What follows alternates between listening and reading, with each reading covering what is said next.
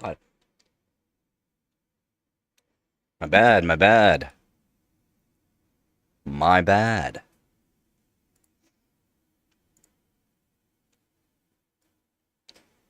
I'm right here. I'm here. I'm live, I think. Should be live. Should be live.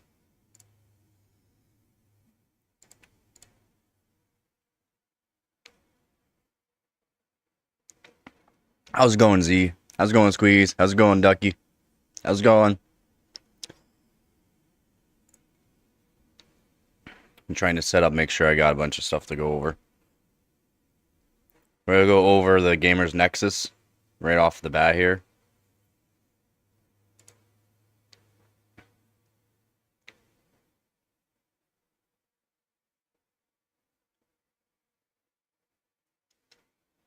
I am not her, but I am here. Yep.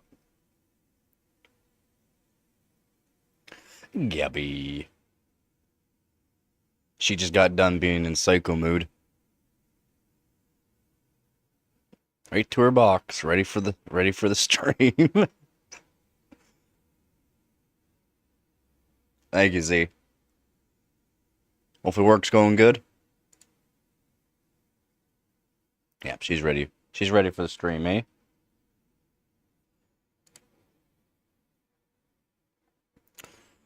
Alright, so we're gonna go over, like I said, the Gamers Nexus video here. I'm just gonna switch my cam over. You got off for the day. Very nice. That must be nice. Wait. Wait. Why is it not working? Hey. There we go. Click the wrong button. I clicked the wrong button, guys. My bad. God, my bad. Calm down. Calm down. This should be the right one here. Yeah. So we're gonna go over why the channel got banned, and then we also got the video. Yeah, it's not the greatest quality, but there's also not just one. There's a whole bunch of people that have the video up, and it has not been taken down yet. So we're gonna go over like a couple of like Reddit posts too and all that, because when this happened, I went over a whole bunch of different forums and that about people talking about this. They have literally no clue what they're talking about. After some more information I found about this, they have no clue what they're talking about. Because that's not why he got copyright claimed. It's not why his video got taken down. There's so many things that were said that were not true, and that's why I went through a whole bunch of stuff, and everyone was saying that basically the same thing on why this video got taken down, and it's not true, and I'll go over that later on here. An upside down Dan? Oh, yeah, that's not too difficult to do. Bam. Upside down Dan. Boom. All right, so we're gonna go do this. How's it going, Hooves? Good morning, Duck. So now we got upside down Dan here, and then yeah, we're gonna go over this crap here. Oh, 100%, man. From what I found out afterwards, this is an attack by Bloomberg on his channel. This was an attack, not... I'm going a little far right now, but I mean, for what I've found out now, since last night and this morning, that's why I was a bit late here. Yeah, it's a literal attack on his channel. Because, yeah, I went over a whole bunch of different things. Okay, so yeah, no more... Fit myself back over here. We'll set myself back up. A mirror Dan? Yeah, I can definitely do a mirror Dan. See.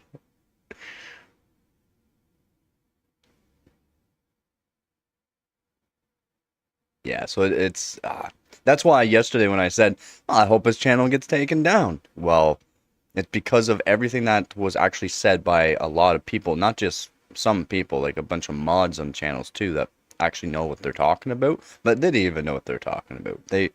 Everyone was saying a whole bunch of things.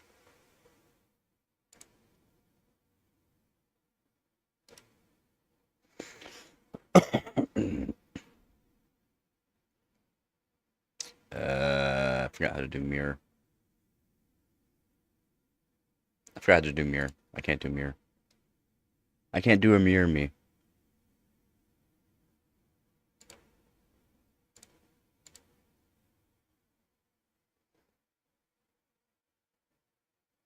Oh, definitely Marvel Rivals, man. Definitely Marvel Rivals. Oh yeah, definitely Steve could countersue. You just gotta remember, Bloomberg's huge company and got lots of really expensive lawyers. That's why the lawyer, actually, we'll be going over this.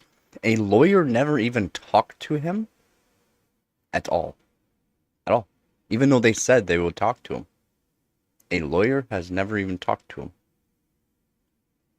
And the only way that he can actually get the talk to anybody that of any of importance on Bloomberg is if he has a lawyer with him. That's what they said.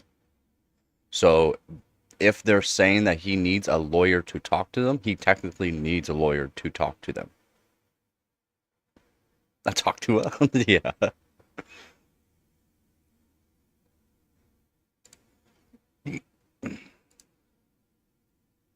Yeah, we'll be definitely going over this. Not sure how many people are here right now.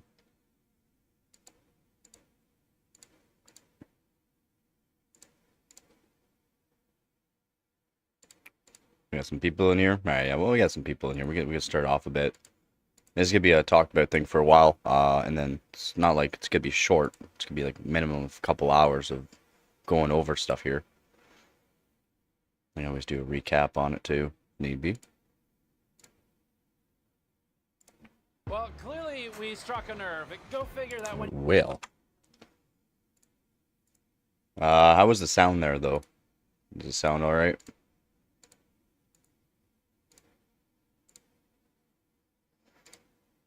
Is it loud enough? Is it loud enough? Too loud? Corruption and money. Should I turn it up? Upsets people who like money. This is Bloomberg. Bloomberg likes money. I came out here at 5 a.m. this morning to make sure, and he literally flew over there. Flew over there with a couple of people to go over this. It sure seems like they have. Yeah. I wonder if they got money. Do you think they got money? I think they got money. I don't think it's just a easy peasy kind of lawsuit that Steve would have to do for this. So they got money.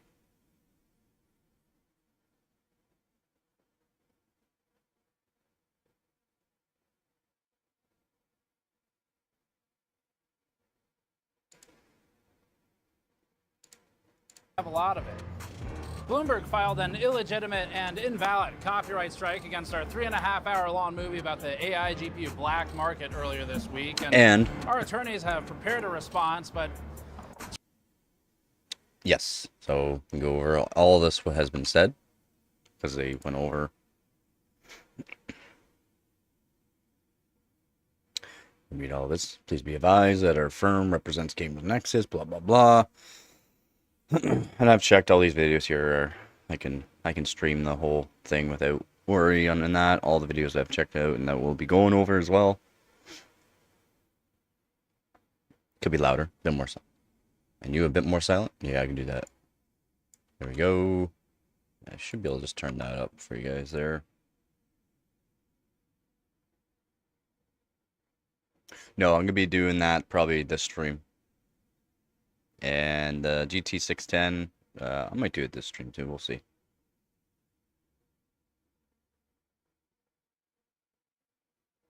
Oh yeah, Steve's got money. Steve's got money. But you gotta remember though, he has a team, so he has to be able to have money in the bank to always be able to pay his team. He has to pay lawyers all the time. X58, I can do X58 maybe tomorrow's stream. We'll see how much time we got on this stream here. Alright.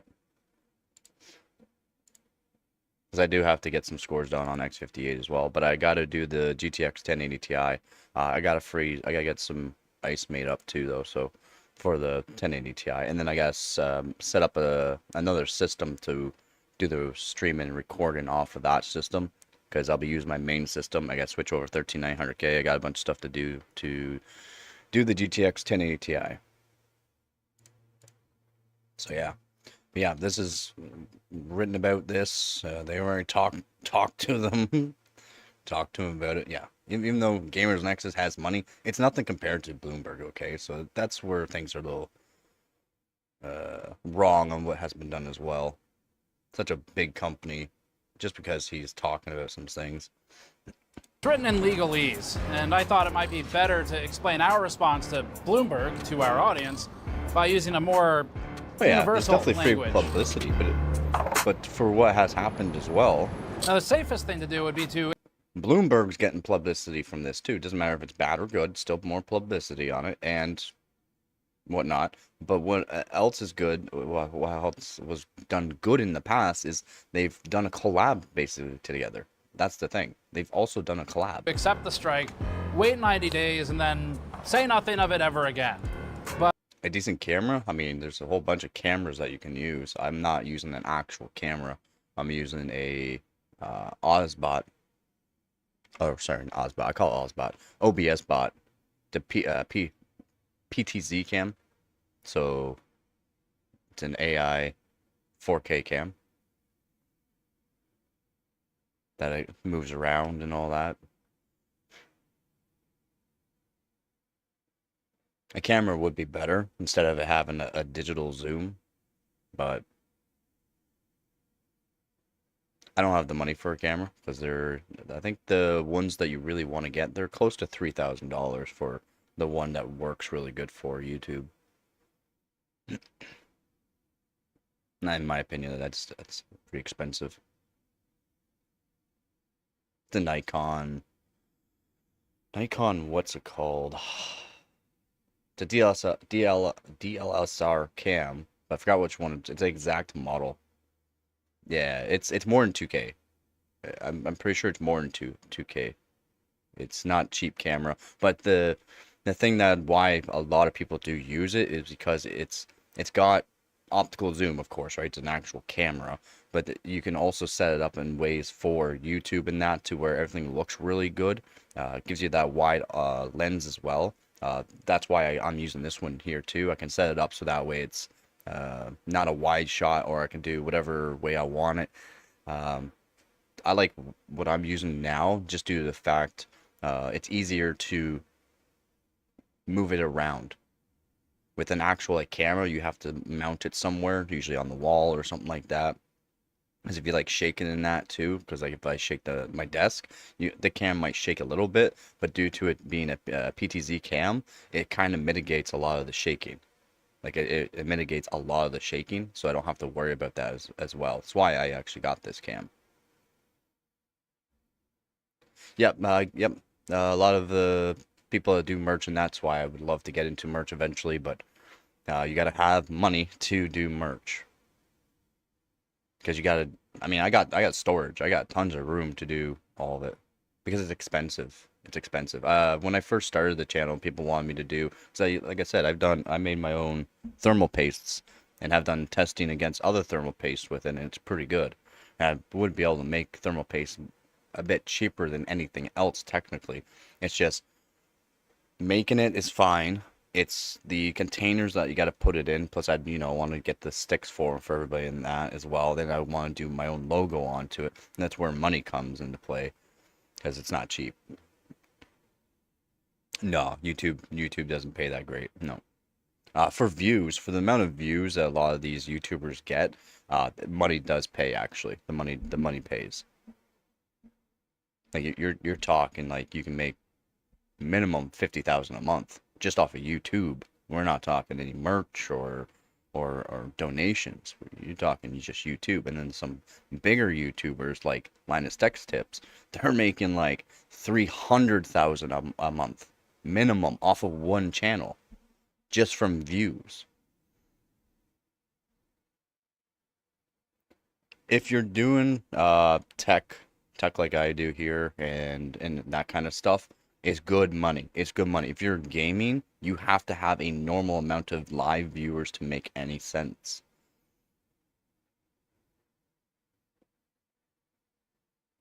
No, normal money. It's good money. Like you can make some good money off of YouTube just from views, as long as you're doing certain you're in a certain, I'll call it subsection genre of YouTube. Education's pretty good. Doesn't pay. Gaming doesn't pay.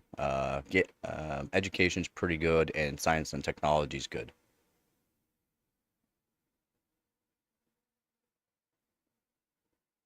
Yeah, think every 1,000 views, can give you $1, roughly. It's roughly $1. And then depending on how long that video is with how many ads are in that video, also changes.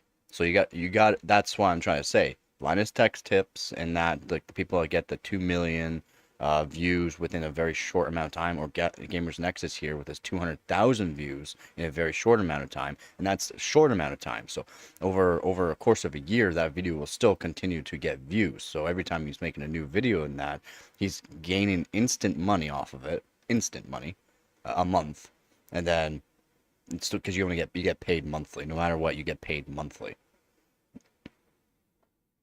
and because it's tech, so science and technology, you get paid good. Depending on the video and whatever you have the ads on for it, you get paid more onto it. But if you just have it so that way when someone clicks on the video, they get the ad, every 1,000 views, you get roughly $1. So you gotta think, 200,000 views gives you what? A 2 million views gives you what? And you're talking like instant every month money, on top of every other video you've done. You got to be monetized.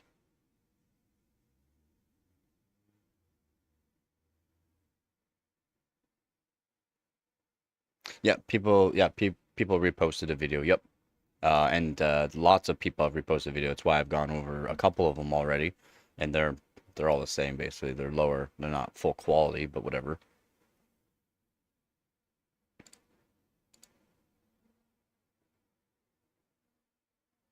Are you fully monetized?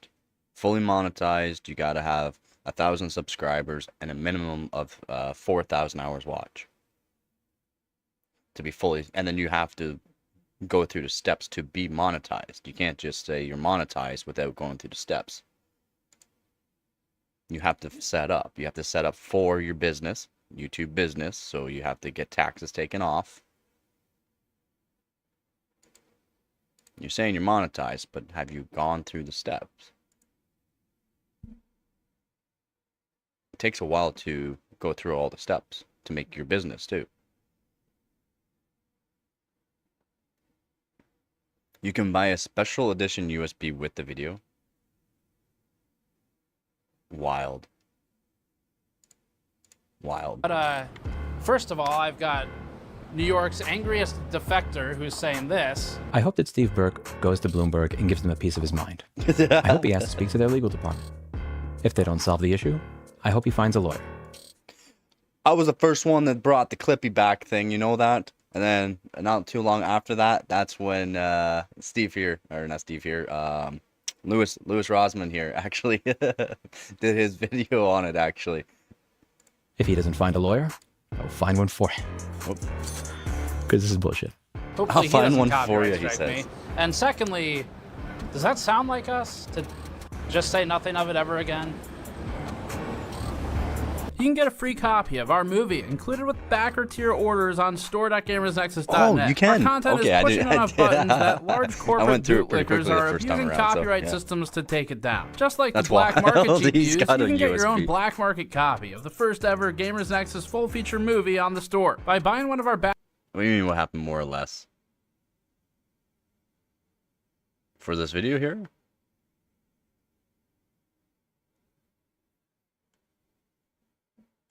Oh, Summer, we'll be going over it. We'll be going over it. backer tiers. These include different types of products, like our Turn a Blind Eye t-shirt that says the Chinese idiom undered every time we asked those in the illicit GPU supply chain if NVIDIA is aware of export control violations. Our Kingpin backer tier includes a tube of Kingpin thermal paste, a GPU paper launch t-shirt in addition to the Blind Eye and blacklisted shirts for that tier, a 4-pack of our brand new GPU VRAM glassware with gold halo, and more. It even includes a special upcoming small group Q&A session with... Okay, so what I got, why I said what I said yesterday on I don't care about the Gamers Nexus, is because what everyone, so many people were saying, it was a copyright due to music. It was a music copyright claim.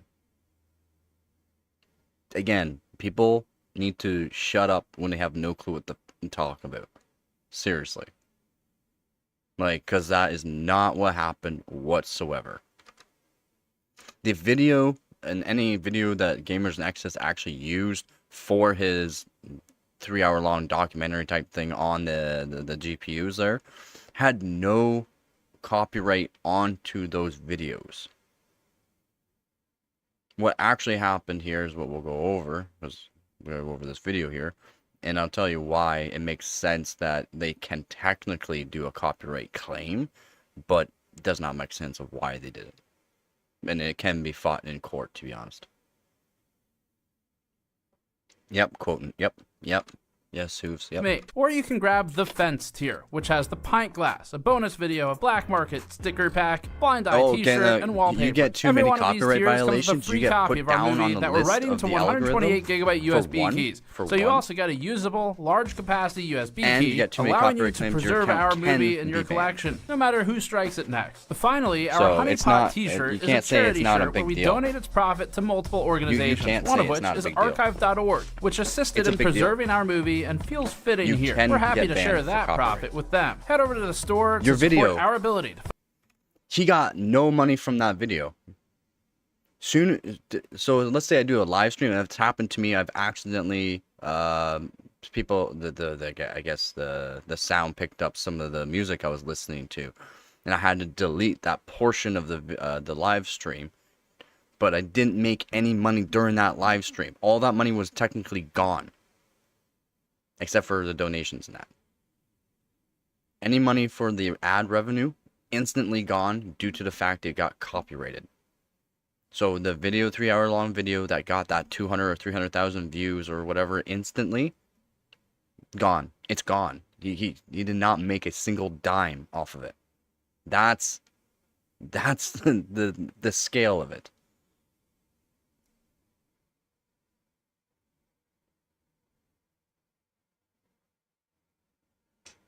That's the difference.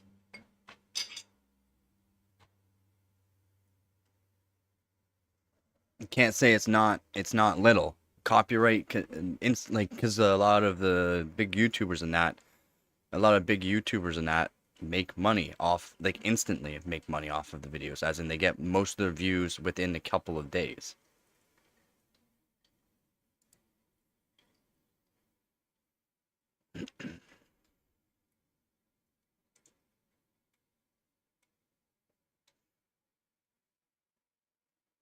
I don't know if you would say he made a fortune off of this.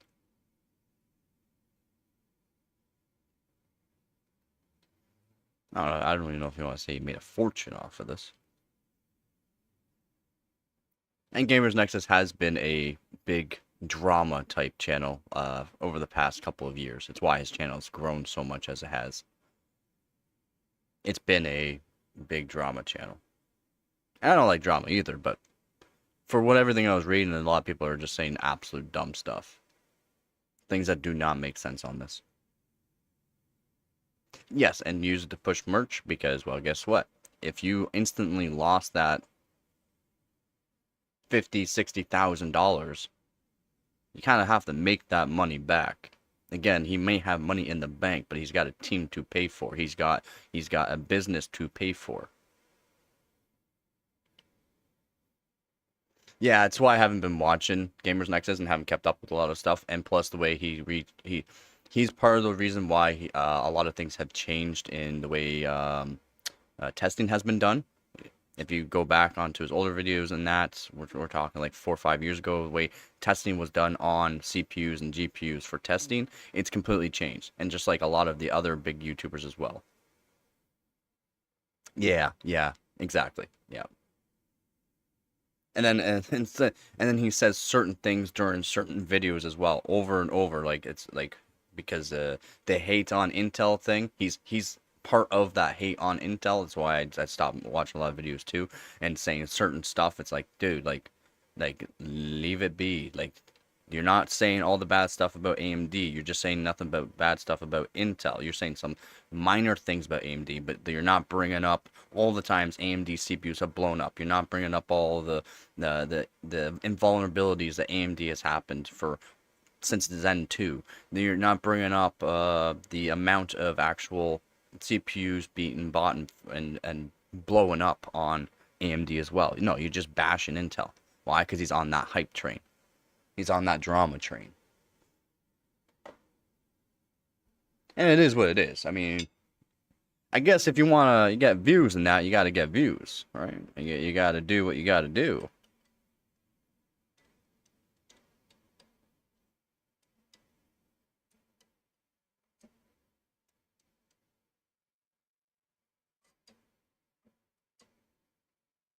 I'm not giving him a commercial.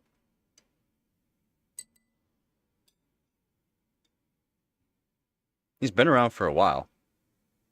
He's done collabs with LTT. He's done collabs with Jay's 2 Cents. I don't know what happened with him and Jay's 2 Cents, to be honest. They used to do the overclock in the GPUs and that for trying to go for the record right off the bat, the record. I mean, if you got money, you can instantly get up top 10 for world records.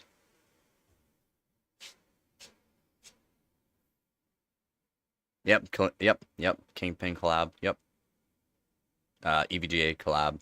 Again, EVGA is a small company, so it makes sense to try to get your name out there for GPUs, power supplies, computer cases, and stuff like that, right? Motherboards.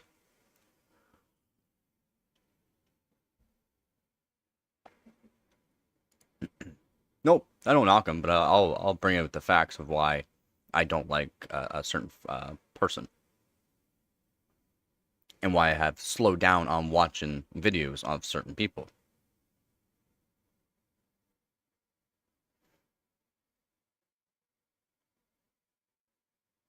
Just like somehow Linus Tech Tips, even though I'm watching a movie on YouTube, and then that movie ends, all of a sudden, so it's watching some sort of Linus Tech Tips video. It's like, that's not even what I was searching up before. Why is it automatically going to a Linus Tech Tip videos that was made 6 years ago? Why am I watching now all of a sudden Linus Tech Tips? And it's so loud too. It's so loud of a switch. And it just annoys me. A lot of people don't. A lot of people don't. But a lot of people do, because he does a lot of odd things. Fight against censorship. That's all. But they're the ones who brought us into their business. How's that? Because they filed a copyright strike on us. Bloomberg filed a copyright strike that deleted our NVIDIA AI GPU black market smuggling investigation. And that's also why I don't like bigger YouTubers. That's Frame Chasers is not even a big YouTuber. He has the most ego and whatever you want, like so much, I don't know, self-pride, basically. That wasn't the issue. He was saying a while ago, can you be bought, blah, blah, this and that. And then he started saying nothing but good stuff about AMD. It doesn't matter that AMD on certain things was really good. He got a free content creator merch pack from AMD. After that point, he literally started switching over a bit more to AMD.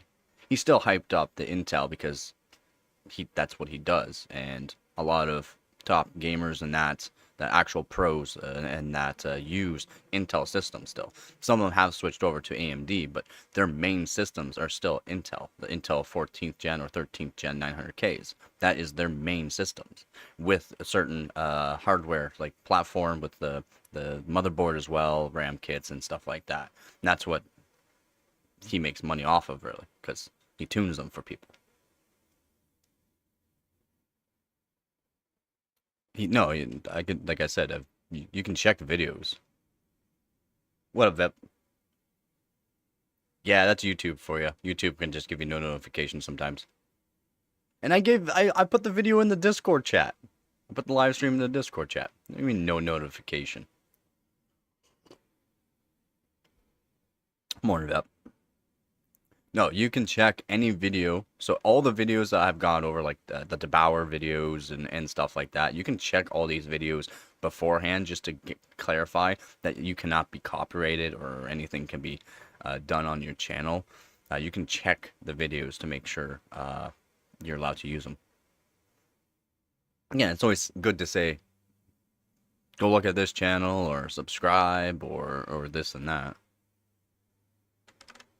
Video from YouTube. Yeah, we're just going over claim the some of reason this for stuff. this is that we had an attributed clip of U.S. President Donald Trump. More or less going over this because, like I said yesterday, I didn't give any two thoughts about this, and I said, yeah, I don't care if his channel actually gets deleted. That's different now. That's because of the way all the stuff that I was actually reading up on this is I was like, I don't really care about it because of this. This is what happened, and what I read up on was completely false. And I'm talking multiple forums, not just a Reddit freaking post. Multiple forums, people saying why he got copyrighted and his video got taken down. That is not even the case at all. No, doesn't matter about contract and IP law. You can check. There's check boxes for when you do videos and that. As soon as you click a video, a certain checkbox on that video. Yep, does not matter about contracts. Does not matter about contracts. Oh, I got a contract from this company here, and then you still click that box saying people can use that video in their own content. There's nothing you can do. No, it's part of you. It's your own. You got to go off of YouTube's laws and also other laws to go into this. It does not matter.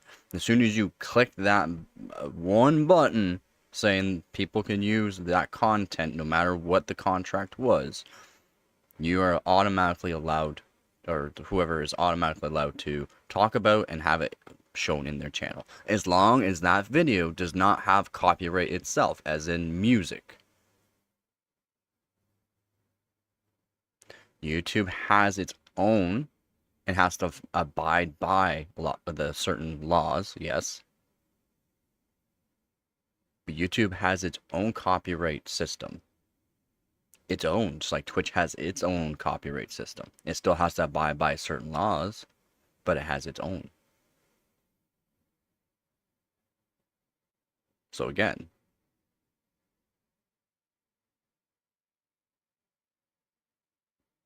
this is a business for me. So yes, I have a contract. Actually, I have 2 contracts for YouTube.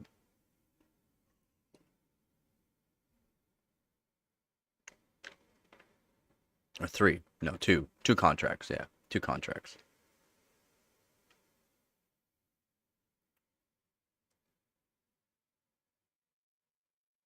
And technically a contract with Google, because that's how YouTube is done, through Google.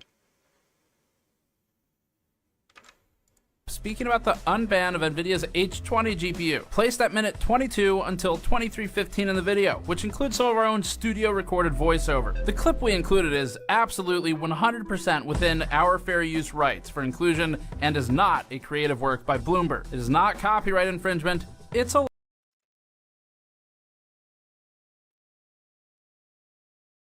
Even still, Hooves.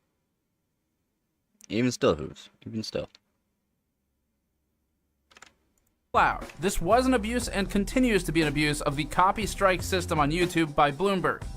You know how many other channels have done what I do here? Even though that one video was taken down, other channels have done this. Those videos have not been taken down. Because if there was a whole bunch of copyright claims and falsely copyright claims, there could be a whole bunch of multiple lawsuits instead of just one.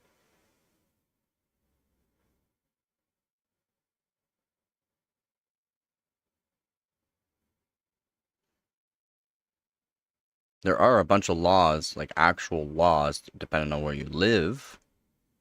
But because you live in Australia, your laws are not the same as my laws. Too kind there, Vep. Thank you.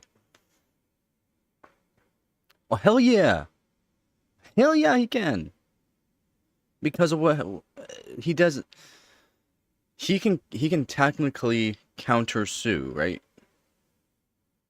Fairly similar for some things, yeah. And there are laws. And again, this is the reason why I said I don't care if his account gets banned, because of what I was reading up onto it. And people are saying it was a music copyright. Music copyright laws done by Hollywood make these laws about 10 years ago about what fair use of music is done. How the fair use law for music. And that's what everyone was saying. This is the issue on this, because I was using music. Yeah, of course. There's gonna be laws that are very, very similar, very, very similar. Music copyright laws are very similar, but also can be fought against as well. Oh, that music sounds fairly close to this song that was made 30 years ago, but in all reality, it's not. It sounds similar, but it's not the same. You can't just say because, oh, they're just copying the music here. The lyrics aren't the same. Yeah, well, you know, the guitar kind of sounds the same, but it's not the same notes. It's just the same kind of tune. Well, guess what? You can't do nothing about that. I know that. Our attorneys have sent Bloomberg a demand letter and have filed a counterclaim with YouTube. YouTube has accepted our counterclaim, which means our video will go back online in about 10 days, unless Bloomberg produces evidence to YouTube that it has filed a lawsuit against us. Presently, they haven't done that. When we reported on what the United States president said and used the TV clip to prove he said it rather than just ask you to take our word for it, it was newsworthy, transformative. It included reporting and criticism, conveyance of news, technical context Bloomberg does not provide, especially given its tragic history with fucking up. Okay, maybe like some people don't realize is like before I even signed the contracts for being monetized by YouTube, I actually went through a lot of the shit, like the actual contract. There's probably a lot of people that did not go through the actual contract. And again, there's a contract for the YouTube and a contract for Google. There's multiple contracts you got to sign and make your own business for this. And once you make a business, you can technically get sued. You can get a lot of things happen to you as soon as you make a business. Amtel for life. I don't even want to know the IP laws in China. I don't even want to know the IP laws in China, man. I know they can't even stream anywhere else besides basically China. The Supermicro story, and even included parody near the claimed area. Bloomberg struck us over about 0.5% of content, and that part was under fair use. We're not the only ones who think so. Friend of the channel and consumer advocate Louis Rossman had this to say. This is a really slippery slope to go down. What, are we just going to accept that this is normal, that if one outlet records the president speaking, that outlet now has a monopoly on who is able to quote the president? Insane. How are you supposed to demonstrate and prove that the president said this in your video if you can't use my recording of the president speaking? And if fair use is to mean anything at all, it would apply to when the... Now,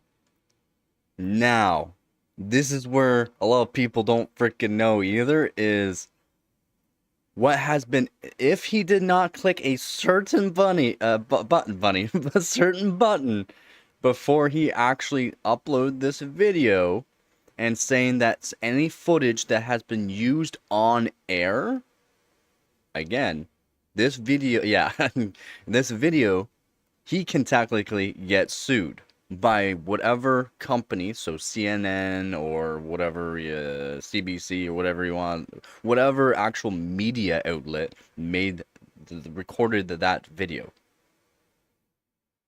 Right? Okay. He's so funny. Yeah. So that's the thing though, because he did use a video of President Trump that he did not do a recording of. There could be issues with that. Not Bloomberg, because it wasn't Bloomberg video of President Trump. It was probably CNN or CBC or whatever media outlet. he used. And that's one thing that hopefully he clicked that one button.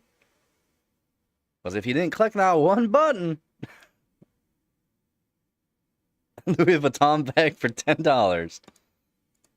I've been watching him since he was a small channel. His eyes still dark as fuck. The guy needs some sleep.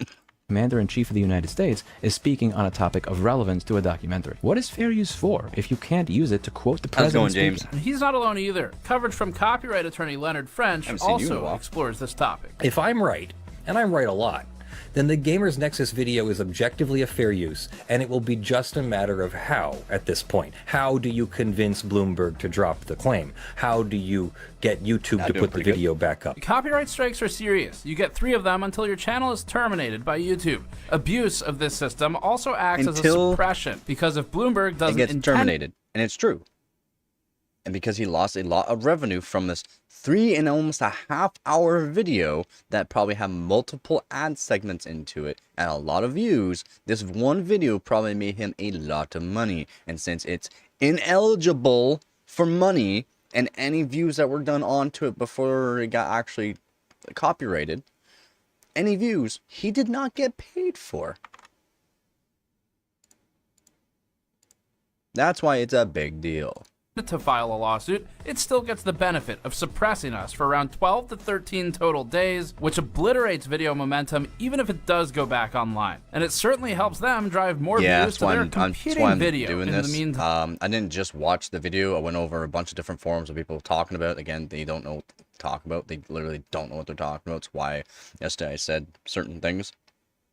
I take that back because I was reading up on a whole bunch of things and saying people are saying so much stupid stuff they don't know what to talk about. So yeah, I watched the video multiple times, and I watched also, actually I didn't watch the beginning multiple times, but I watched the actual important parts of this video, and we'll be going over the actual video itself. I haven't watched the 3-hour long video though, because again, I haven't been watching Gamers Nexus. I got my own stuff to worry about. So yeah, I didn't watch the actual 3-hour long video because I don't have enough fucking time to watch a 3.5-hour long video. I basically already know what he is talking about, because again, I talk about this during my live streams. I'm trying to be close to the first person to talk about this kind of stuff. How, you know, these GPUs are being smuggled to China. That's nothing new. This has been happening for a very long time, and I've been talking about it. But I don't talk about making a 3.5-hour long video with a whole bunch of certain details. It's super long video. It's a super long video, man. Yeah, don't forget to drop a like. Oh, it definitely abused fair use there, Hooves. Yep. It's not even an attack on everybody. You can find the 3.5-hour long video on a whole bunch of smaller channels that have not been taken down. That have been up fairly close to the same day that video was taken down. It's an attack on his channel because he's a bigger channel. Because he got a lot of views in a very short amount of time. It's on probably 50 plus other channels. The whole video. 50 other channels. And not a single Hobbit. Exactly. I was not in the movie. In his movie. You can see here that their views per day dropped by 50% within just a few days of us publishing our AI GPU investigation. The first full day we were offline because of them, their traffic increased by 13% within 24 hours, which is very abnormal for a video that's already been up. Hopefully he has good lawyers. The timeline is simple. A $15 billion per year publication, Bloomberg, filed a copyright strike claiming 75 seconds out of 209 minutes of content, all of which our attorneys will vigorously defend as transformative and fair use. What I literally said, if they can literally just bring up the point in court about the President Trump video footage, not any footage that they actually had, or any points that they said, like Bloomberg actually said.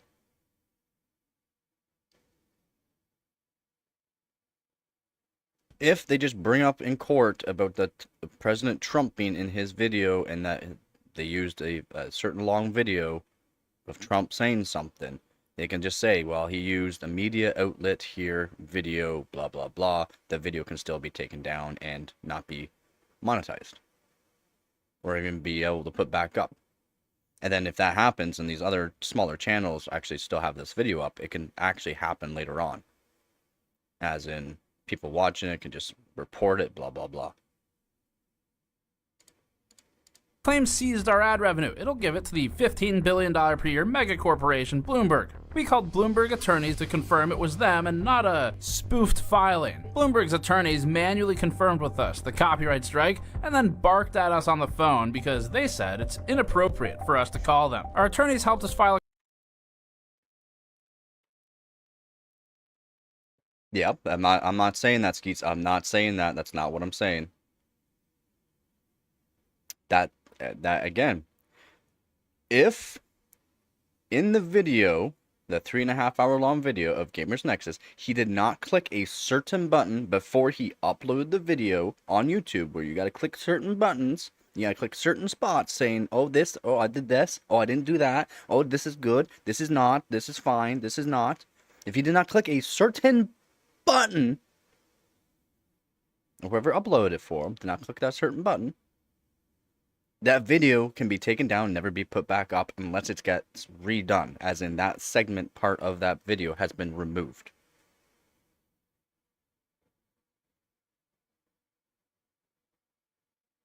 Exactly. Yeah, true. I agree with you, Beb. It's hard to believe media. But if the media button was not clicked on YouTube and they used a portion of a media outlet's video, boom.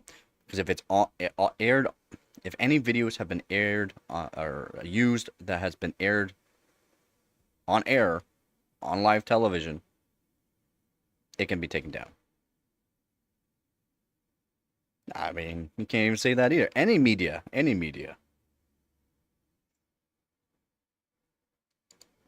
He's just putting a few out there. It's not like counterclaim on the same day. Next, I asked not like Vitaly he's what he's take the doing time 12 to write hours that from now. out At every 5 a.m. frickin' on media Friday, outlet. August 22nd, Vitaly and I went on our next big adventure, got on a plane to New York City, and went to meet our new friends. This is one of them. This unmarked Bloomberg security guard followed us around and monitored us across multiple city blocks while we were nearby.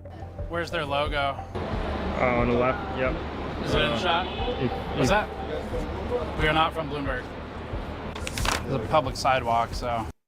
Doesn't matter. Skeets doesn't matter. Public figure, yes. It still doesn't matter.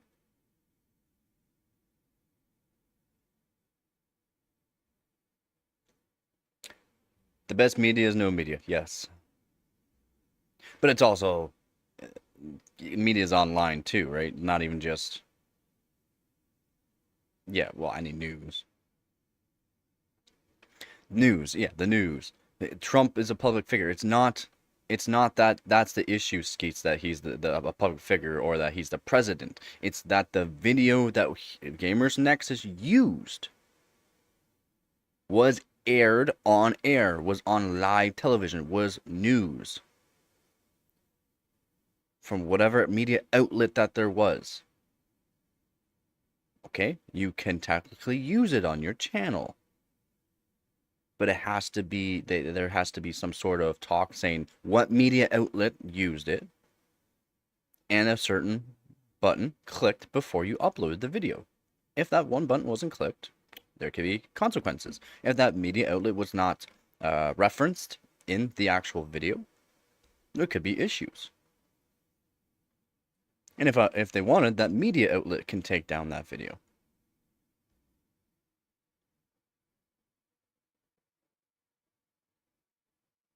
Oh, I mean, so many media outlets there, Vep did, yeah. So many, and it's sickening. It's literally sickening. Doesn't have a leg to stand on. I don't know. They're a pretty big company.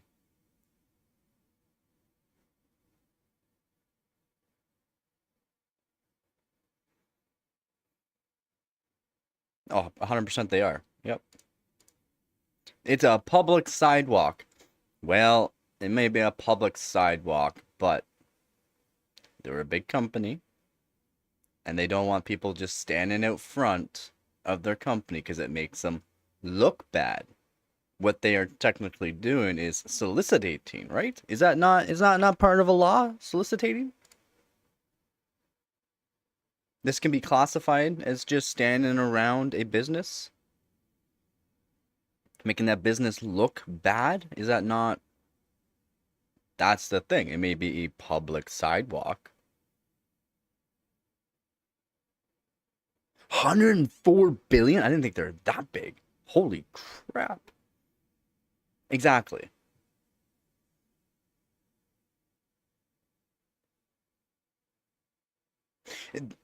GN will win as long as certain things were actually done.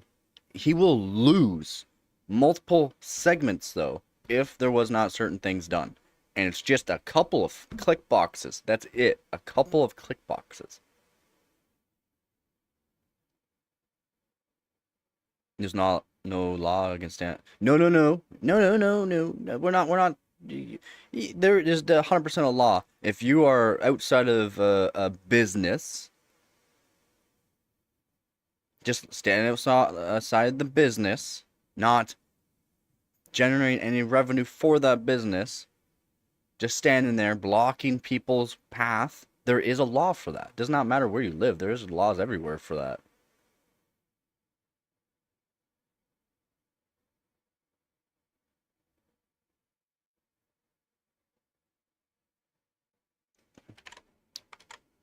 Hold on.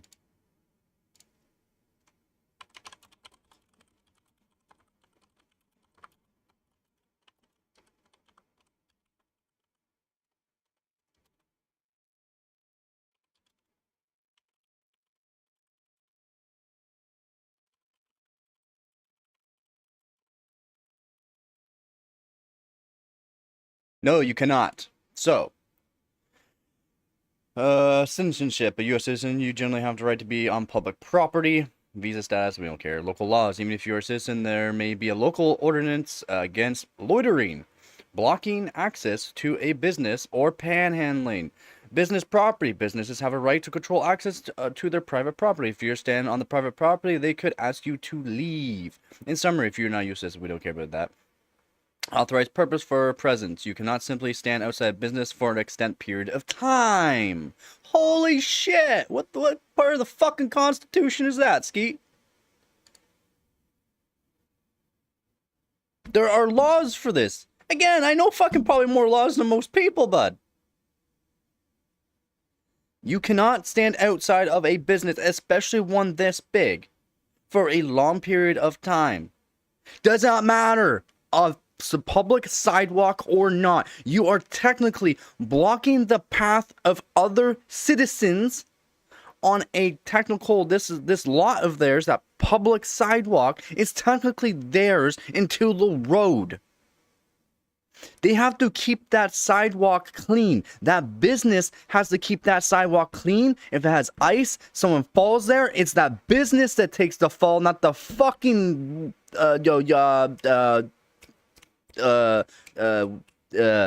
whatever.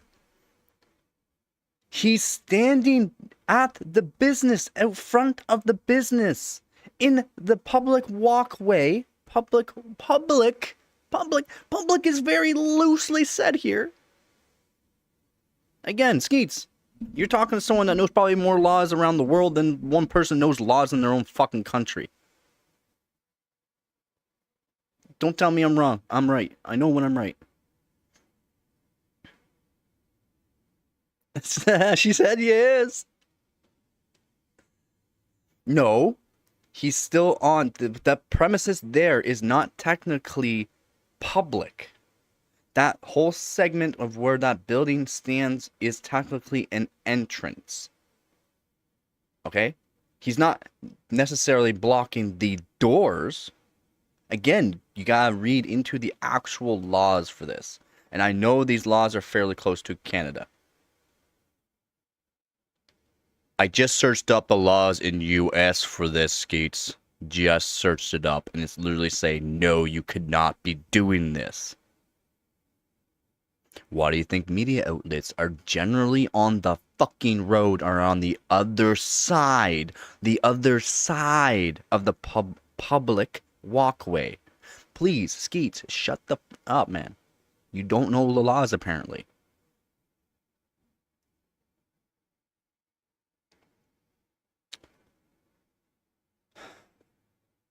It doesn't matter. There's laws everywhere, and it depends on where you live. But the laws are fairly similar no matter where you live. It could depend on what country you're from. But American and U.S. is fairly similar in laws on that regards. And I just searched up the actual laws in U.S. and it states that if you are in front of a business, not in front of a business, is technically blocking entranceway to that business. You don't have to be necessarily blocking the fucking door.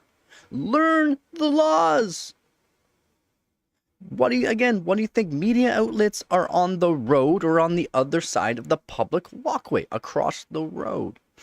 He's out front of the business. Look behind him. He's literally 15 feet away from 15 feet away. He technically has to be over 9 meters, I do believe, but to not technically be blocking the entranceway. Like smoking outside of a business? Smoking? It's part of that as well. Ooh, walking with no issue. Look at the fucking... What did that fucking old man have to do? He had to get around the fat fuck because he's standing there. And he's not a small guy. He's blocking the walkway. Please, shut up, Ski. You have no clue what you're talking about.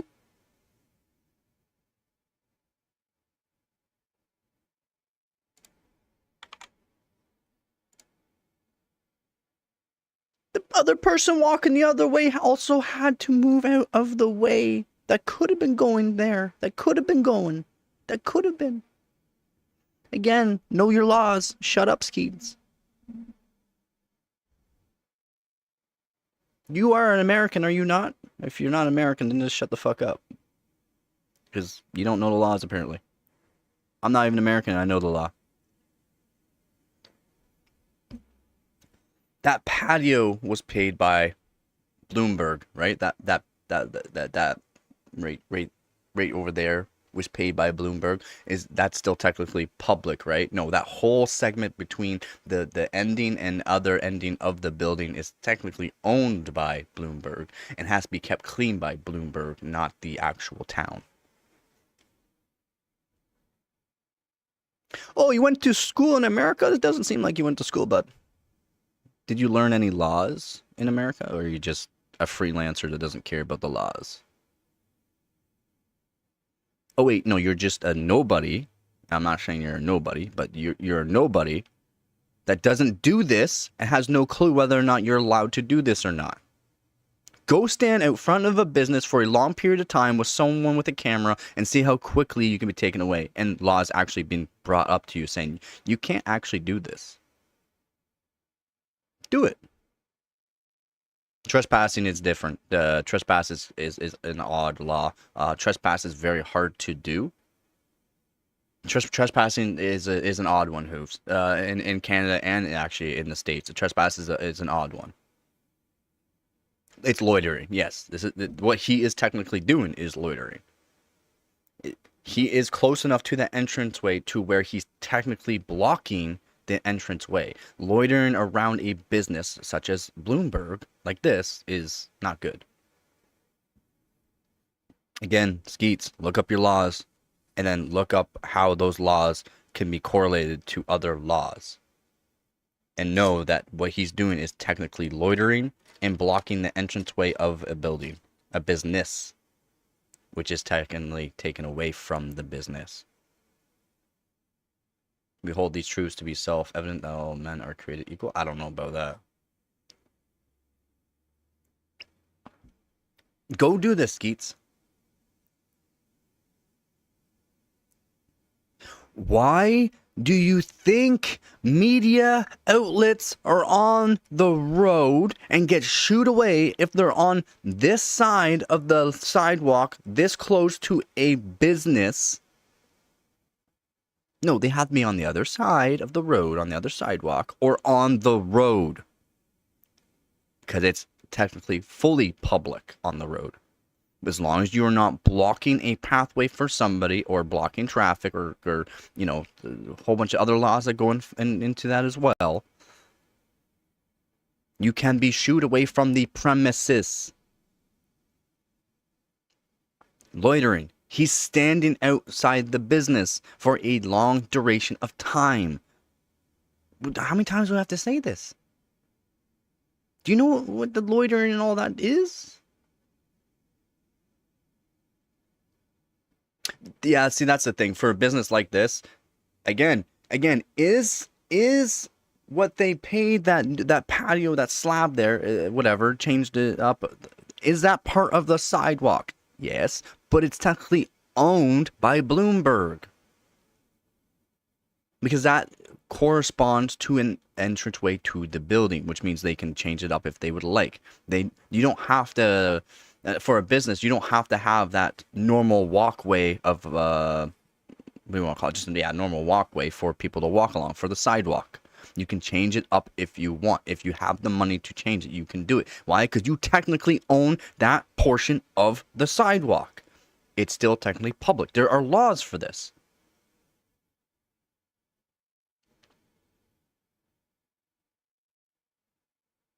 He was charged with loitering and just made the move? No. He was not charged with loitering. And actually, if a lawyer went down and actually talked to him instead of just being security people talking to him, the lawyer could have shooed him away. Until he had a lawyer on premises to do this video. Media outlets generally have lawyers and that, so sometimes they can get away with this, but they can only be there for an extended period of time. And again, not as long as they're blocking the pathway for public citizens, not gonna make so if someone gets harmed. It's not blocking just in case like there was actually something bad that happened, firefighters, medics, and stuff like that. Yeah, this is not that's not what I'm saying. He can technically be there to an extent amount of time, though. And put ATVs in golf carts. Yep, exactly, Z. Yeah, you exactly. And due to the fact that where the ATVs are being put, the ATV golf carts or whatever are being put onto that sidewalk, as long as it's not blocking a certain portion of path, it's okay. And it's literally in public view. Steve's moving around lightly back and forth. Again, people have had to go around him, and people have collided during this video. You can see it in just this video. This is what I'm saying. That's why people don't understand what's going on here. Why I'm saying this. Again, there are laws, and there's laws that go on towards this. It's like there's subsections and stuff like that can go and be said.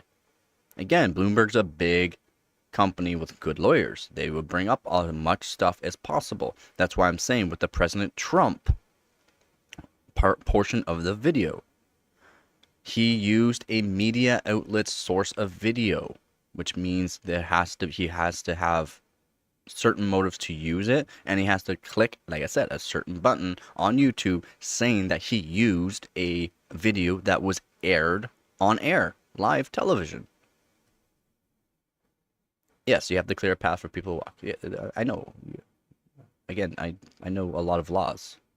Doesn't matter if it's Canadian or US. Again, I stream Canadian and a lot to US and all of that. I have to know certain laws for this. I had to read YouTube's blah blah blah and that. I just know laws. I know what there are actual laws that don't really make sense. There are laws that don't make sense, but a lot of laws makes fucking sense, man. A lot of laws. They do. They make sense. But there are a lot of laws that don't make sense. And there's always a way around a law. Always a way around a law. Yeah, you can do a bad burger review on the sidewalk. As long as you're not blocking the path of the business. And you're not loitering.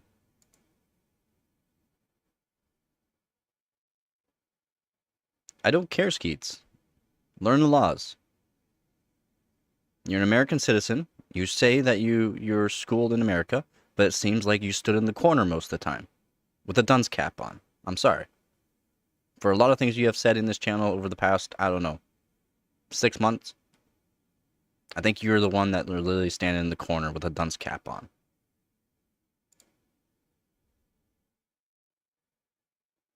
If I'm on public property, I can stand there and film, generally speaking. Yes. Yes, but you got to be a certain way from that business. Again, if you're in front of a business, this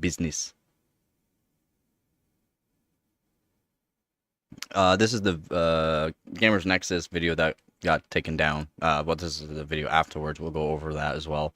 And I said yesterday during my stream, this is why I'm doing this. I said during my stream that yeah, don't hinder people's travel. Yeah. Again, loitering. There's another law that goes in towards this. If you're standing outside of a business, right, and let's say you're not technically helping that business gain revenue or of any sorts or that, you're technically making that business look bad just being there, as in you're literally just standing there blocking people's travel. That, like I said, a lot of people have literally bumped into people, have had to go around this guy multiple times. I'm just trying to point out things, okay? So if you're not understanding this, it's okay. I'll go slower for you. He's outside of the business as well. He's making the business look bad. Yes, he's making a video. We don't care about that. Just him standing outside the business for a long period of time makes the business look bad. This is Bloomberg. He's literally right beside the doors to Bloomberg. Yes, he's technically loitering. He's technically blocking people's travel on the sidewalk. That's what I'm trying to say here. There's so many things that are being done that people don't understand why there are laws. And there's multiple laws on things for people that don't understand that are standing outside of a goddamn business. That's different. Camp outside for 5 days is because they're waiting to give money to the fucking business. He's not giving money to the business. People standing outside of a fucking Best Buy and that are standing outside for multiple days, camping outside multiple days. They're actually making that company look better because they're going to fucking buy product. That's different. That's advertising for that company. That makes that company look good. He's not making the company look good in any fucking sort of way. It does not matter. He's literally making a video about it saying that they're bad people, basically. I'm just saying this is how fucking laws work. Please, understand. Understand. Or get some fucking education, please.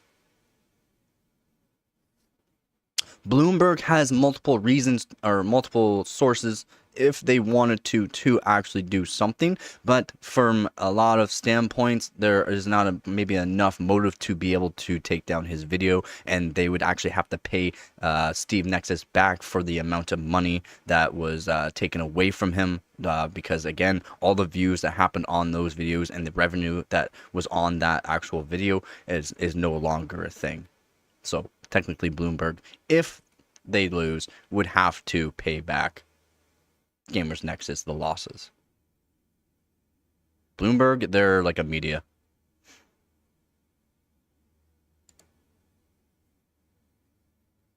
Yeah. Yeah. Well, fairly close to that, yeah. They do a lot of things. They do a lot of things. Bloomberg's been around for a long time. They're basically media, though, yeah. Factual media.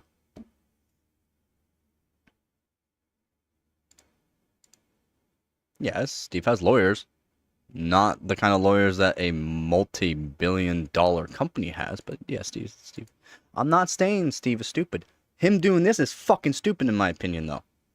As in, it just shows. Literally just shows he's blocking the business, making the business look bad. He's blocking the public walkway. Technically on a private property. He's technically on private property. He's gone on to the private property. As in, he goes in. You could say freedom of speech. But there's, again, more laws that go into the freedom of speech. There are laws that go into that as well.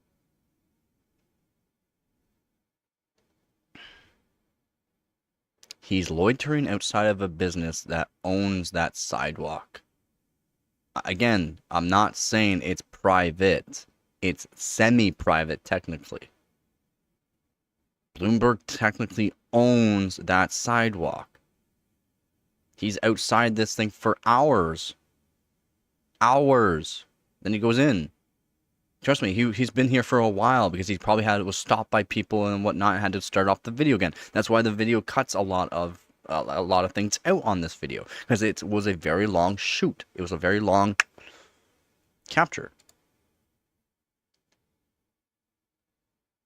The thing is, he makes money off of these videos, right? He makes money off of these videos. So he's a YouTuber. He does content creation. This is a good drama thing. He loves drama, so that's why he's doing this. Exactly, Aaron. Exactly. And that's the thing. I'm trying to not say things that I'm going to be saying later on here, and that's why people need to understand. If they don't know what they're talking about, just stop talking, please. If you don't know anything about laws, we're not just specifying a single fucking law here. There are multiple laws, okay, that can correlate to a single law or just one law in general, like what he's doing. If you don't know anything about laws, just stop talking, please. I'm trying to make things as simple as possible for you to understand. It does not matter if you're American or Canadian. The laws for this kind of thing are basically the exact same thing. Okay? They're very, very, very similar. No, they don't. But I mean, beneficial for both parties, maybe, Nova, in a way. Doesn't matter. Any kind of view is a good view. Use it without the owner's permission. Also, what was used on air has to be specified that it was used on air, like live television. I don't think there was any specification in that video that was that they used video footage from.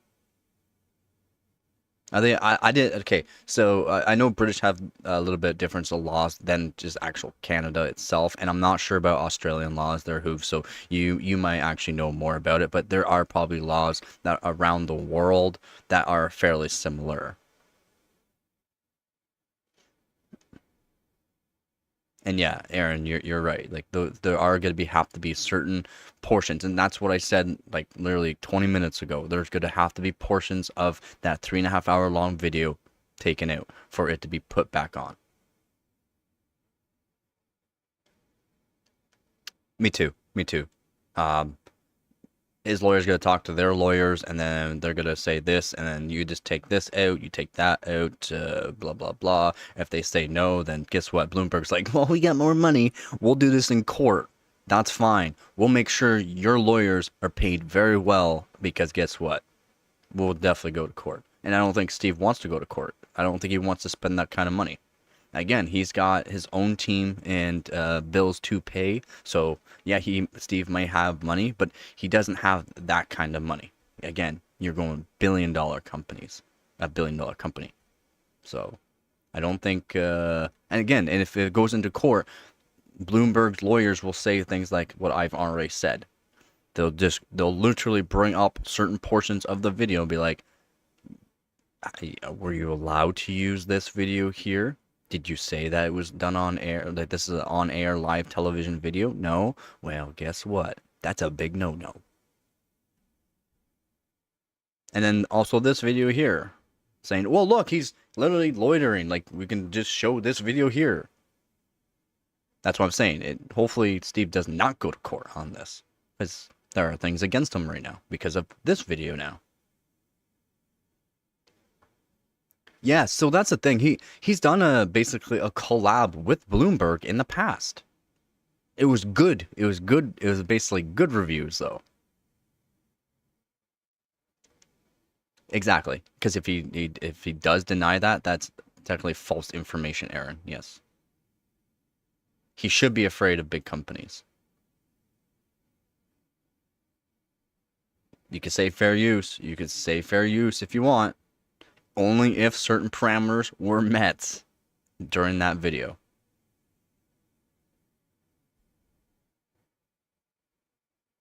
Exactly, Vep. Yeah, legal or not, it's going to cost you big time money. Yes. Yes, that's why I'm saying. There are laws, not just a single law for a whole bunch of different fair use. There are laws for fair use as well. Right? I can get more information about this too, and let you know the actual laws that are done for where this video was made. So where he made the video, and how the laws from the whatever country or wherever else there might be a different law of use. But America, I'm pretty sure it's the same law. It might be changes, but I can bring more facts into this if you want. Yes, yeah. Yes, Aaron. Yes, yeah.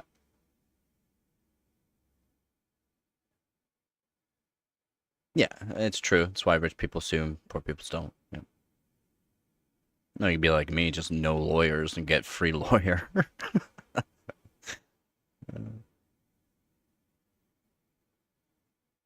I got friends in high places.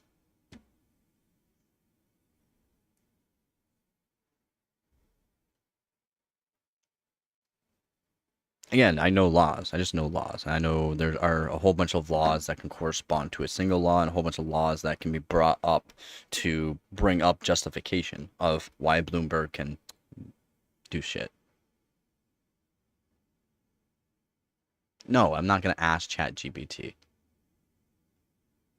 I mean, ChatGPT on that could technically work because ChatGPT could just search up the actual laws that are put in place, but then I'd have to fact check it. I guess you could fact check it because I think it gives you links to where it's getting the facts. So technically you could use it for laws.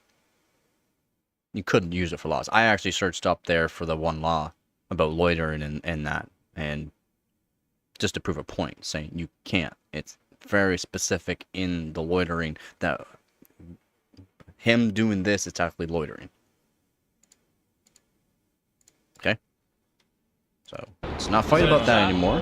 Again, if you don't know anything about it, we are not from Bloomberg. No need to talk sidewalk, about it. So. And you'll even see him regularly appear in the background of some of our shots, as we must have made someone very uncomfortable with our presence. I think Phil bringing the backup. Is he? Yeah. Is he coming back out? So I think what we'll do is, and that's just the thing, to be if the extra lawyer safe, I'm gonna walk actually on the came street out in that and said turn something lane, to him, just so I'm he probably would have had 100% to not leave on the their property premises. if you want to follow me. No one And of then, authority. Security is not technically authority. You know, this and block they have on the ground yes. where it changes. I'm going to go on the other side of the sidewalk. While we were in the area. Okay, this here is owned 100% by Bloomberg. This is probably a certain amount of distance outside of the sidewalk to show that this is the entranceway.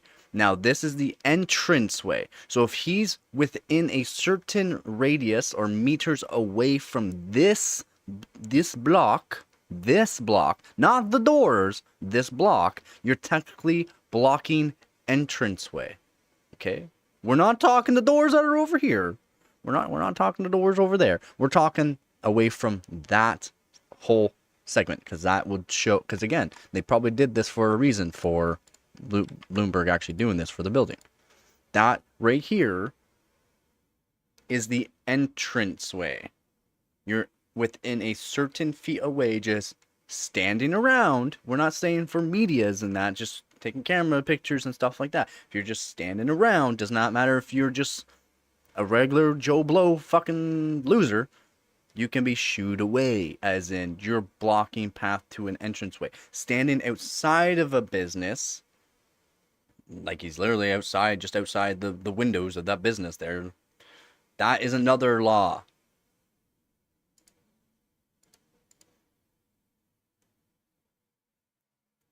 Again, knowing specific laws is very easy.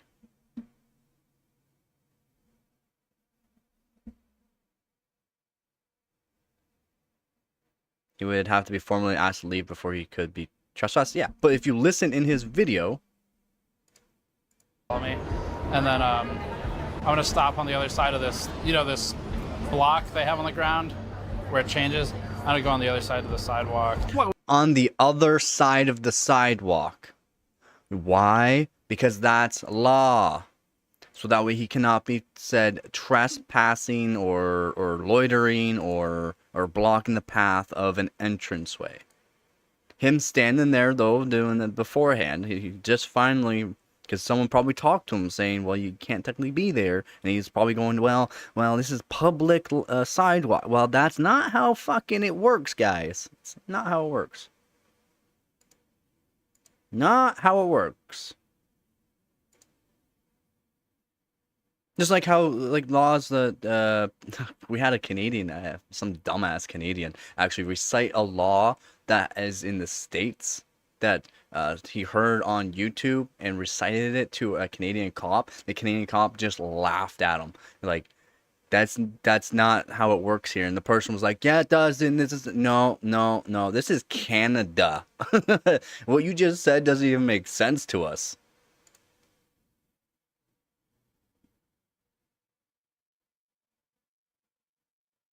Yeah. Again, hopefully he doesn't go to court on this. Hopefully. Because again, there are so many things that can be brought up and have to be proven. Ozzy's pleading the fifth. We were in the area. A Bloomberg employee said this. Good luck with the copyright stuff. It was fair use. We got to say hi to Bloomberg. All right. It says fair use. As long as certain things were met, it's fair use. Again, it's true. Security. Hi, good afternoon. Hi. And that's not even a lawyer. By That's 12 just p.m., we saw security. our copyright counterclaim was approved by YouTube. 1 p.m., Bloomberg told us we have to ask them permission anytime we show Bloomberg, and then admitted to us Ask that permission. Bloomberg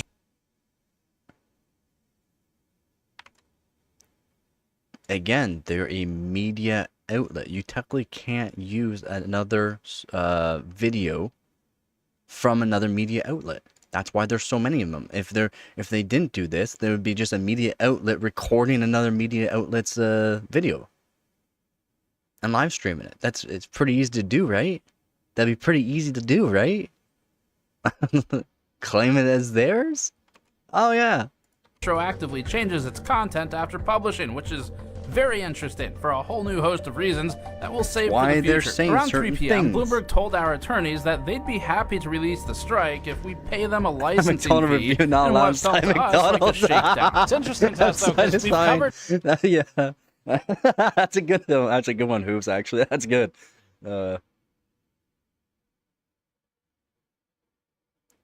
Yes, because you're slandering a business. And that's why. They don't want their name to be slandered. It's why do you think other places got such good reviews? Because they'll take away any bad reviews because it's making them look bad.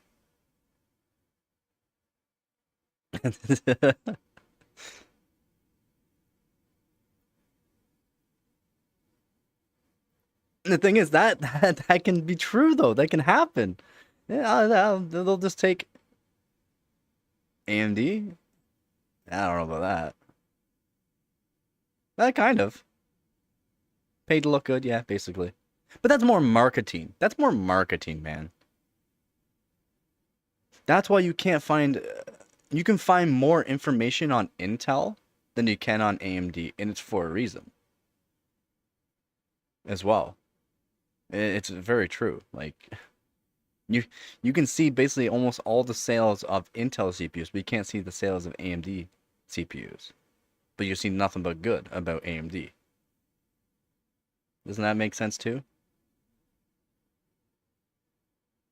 I know I've been working on trying to find as much information as I can about AMD, but it seems to be very difficult to find any information on AMD for its sales around the world, on certain countries. It's very difficult, actually. And it's even harder to find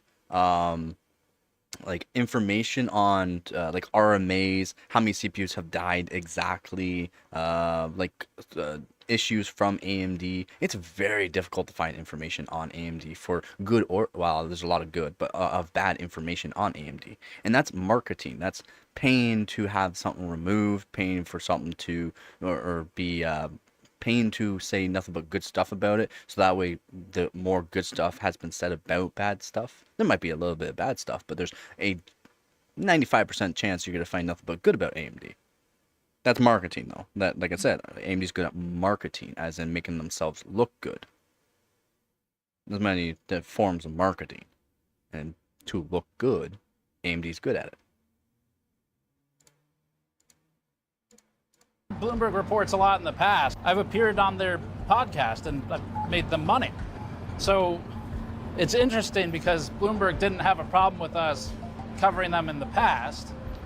So we started trying to figure out what motive Bloomberg could possibly have for an illegitimate copyright strike. Bloomberg has teams of lawyers. Maybe they're used to steamrolling smaller media. Maybe they're pulling the ladder up. Smaller media. As in like CBC, CNN, or whatever other companies. Smaller companies. He's just making himself look like he's a big shot. That he's not. He's small compared to those media outlets. After them, or maybe they're nervous, jealous of new media that's more agile and more capable of getting the job done.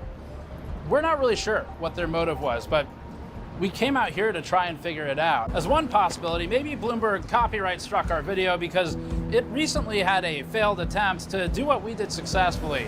It flew all the way out to China to try and find AI GPUs and server racks. Failed to do so, had its access revoked, and then filmed a bunch of footage of sand in a desert. So could it be because of their pathetic botched attempts at doing what we did when they flew out to China, were unable to find anything they went looking for, filmed a bunch of sand in a desert, failed to provide any answers to the questions they were asking, and then came back empty-handed. Bloomberg's own viewers certainly had questions. They wrote things like this. Why is this a story? Bloomberg's big investigation is just China's building some data centers. We don't know what chips they use. Groundbreaking journalism. If you don't know, then you don't have a story. Reporting without any information. WTF, I thought they would actually show us real chips being used. Worthless information. By the way, that information I found on satellite maps as well without wasting so much money. And the best one, quote, the entire video basically Bloomberg don't know. So while we don't know exactly what Bloomberg's motive was, it certainly seems like not knowing is enough of a foundation for them to publish a story.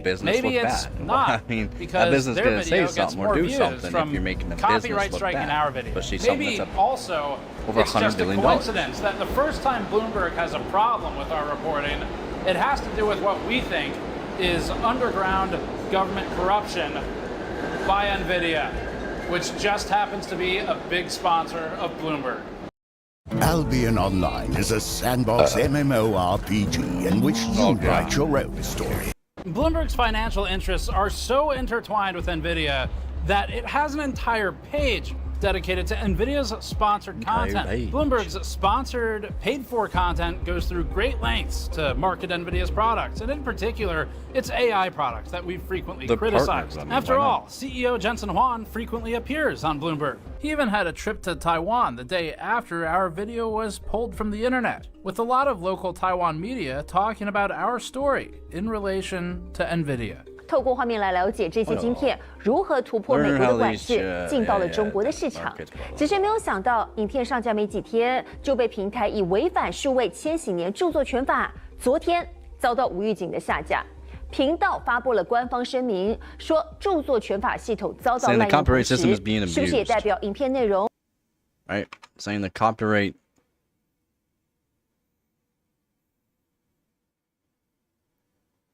Does the takedown apply to the content of the movie?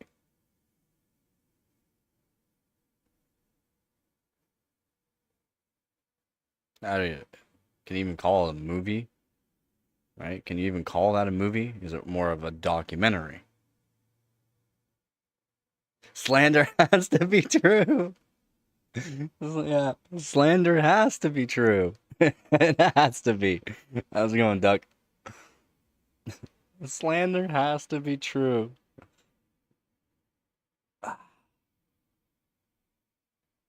Maybe 1 minute.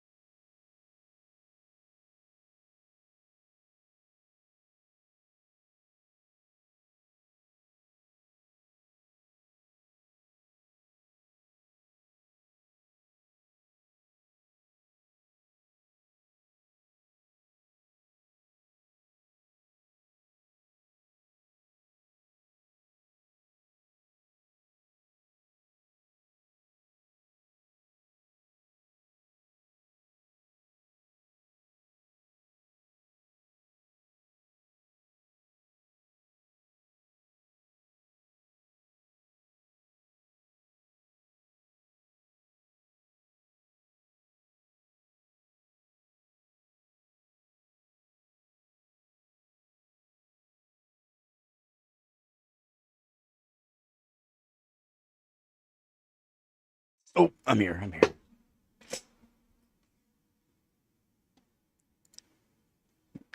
Yeah, there's mods.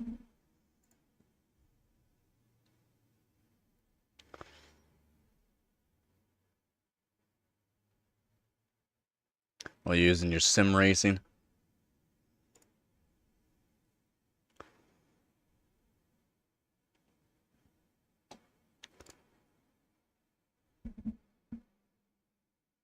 That's all I need, he says.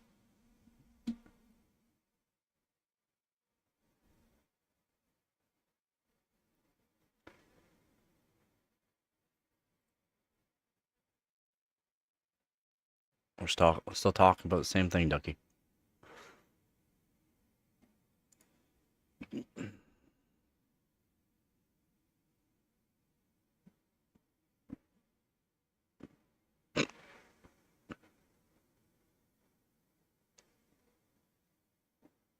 Deemed not safe because they probably weren't kept up on.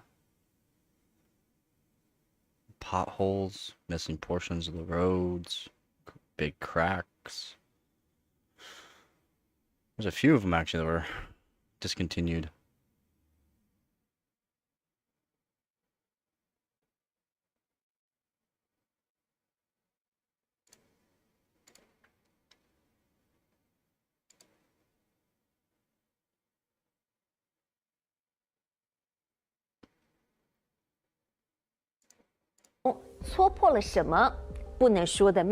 What unspeakable secret was revealed? It's like the Epstein files. H20, I'm very grateful that the U.S. government, the Trump administration, has approved licenses for us to export H20s to China. As she said, what unspeakable secret was revealed? But maybe not. They could be totally unrelated. Maybe there's no bias there at all. Maybe NVIDIA isn't pulling any of its own strings. Perhaps instead, Bloomberg didn't like our coverage of China circumventing export controls because Bloomberg wants to protect its access to China.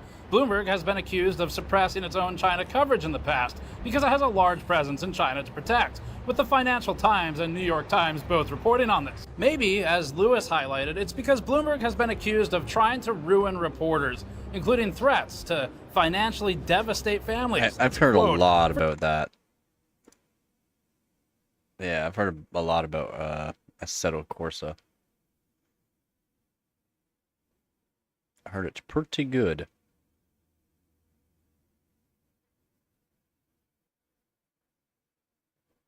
Talk about bias whenever using an Intel 4 build.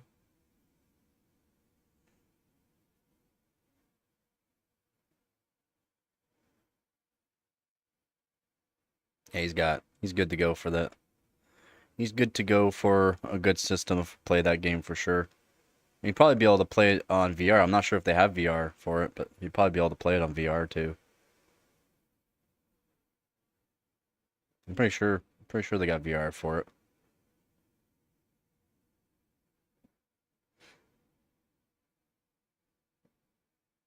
His build's pretty good. 265K and a 5070, so I think he's good. Challenging coverage in China. It could also be because Bloomberg is sponsored by Singapore's government, which happens to be one of the major channels we showed through which GPUs are smuggled into China. Maybe it was because recently they wrote a sponsored post wherein they praised PayPal's business growth and gave PayPal's CEO a platform. PayPal, of course, being the company that we recently filed a lawsuit against alleging theft from content creators. But maybe it's not that either. Perhaps Bloomberg copyright struck us because it wants to maintain control over a single platform to filter all political commentary through, disallowing the re-reporting of that commentary from presidents or politicians through a different political lens. No, that'd be state-controlled media behavior. That'd be like propaganda and manipulation of the US populace and their ability to consume sources of information about their own government. The truth is, we're not sure why they chose to copyright strike that video. It sure seems, though, like they have a lot of reasons to do it, and not one of them is a valid, legitimate copyright claim of the clip that they flagged. And so we called Bloomberg Legal to confirm that Bloomberg takedowns at gmail.com was in fact controlled by Bloomberg. And I was met with a rude response from the legal team telling us that we needed to communicate to them only through lawyers. But they did confirm that this is a Bloomberg address. And they also confirmed that they manually reviewed the strike. They, in fact, manually reviewed the strike while I was on the phone with them. So someone has looked at this. And since they won't let us ask them questions via the phone, I guess we'll just do it here. Look, we can all predict the most likely outcome of walking in those doors with a camera, but you never know, and it's worth trying. In fact, when we researched it before flying out there, we found an article from Business Insider where their reporter said he got yelled at just for taking photos of sculptures in the lobby. Let's not pretend that getting kicked out would be a shock. Madeline, after what felt like a... They had to wait. Is it really, though? Is it really? Except I don't play iRacing. I don't play racing games. Eternity, the lawyers sent security down. Again, no surprise. Hi, good afternoon. Hi. Hi. Bloomberg Security. Okay, and are you able to see if they're able to slot us I in? will. I'll give them a call. Okay, thank you. Okay. Security clearly was given their side of the story, and we recognize he probably doesn't get paid enough to deal with this shit, so we kept everything polite while explaining our side and just asked if he could try to make contact with them. Okay, John. So, I don't know all the business you're related into, but apparently you posted some kind of video that has some Bloomberg content in it. I think so. Yeah, and they listen, they have no issue. You seem like nice guys. I get it, you're doing your job. All they ask is that whatever's out there, stuff like that, please don't bring Bloomberg into your business. That's all. But they're the ones who brought us in to their... But that's after the fact. They've already used footage from Bloomberg and talked about Bloomberg in their business. Again, as a YouTube content creator, it's a business.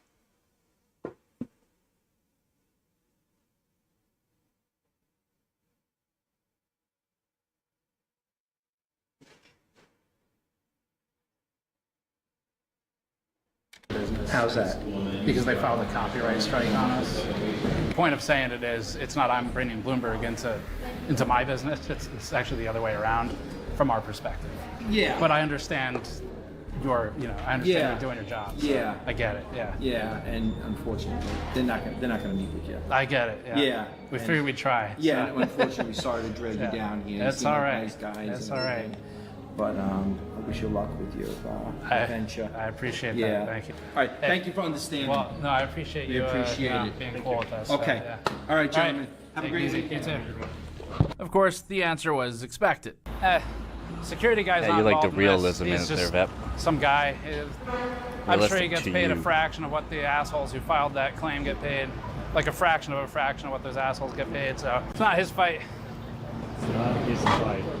But we did get one really hard-hitting interview with a notorious street gangster. They call him the Pigeon. Sir, what do you think about Bloomberg? They're right across the street, sir. Yeah. No comment. No comment at all.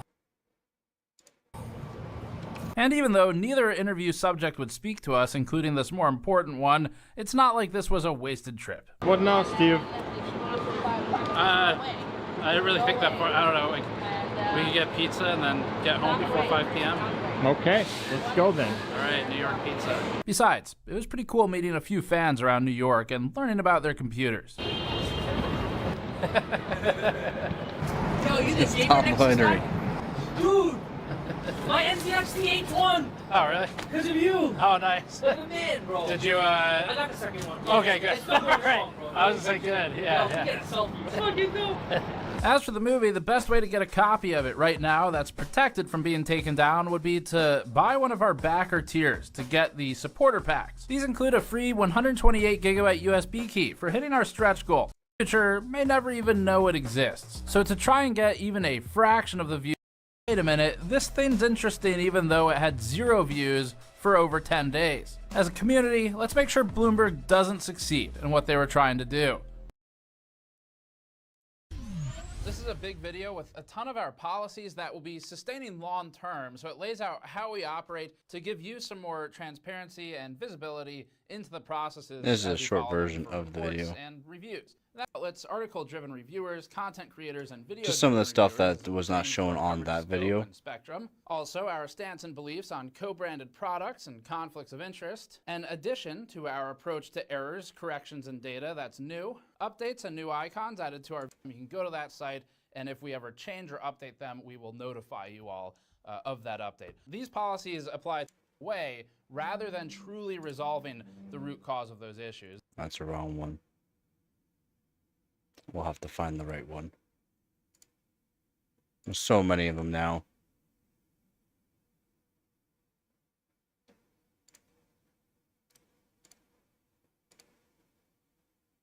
But we can go over a bunch of the Reddit. Nope, it's the wrong one. It's also the wrong one. You have to give me a second to find the right ones here.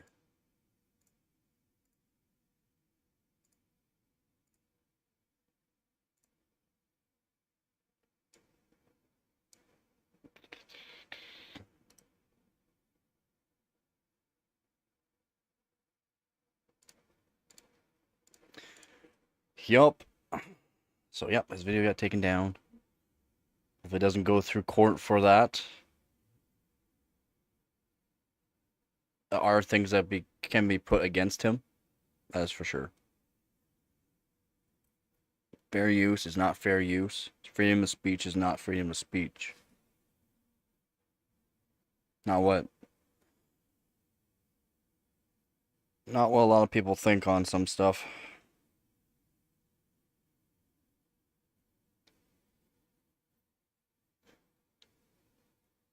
I haven't heard of that racing game before, Cars. Thought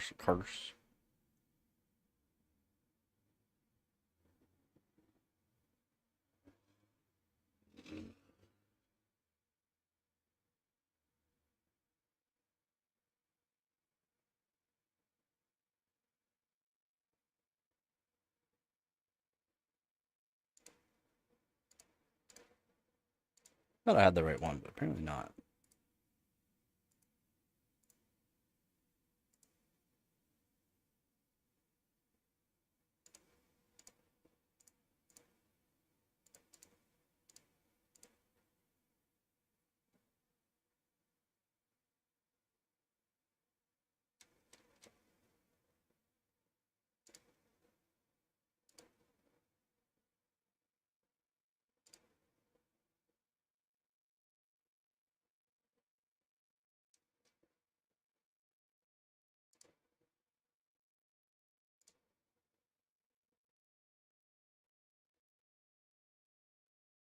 Okay, now I can't find that post.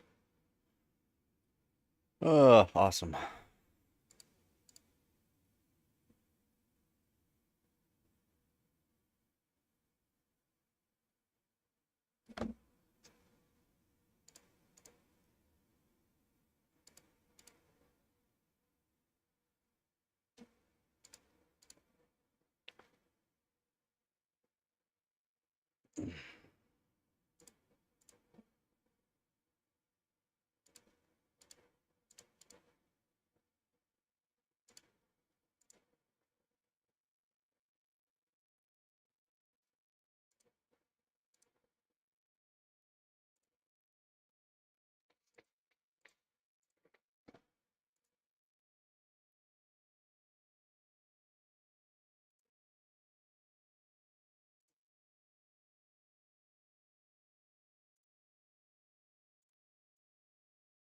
Maybe we'll take part 1080 Ti now.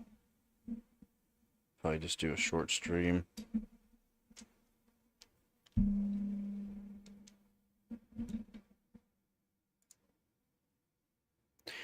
But in a way, yeah.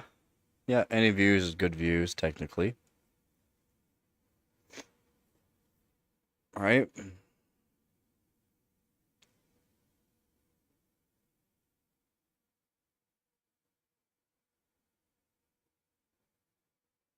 So they say. It's so they say.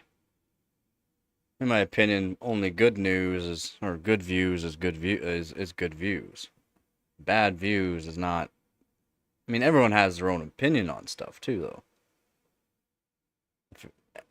Everyone has their own opinion, which is just fine too.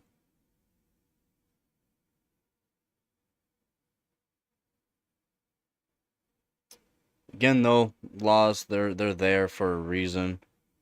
They do help out bigger companies. They also don't help out bigger companies.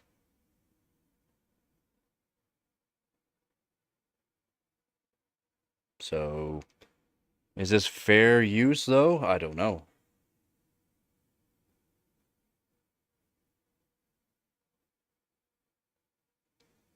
Is it actually fair use? Depends on what has been done.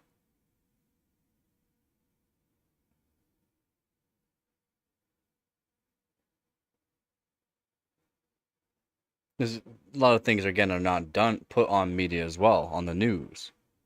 Well, media outlets don't want to have to deal with big companies a lot of times.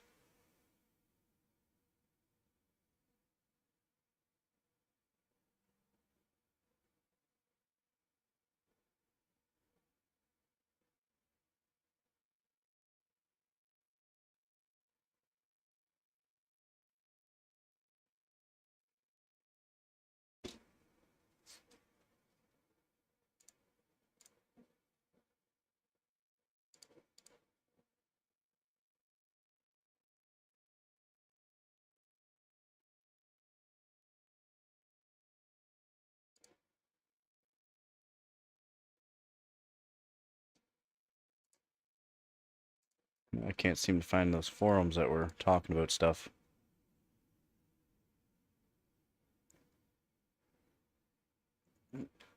Oh yeah, there should be a big Steam sale soon, right?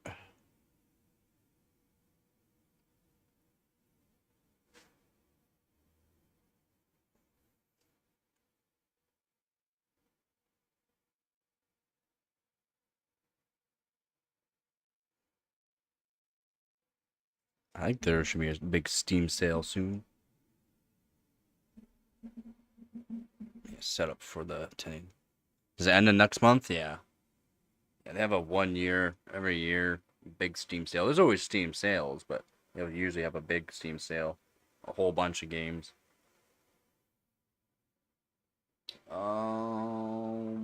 Swimba, let me shut.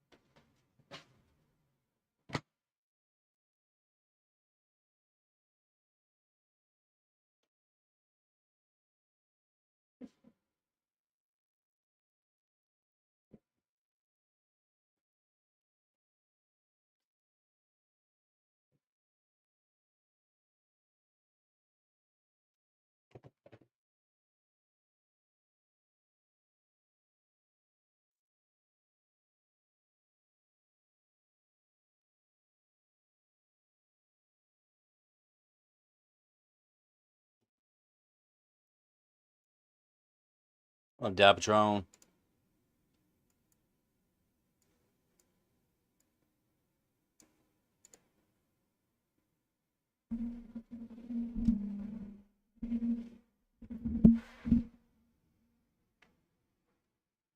Right.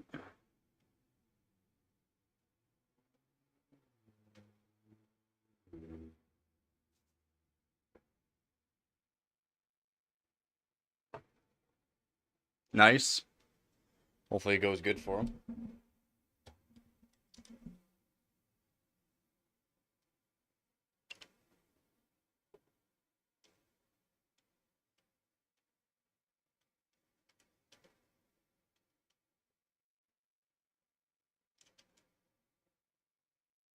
At least memory controller wise. Yours overclocks pretty nicely.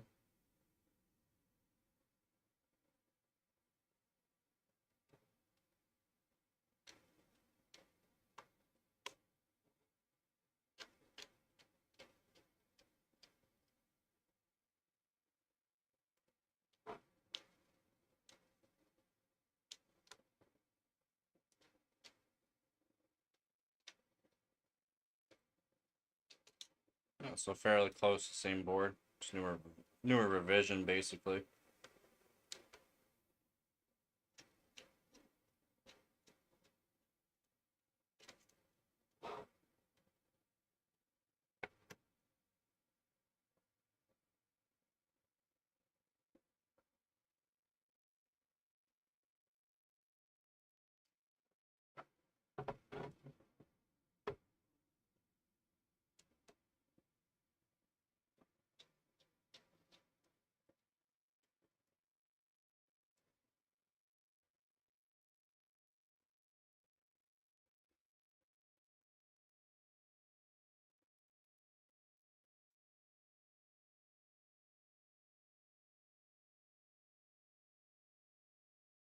$80 tax? What?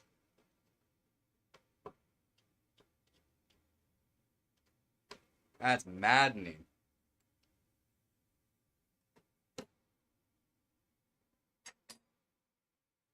That's wild.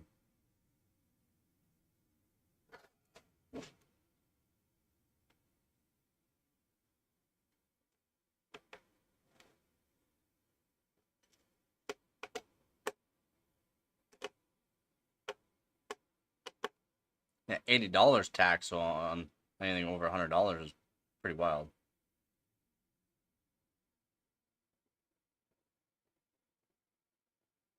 That's not too difficult. Pretty easy to take apart.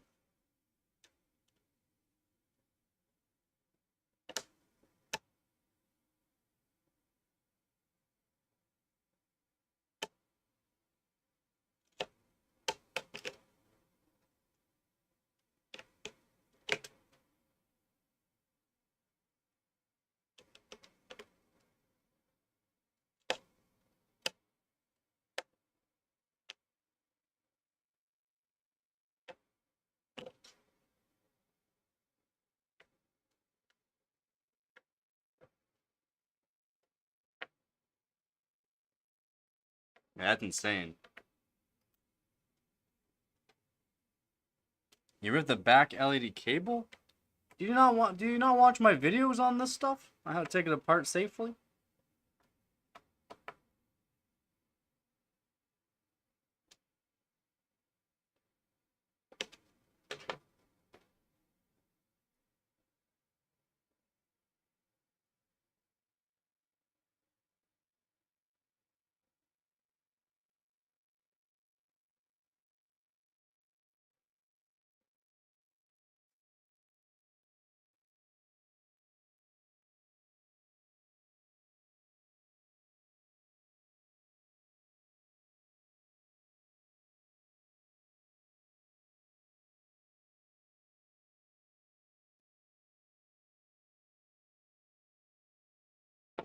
The Vaseline.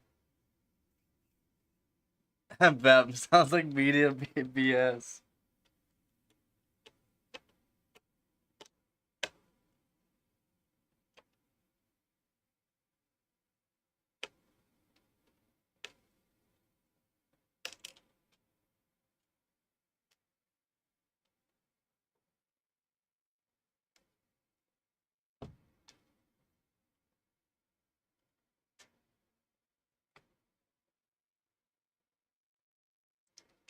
Yep. Fun.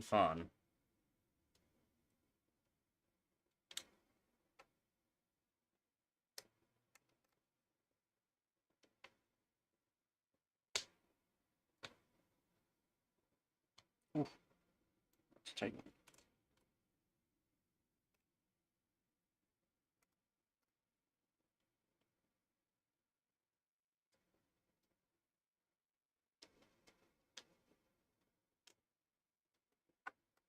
A one-time charge, but then wouldn't you be paying for weight or no? I don't know how that works over there.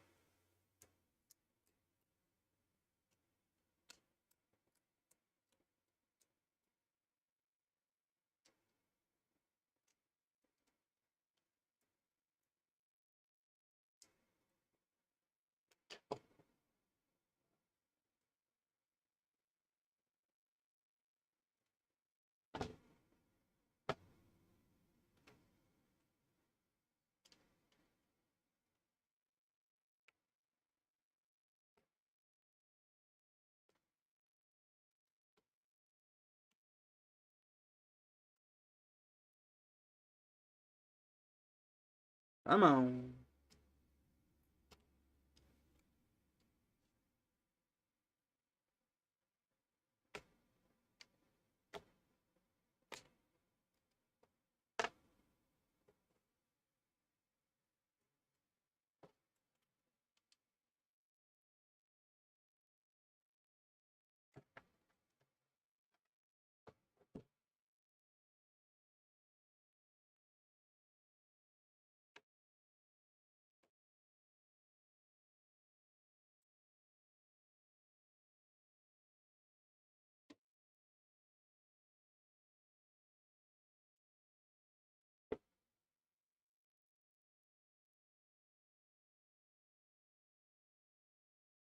Yeah, again, I'm not sure if you guys have to pay for the weight though, right?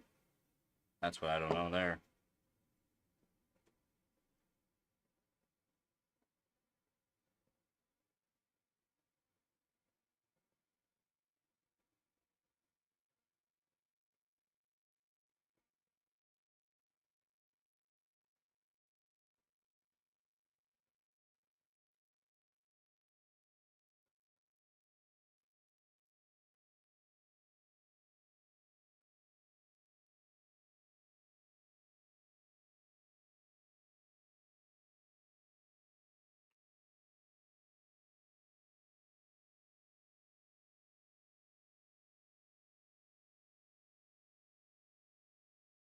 That's wild.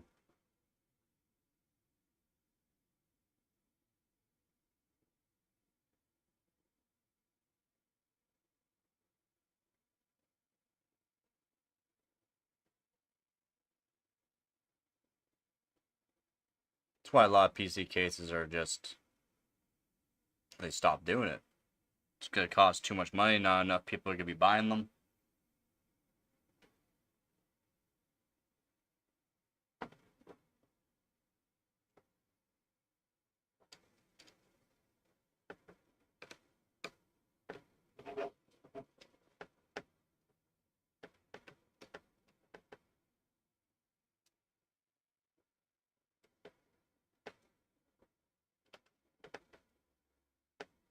Yep.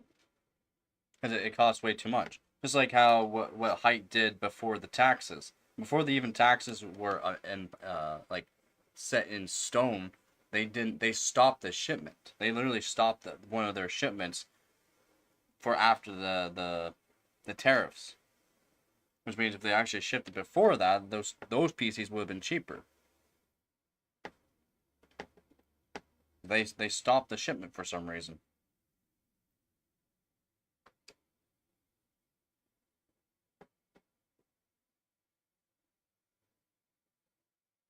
Hence why my order is always $7.99.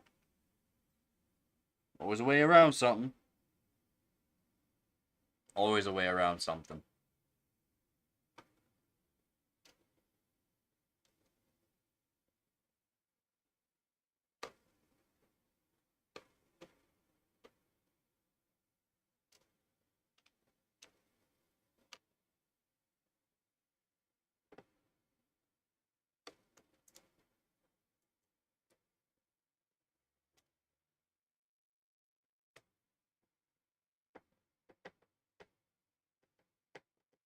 and 20 units and 99.99. Wouldn't that be too much?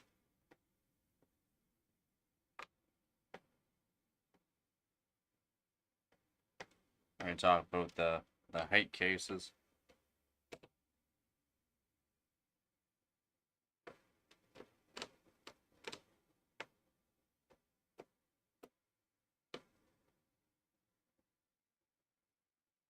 Come here, Screw.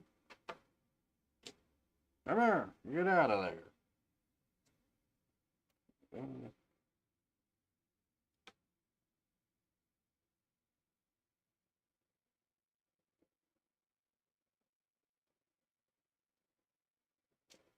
Yeah, yeah.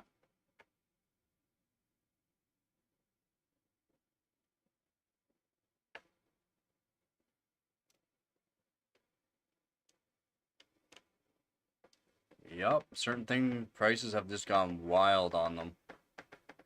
So, what's the point of buying something that's cheaper when it's going to cost about the same, right? Or cheaper made when it's still going to cost about the same, right?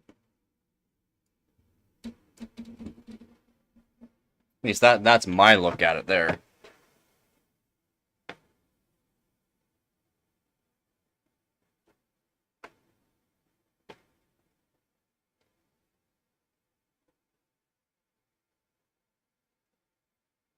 Yeah, because in turns it costs a lot of money. There's no point.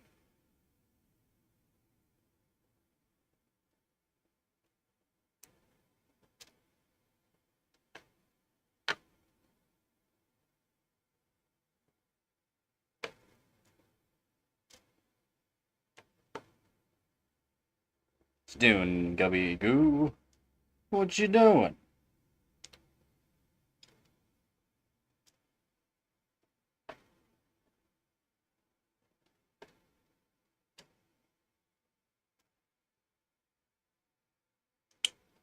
All of them.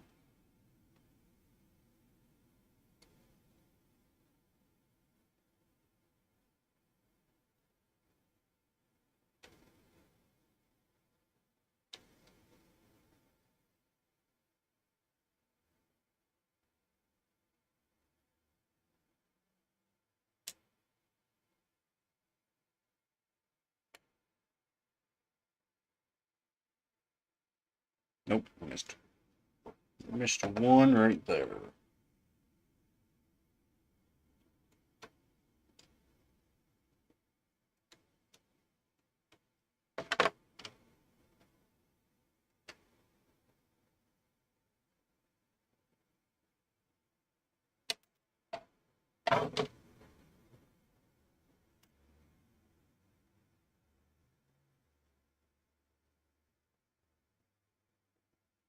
Now, I only have to worry about putting the Vaseline in certain areas.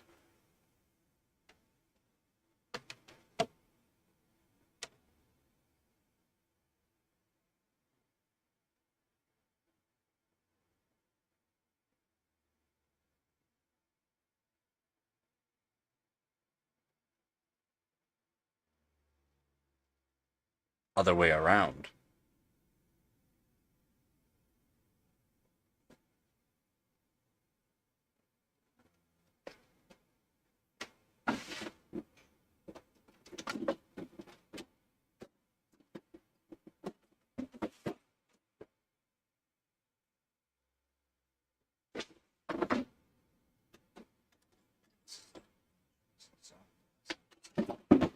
It's not the soft brush.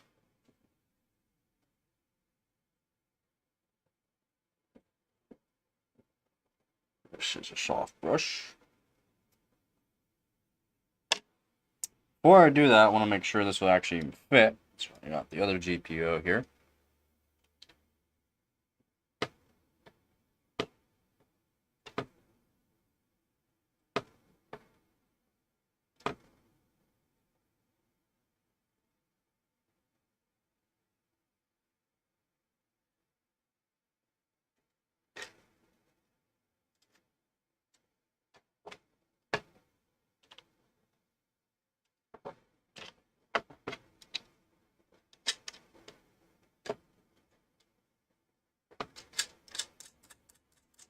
don't buy anything cheap from America?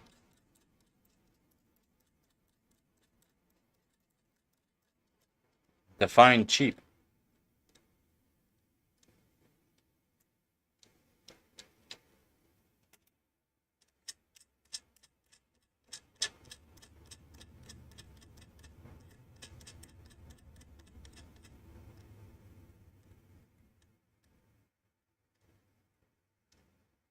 You got the Temu Battle Pass.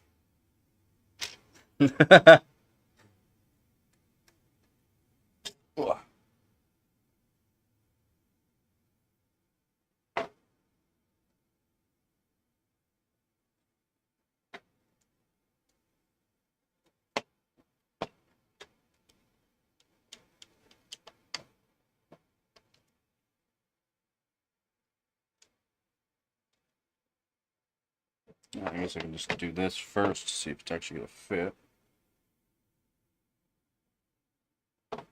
So I want this back on it.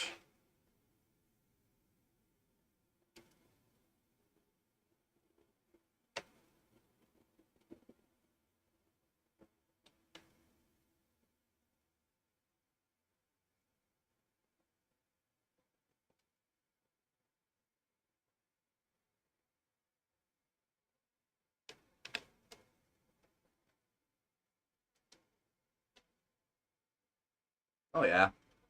That'll do, donkey. That'll do.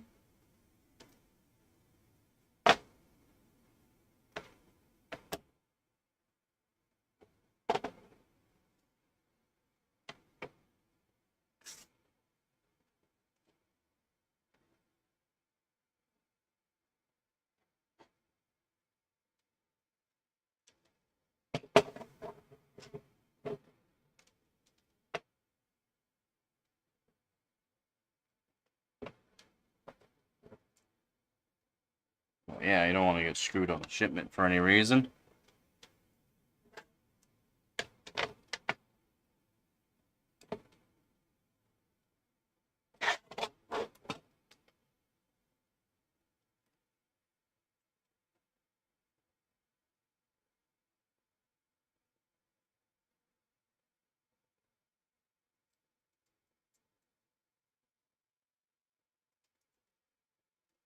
Under 250. I guess. Guess that's cheap.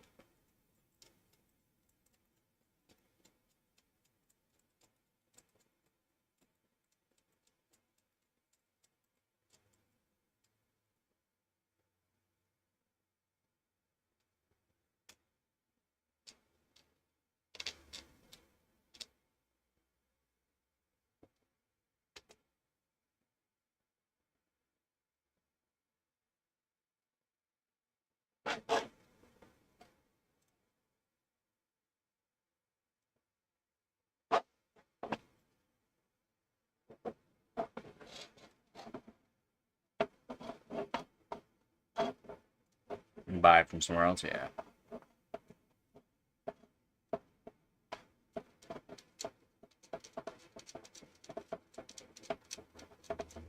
I mean, in America, you really shouldn't have to worry about buying anything gun related.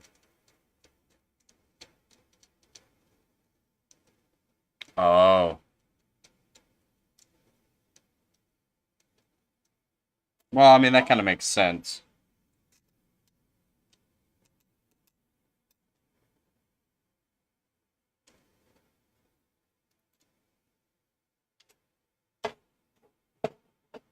Kind of makes sense.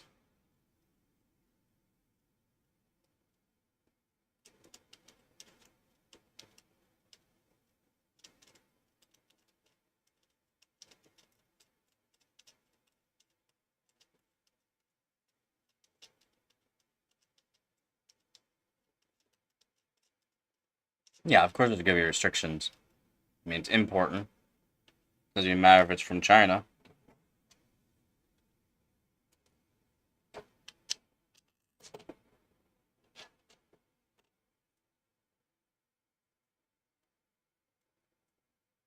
Can you find a cool Canadian?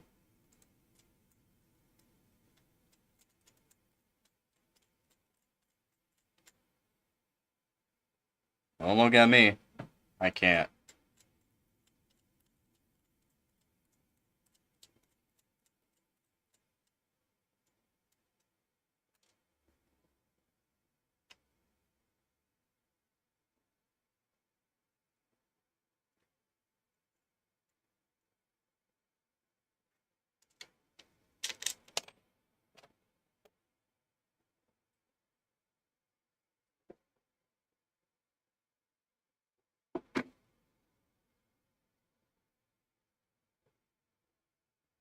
Oh, there's a specific law. Oh.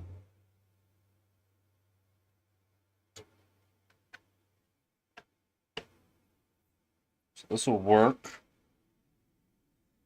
I forget where these pads are gonna hit.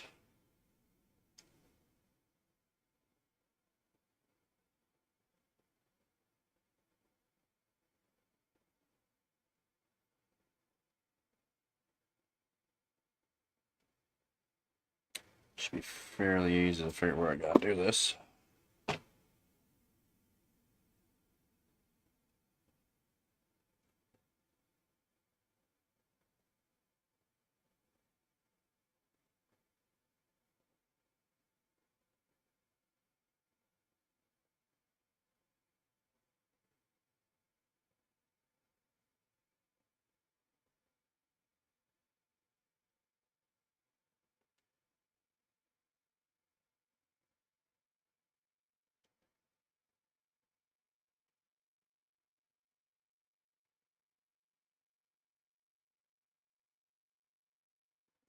Those two, just in case. No, it should just be dripping down with anything. Really shouldn't have to worry too much there. A little bit on there just in case. Just because the way I'm going to be orienting it, I don't have to worry too much about condensation. Just more or less the bottom parts. I'm going to grab a heat gun.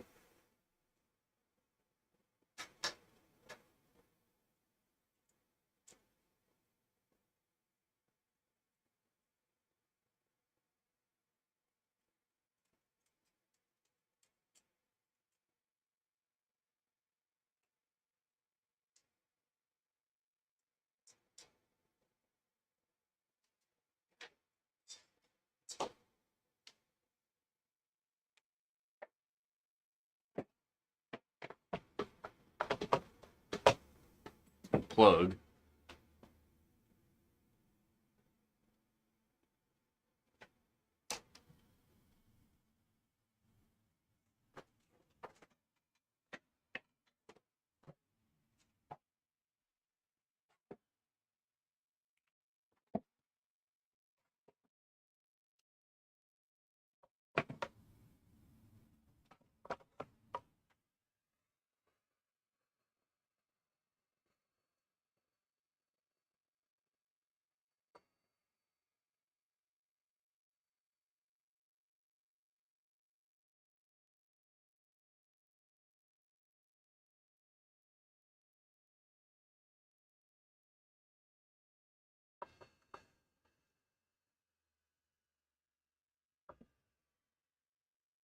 Just put it to 100 degrees Celsius just to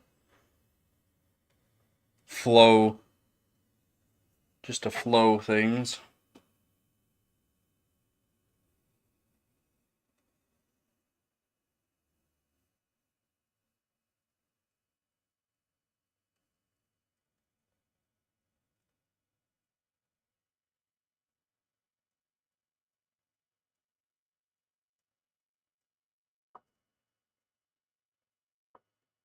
Quicker to flow it.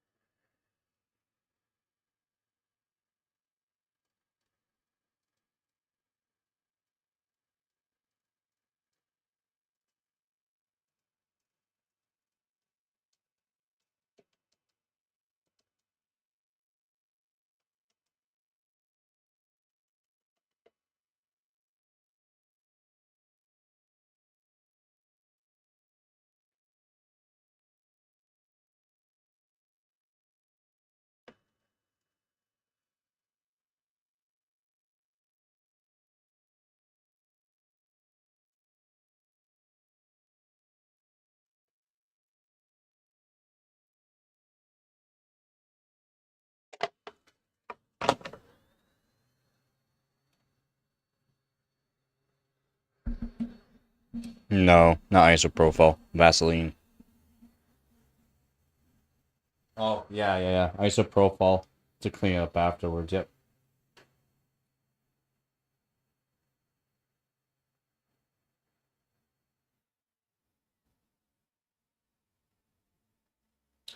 It's not like I needed to go nuts with this, just to the fact of how the orientation's going to be and how I know the drip's going to happen, if there is going to be dripping.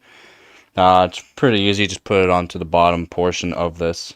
All the SMDs. I put a little bit on the bare mem pad and around the bottom mem pads as well. Not much, so I don't have to go nuts on this, just due to the fact of how I'm going to be doing it, which is good. But it needed to be done, because I don't want to shorten this thing out. And there could be a big chance of it actually dripping, so.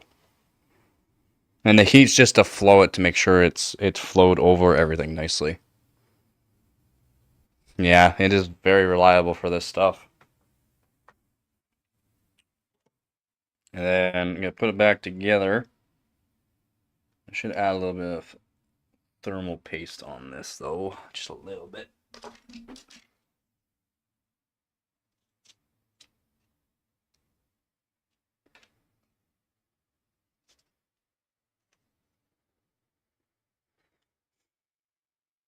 Doing the stream? Yeah, I guess I could.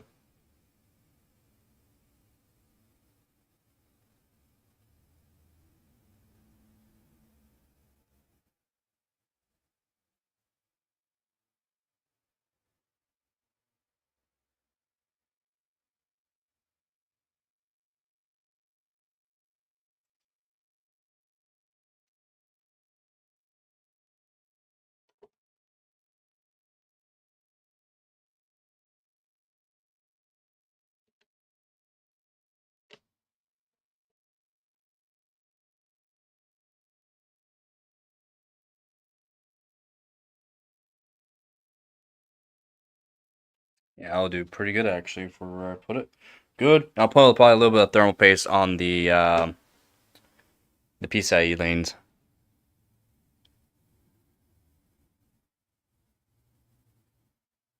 From the 60s, I mean, it lasts so long. Like, it does.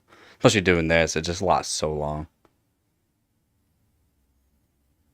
Dave's in front, that's why. He's not happy. We definitely don't have a happy Dave here.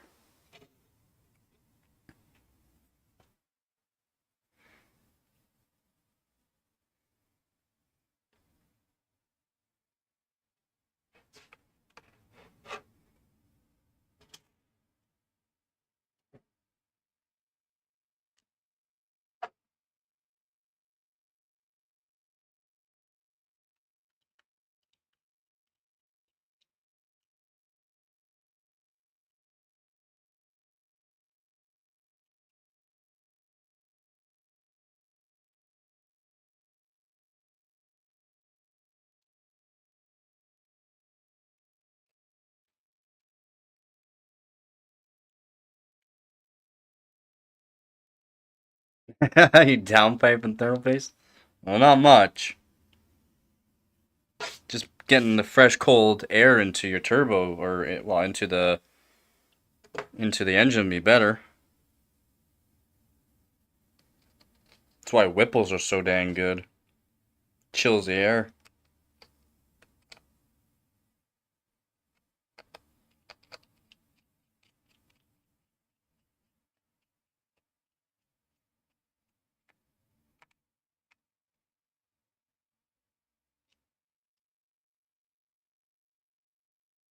Wow, if it's always full of stuff, that's never good.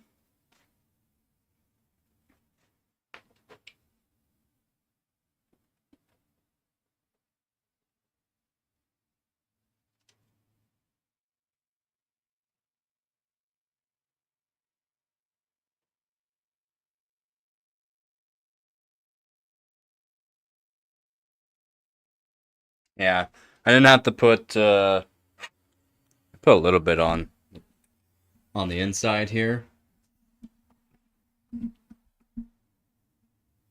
All the SMDs that are around the actual chip. I didn't have to put a whole lot of Vaseline just on a couple of them, just due to the fact there's so much thermal paste, because I don't clean the thermal paste out from it, because it's technically a little bit extra cooling. That's why I don't worry about it. So.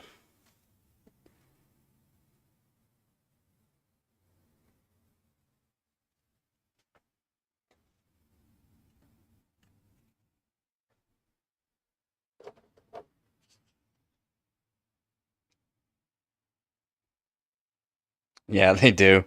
They do sound pretty. Well, I mean, they're definitely. I don't know if they sound cool. They have a weird sound, that's for sure.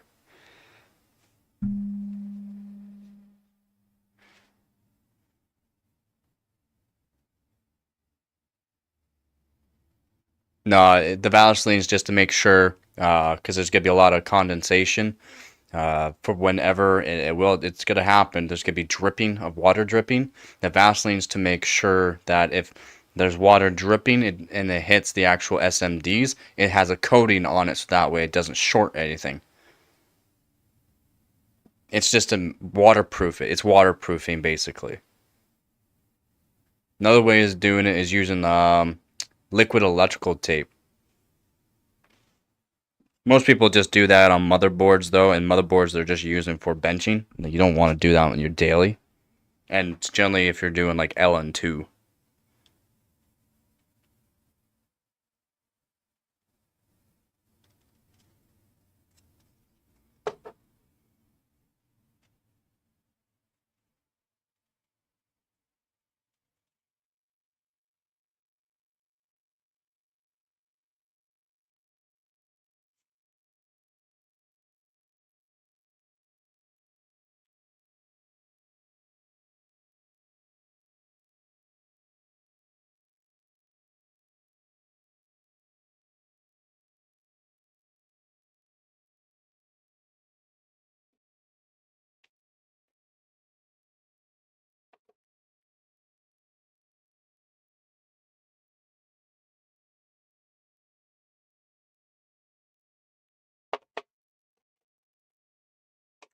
I shouldn't have done that.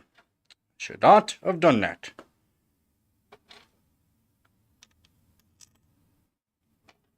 Now these screws have washers on them, plastic washers on them, so it makes things safer.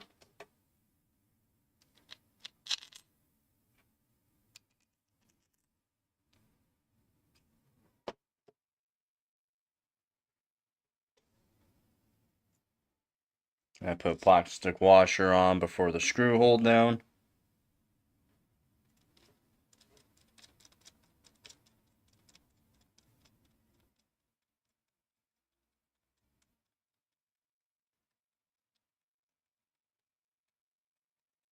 India and Britain just banned mail to the US?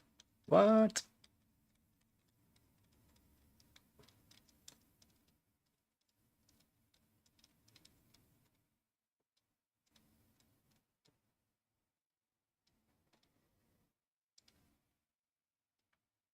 Well, I don't think you've tried a whole lot of thermal paste there, Squeeze. You can get more performance with a better thermal paste.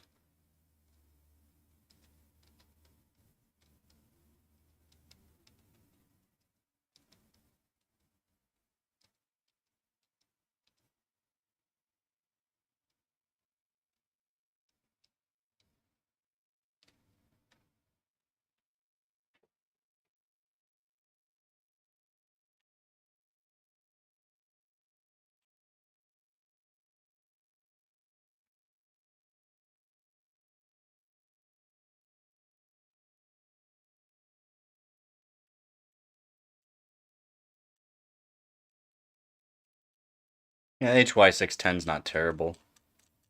Not the greatest. Yeah, no more sending me e-waste.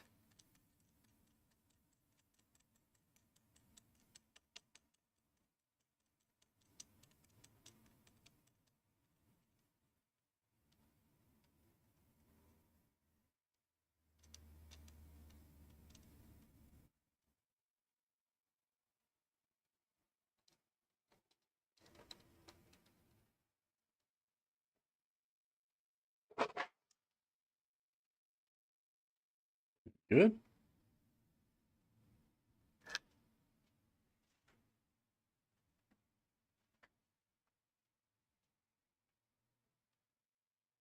Yeah, you good? Good? Psycho Kitty. Qu'est-ce que c'est? Psycho Kitty.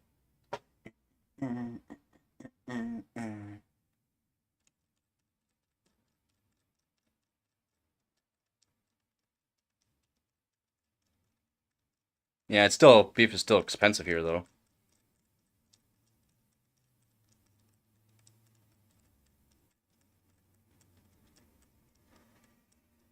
No, click the no VAT tax.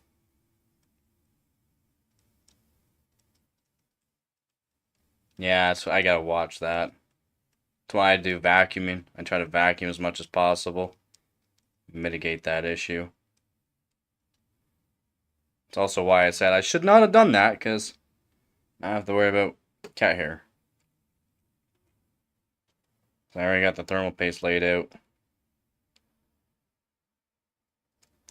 Psycho Kitty. Qu'est-ce que c'est?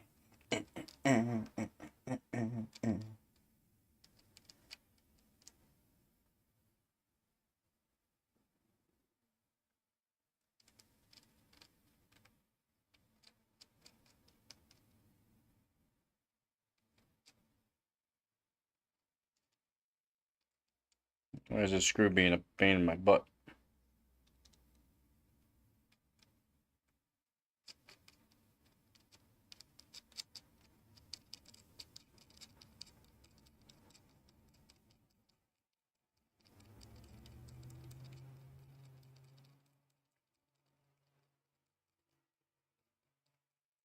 Yes, we do get charged no matter what for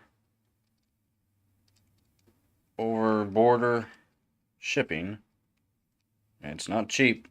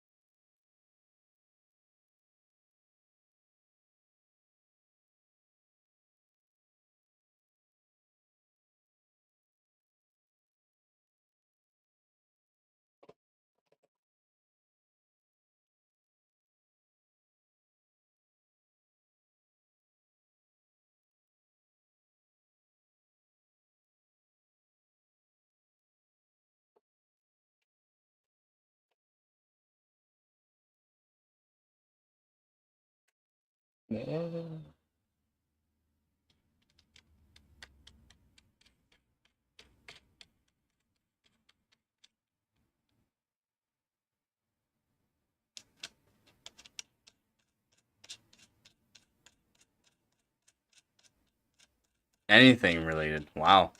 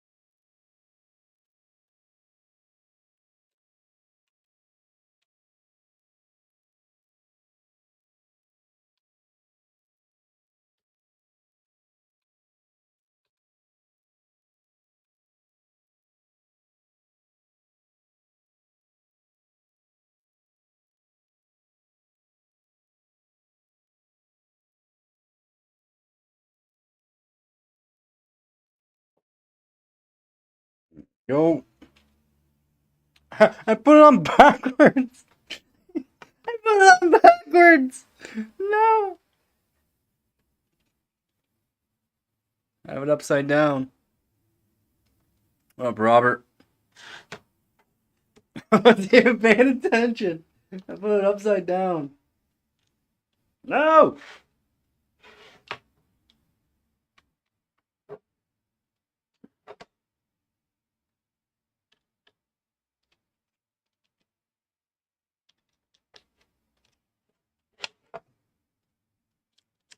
Yeah. Whoops.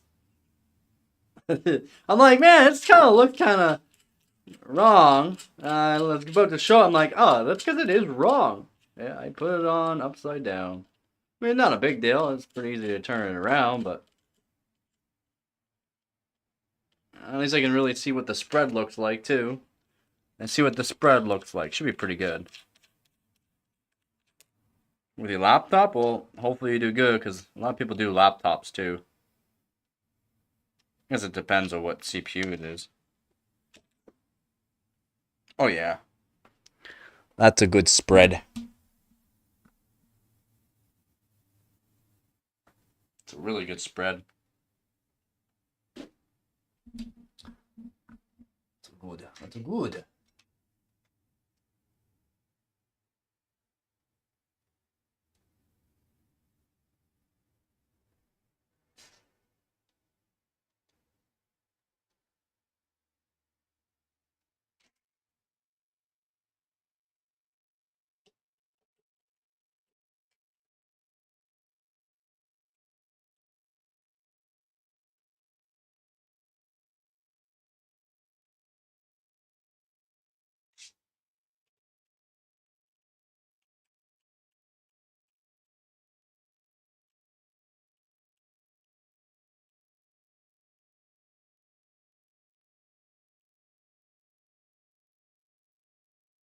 The screws got loosened.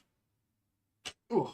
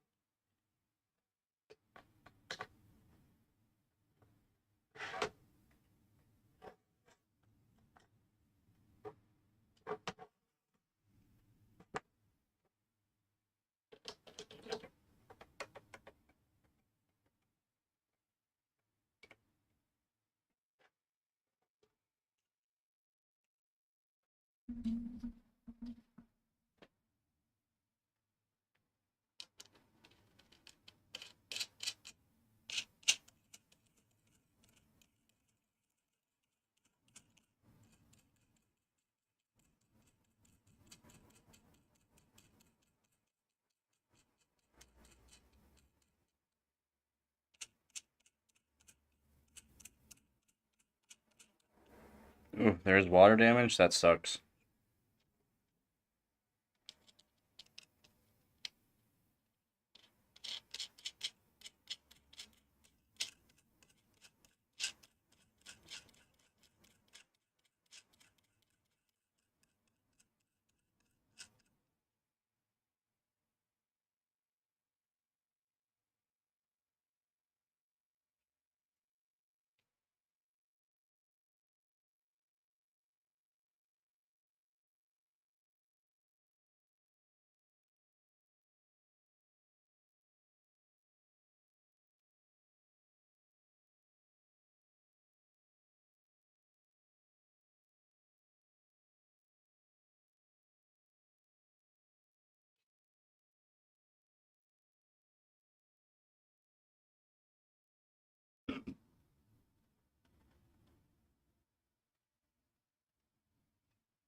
Go.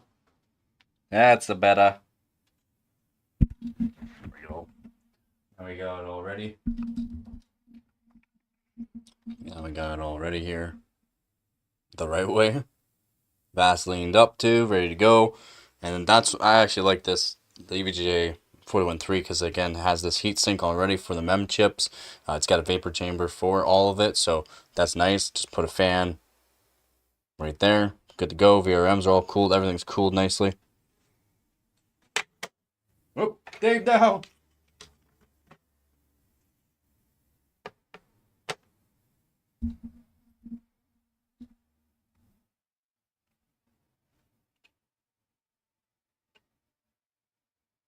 Oh, yeah, it's definitely tight enough.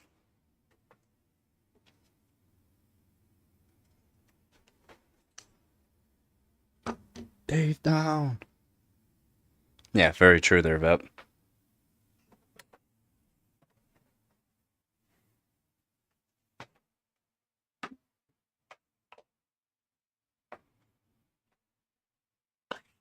All right, and then should I put it on the system now? I mean, I already know it worked, so I have to end the stream because I'll have to put it on my main system.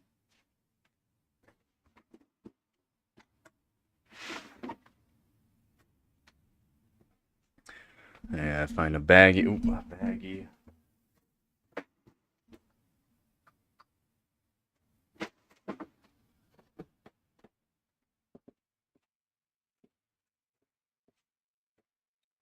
Baggie for all the screws.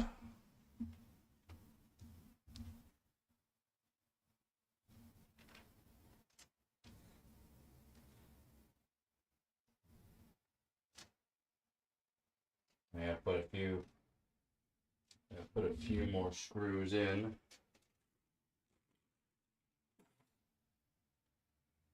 None of these ones though.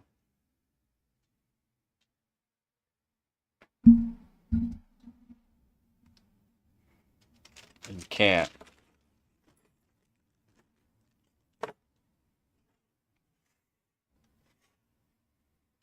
I have to put in my main system. There's no way to put a GPU in the system. They're not hot plug. They're not plug and play.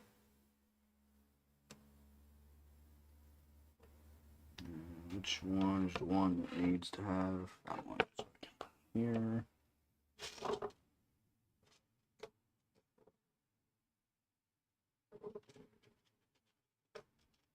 Permanently? Yeah. No. I got it for a decent price with all original hardware.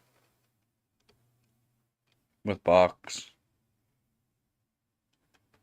Years ago. For a decent price.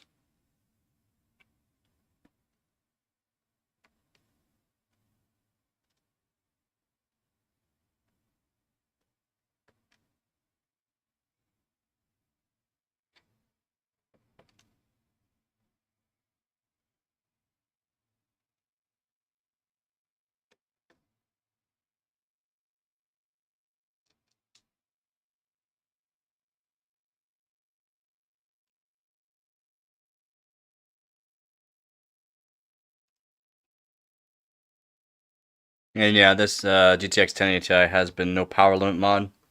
There's no power limit on this card.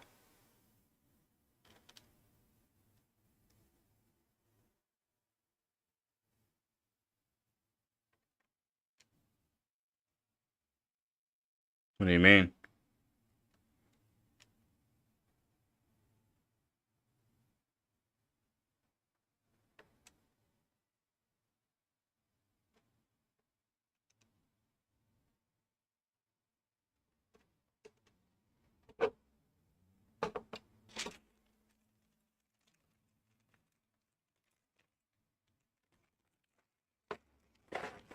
Not sure how I accidentally put a screw in there.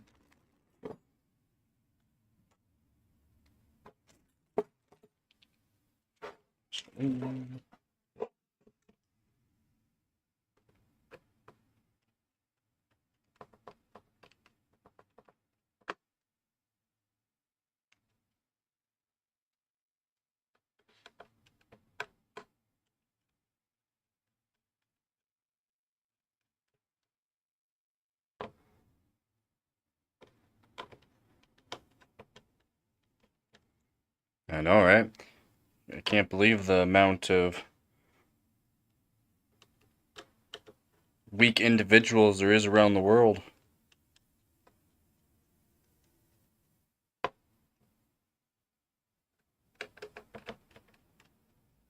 hurt my feelings, so I'm going to do this.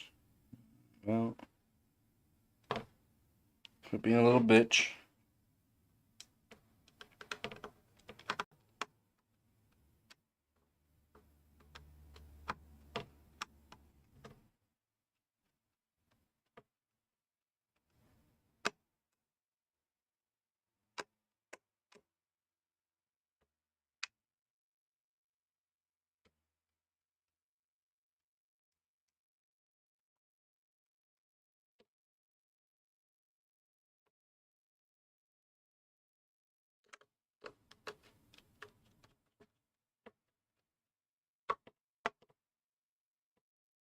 That doesn't make sense.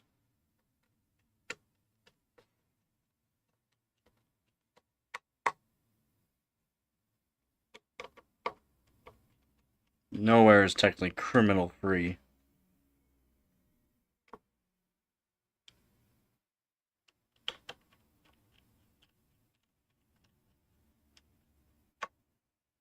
Is my opinion.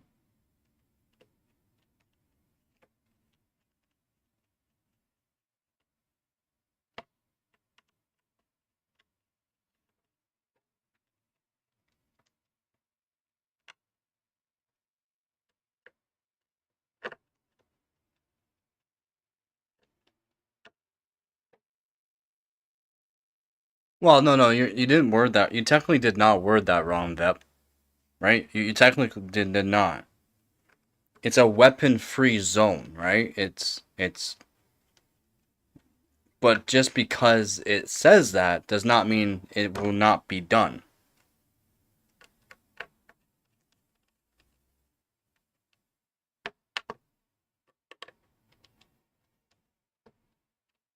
If somebody wants to do something, they will do it. There's no stopping someone if they want to do something. There really isn't. There really isn't.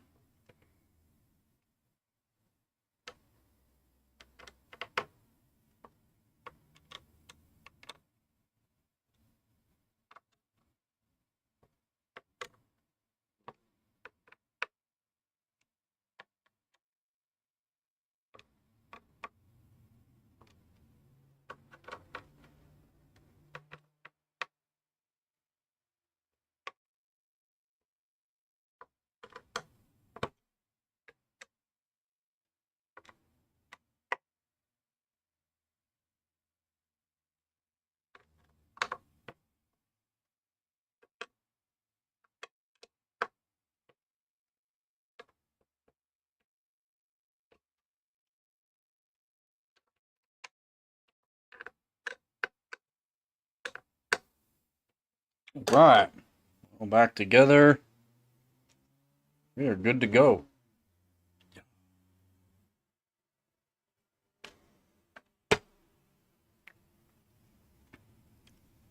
Exactly, Veb. Yeah, exactly.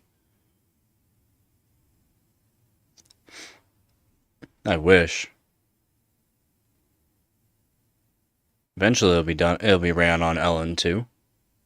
I'm not sure about liquid helium, but in the future we'll be doing Ellen too. There's no ifs, ands, or buts. I will be doing Ellen too.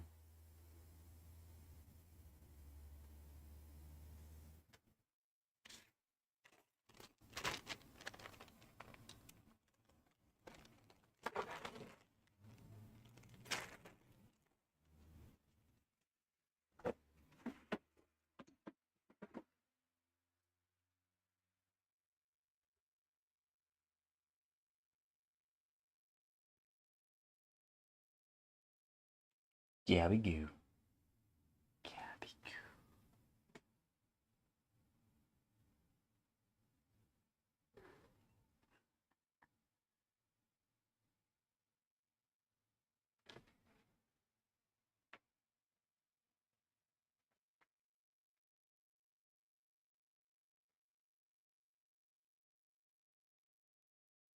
I don't want you to wreck me. I want to pet you. Pet you.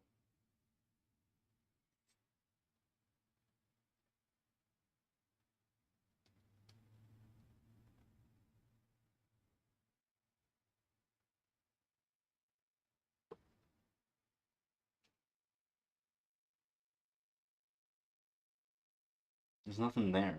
Schizo. Schizo.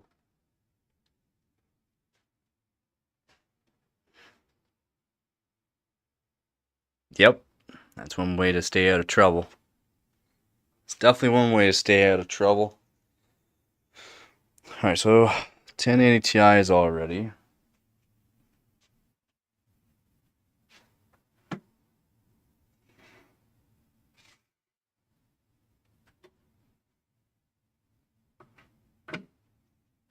Go. It's wild. Ah, the ankle biter's gonna get me. The ankle biter's gonna get me. Just flick it.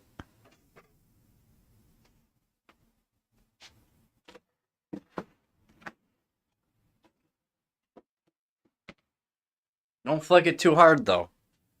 Don't flick it too hard. It'll cause some serious damage.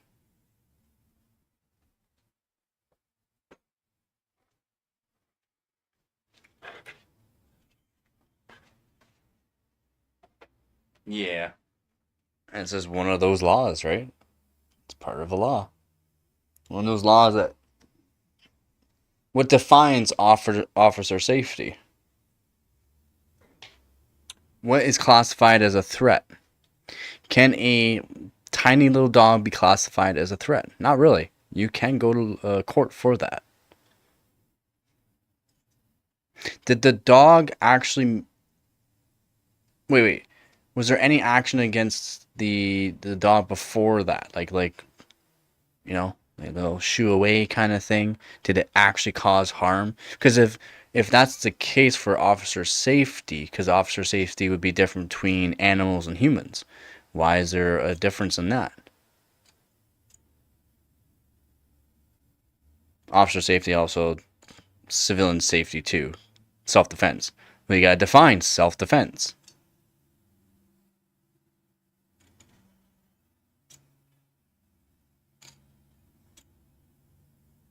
Wow.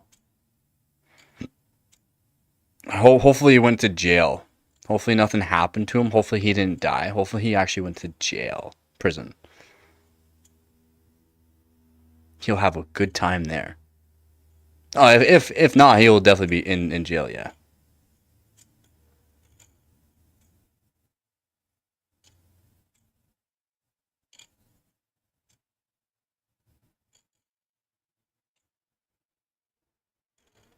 Oh yeah, 100% he will be. There's no ifs, ands, or buts.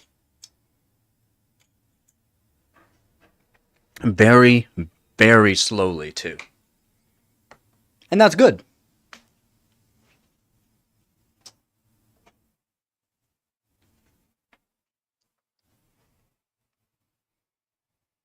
Yabby goo. Yabby goo. Oh, it's a big yawn.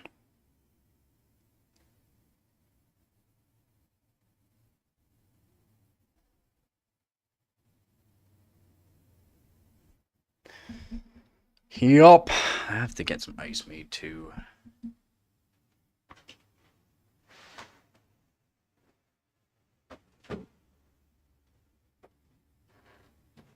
Can I have my chair? Can I have my chair? Or do you want to share? You want to share? Alright.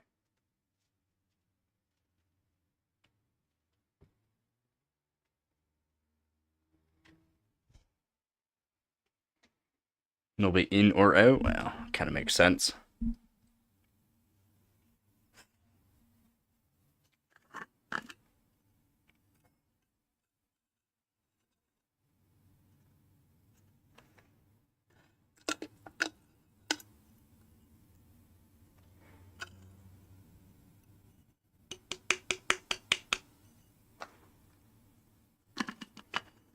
How's it going, Gary?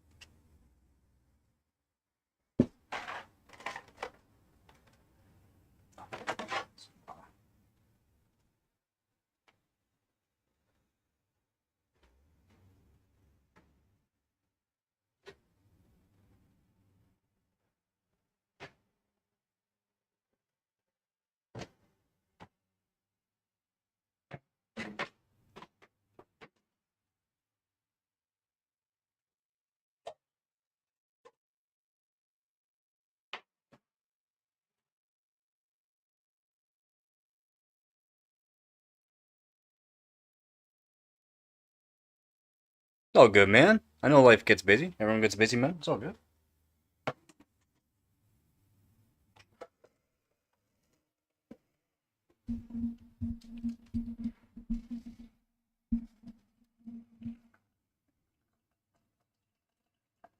Yeah, that's why. Yeah, media sucks.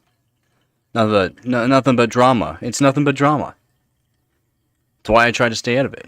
That's why I try not to talk about certain things. But I mean, I need to start doing it because I need my channel to actually get more views than what it is. It sucks that I have to do that, but that's why I didn't stream for a while there. I was contemplating life choices.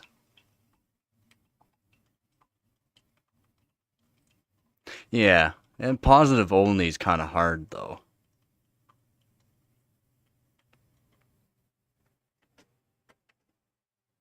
Having power draw issues? Still drawing too much power? Or is it still doing the 45 watts or whatever?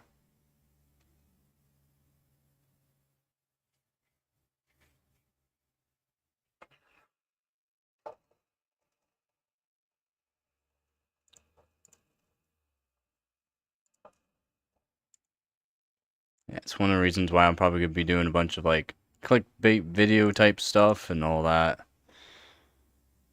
Doing, reacting to videos. All computer related though.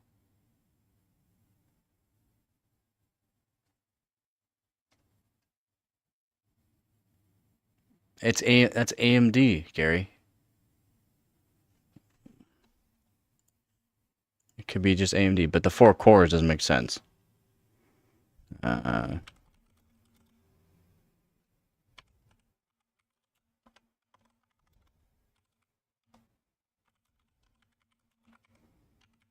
Not sure exactly what the power draw. No, yeah. It's gonna that's AMD. That's average. The idle draw is average. 60 watts is average. The 2 cores, like, have you checked anything? Like, kind of odd.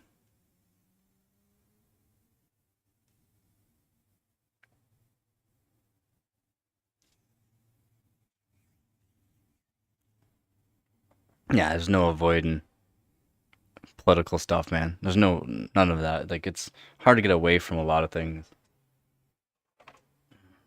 Unfortunately. Pretty cool for a non-Yank. Well, thank you.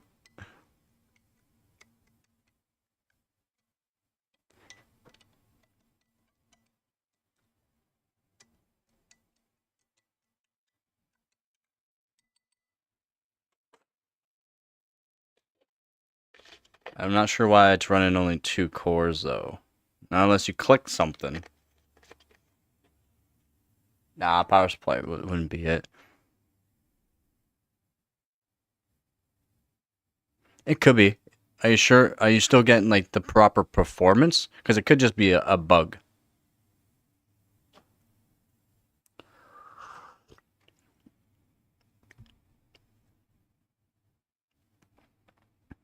That's not going to technically reduce your power.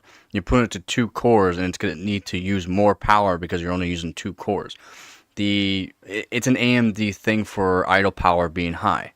For the 5600, it's anywhere from 50 to 70 watts idle. There's no getting away from that. It's an AMD thing. Idle power draw is absolutely terrible. It's why a lot of laptop manufacturers like Intel. It's why a lot of mobile manufacturers like Intel, because the idle power draw is a lot lower.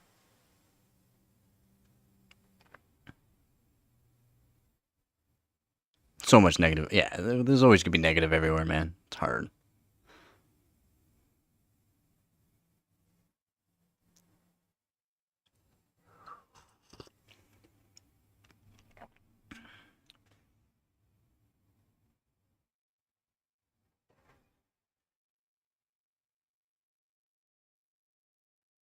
Wild. Wild, their hooves.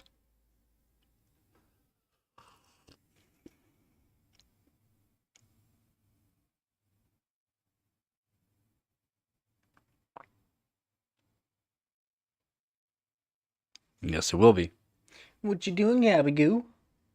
What's the matter? What's the matter? You coming up? No?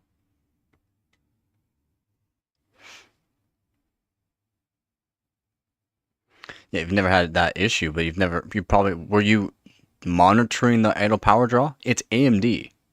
AMD's always been an idle power draw high. Even on the new stuff, their idle power draw is high. Their idle power draw and their temperatures are always like 3 times the amount of an Intel system or more.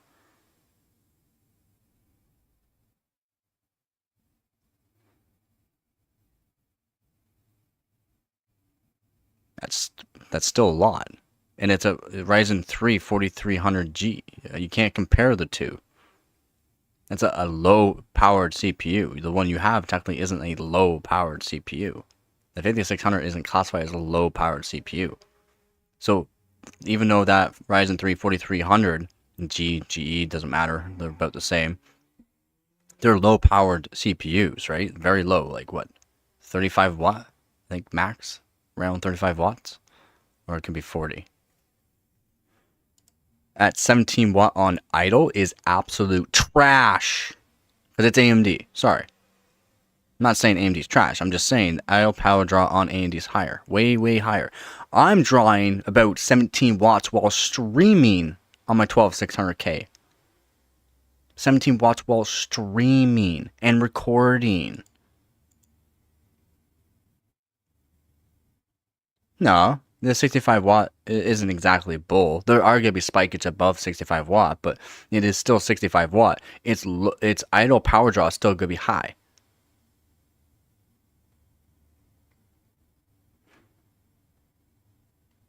That's the thing. And I just searched it. The 5600 is anywhere from 50 to 70 watts on idle. The 12600 that I have, yeah. I mean, even on my 13900K, it draws no wattage. My GPU draws no wattage. AMD draws more watts idle than any other manufacturer. It is an AMD thing. It has been a thing for a long time. That's why you don't see as many laptops with AMD. All the consoles use AMD because they get them very cheap. And they don't have to worry about battery. Why? Because it's plugged into a damn wall. Have you checked the actual power draw of the Xboxes and the PlayStations? It's not good.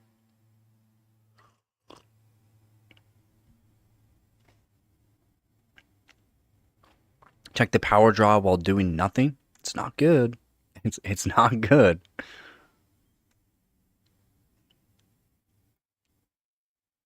Yeah, the 12600K is 100 watt TDP, around 100 watt TDP.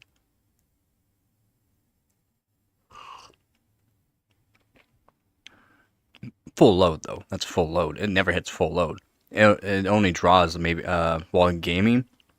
It draws a maximum of like not even 60 watts. While gaming, not even 60 watts.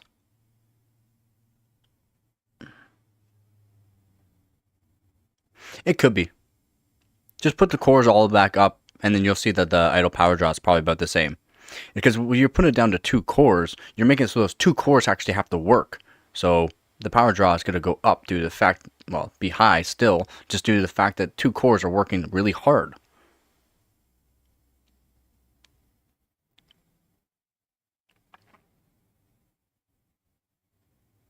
Plus fish. 181 watts? I don't think. Is it really that high?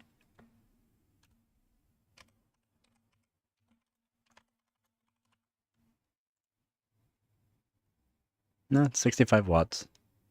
I know my CPUs. With the PBO, it can draw 130 plus watts easily. With PBO, though.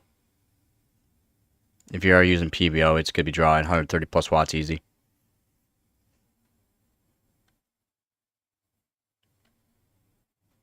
So maybe it's not the actual motherboard.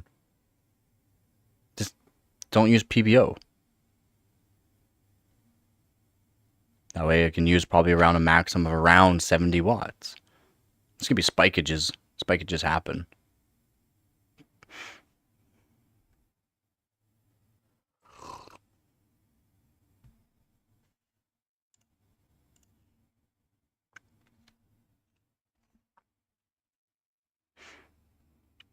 Nothing is perfect. But yeah, PBO definitely increases power draw a lot. A lot.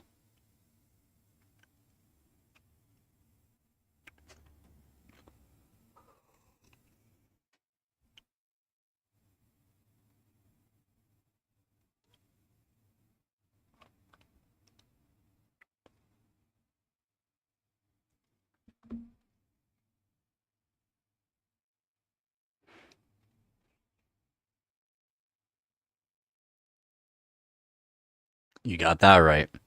Need my coffee, man. I need my coffee. What's up, Psycho Kitty? What? What? You coming up? Psycho Kitty. Qu'est-ce que c'est? Come on. How's it going, man? There we go. There you go. Got a headlock. Headlock. Oh, come here. Come here. Give me that head. Come here, that head.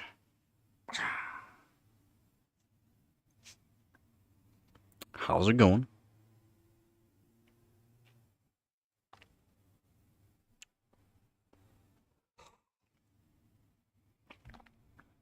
Got the GTX 1080 Ti ready to go for some chilled loop. I have to make some ice still. We'll probably do that Friday. Yeah, you're going down, kitty. You're going down, Gabagoo.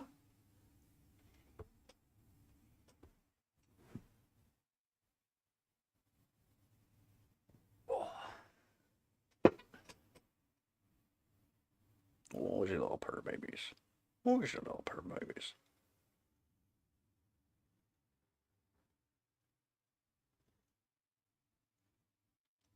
That's still a lot. That's still a lot. That's still a lot. Idle? That's horrible, man. And the most of that draw is literally the Ryzen CPU. It's been a thing for a very long time.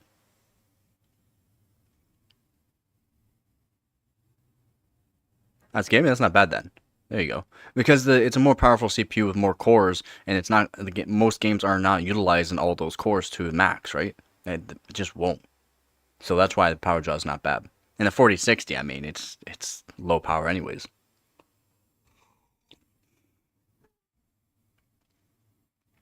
To be depending on the game that you're playing, for sure.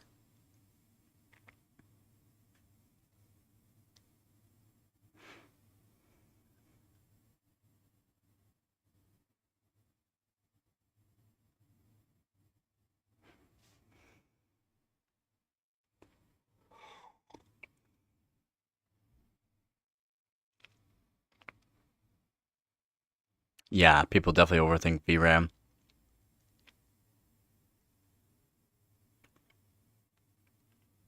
%. They overthink VRAM and they overthink cache latency. A lot of people. What 1080p? Yeah.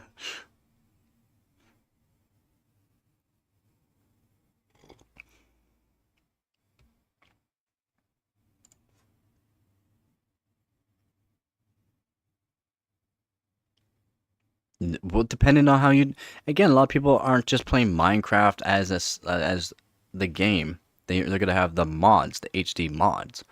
That's when VRAM can come into play, right? If you're gonna play Minecraft at 4K with all the HD mods, then yeah. And that's the thing. Everyone loves to do that kind of stuff. Well, not everyone. A lot of people do. People have money do.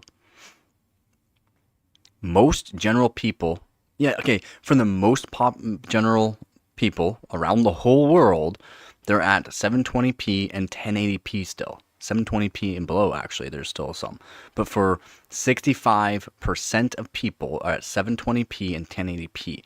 8 gigabytes is more than enough. If you need more than 8 gigabytes at 1080p,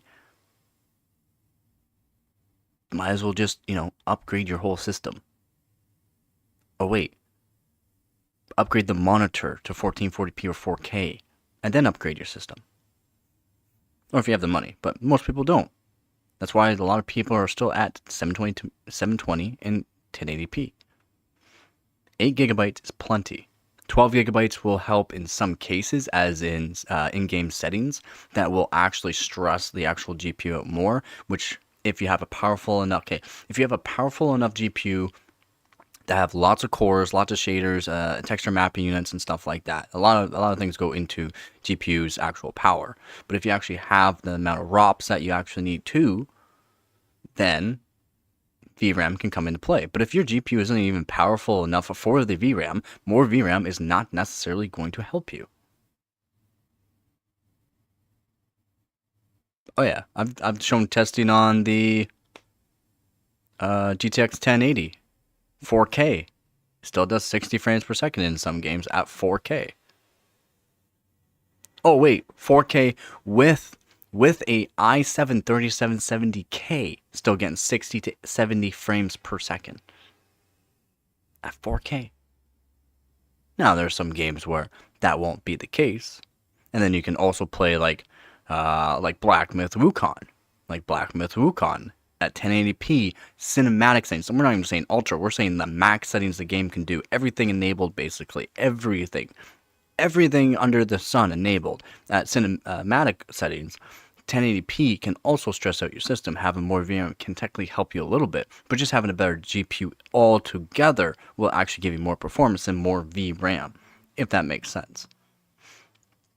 And again, AMD and NVIDIA, Intel really doesn't really care about doing that because they actually correspond their RAM. Because if you again go off of like the B580, their VRAM corresponds to the actual amount of power the GPU can actually, intake and put out, like actually render frames.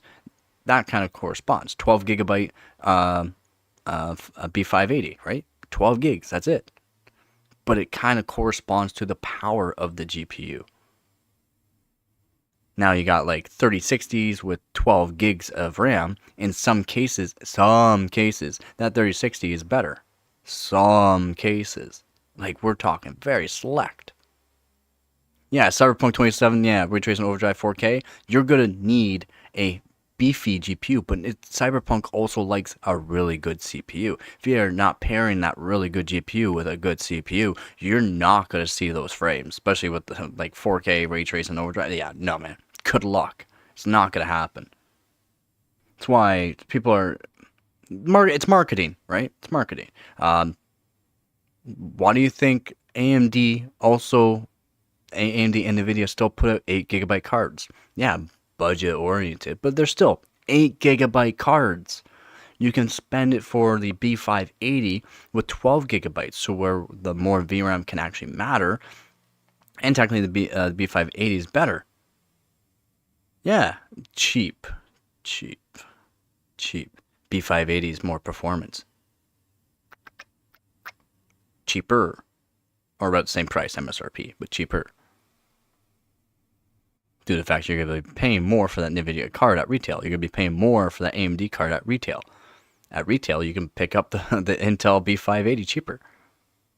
Right? It's not bad combo. Again, you're leaving frames on the table with the 12400. I know it's fine. Yeah. No, yeah. Again, it'll work. It'll technically work, right? You can put it with a cheaper CPU. It's still gonna work. You're leaving frames on the table due to the fact a lot of games are CPU bound. I call it CPU bound. Yes, it's not CPU only, but it will. If you have a better CPU, you're just automatically get more frames with that same game, because the CPU needs to be able to do these frames as well.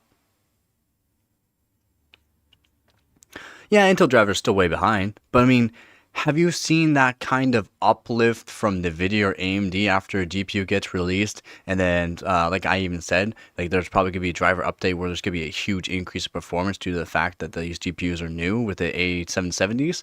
And guess what? What was it? 2.5, 3 months later, they released a driver that did 50% increase in performance. 50. Have you seen that in any other company? No, you have not. 50% increase. Yeah, you can't say the 10400 isn't bad. In a way, the 12600KF is a budget CPU, but depending on where you're living, you can literally pick up a 13600K or 14600K for less than a 12600K, or at the same price. And in my opinion, pick up that 13600K or 14600K or KF. 6 cores is enough. Again, it's the game. If it depends on the game. Can that game even utilize 6 cores? You can't even say, well, maybe most games you could say. Newer games, they can utilize up to 8 cores, no problem. But a lot of games utilize just 4 cores. And then there's some games that utilize 2 cores. So 6 cores is enough.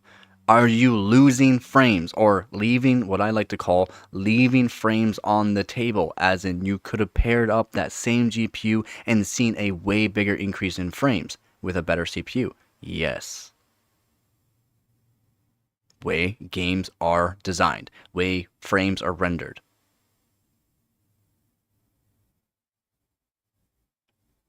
It could hooves.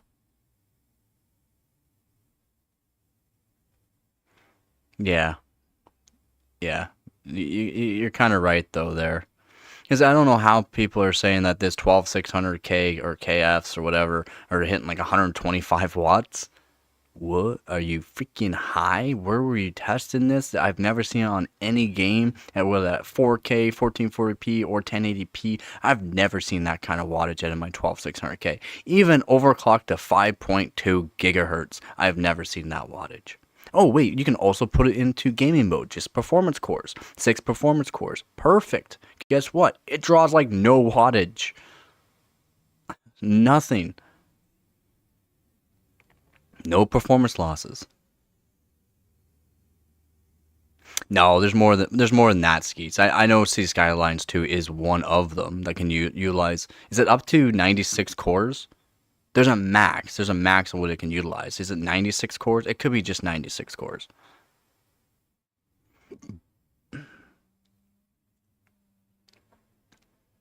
Is it 64 cores? Thank you, Ducky. Okay, thank you.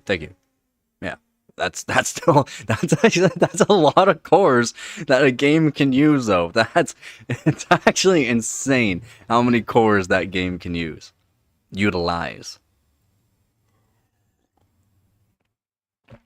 That's a lot of freaking cores.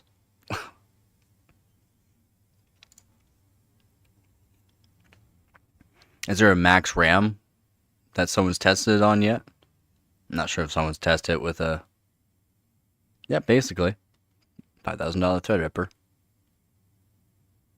Is it 5,000 or is it... I thought the... Like the new one, the 99...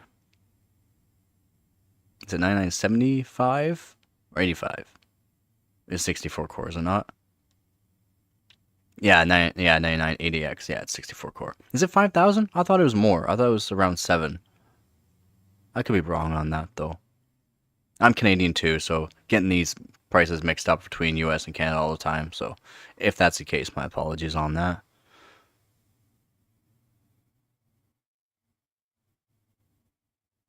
Yeah, I know about City Skylines. I've seen the game.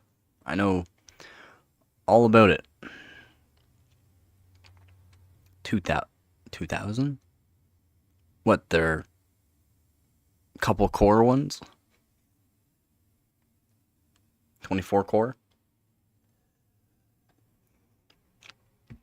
I'm not even sure all the new Threadrippers. I only know a few of them.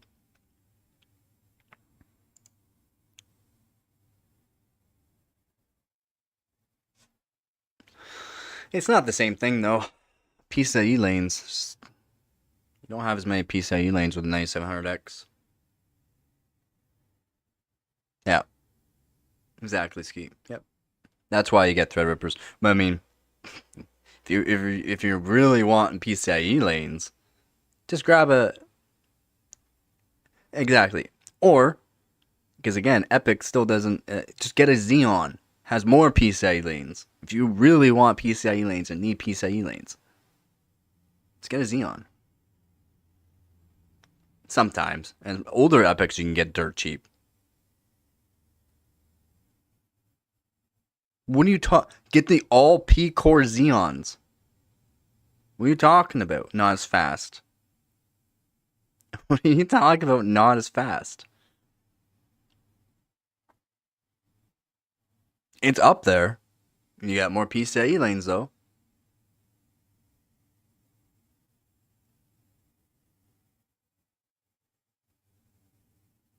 I mean, they're on par.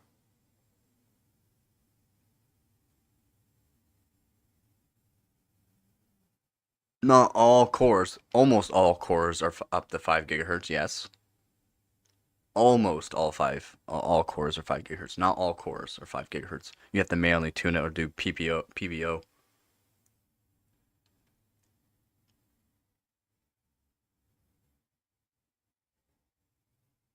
It's pretty fast.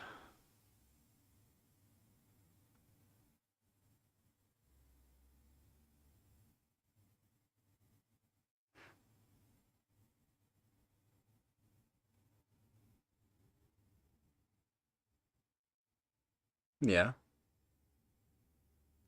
But again, they didn't sell due to the fact idle power draw was high and not enough PCIe lanes. You can only link so many units. That's why they didn't sell as many as what they were projected to sell.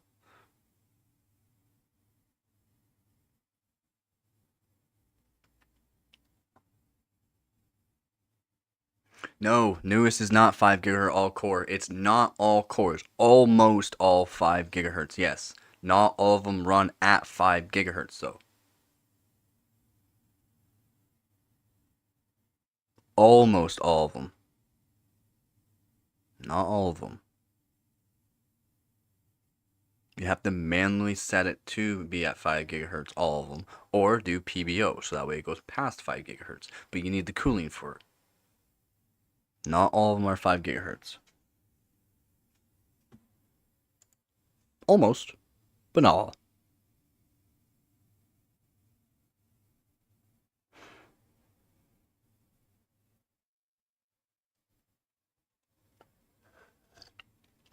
They still didn't sell that many of them, though.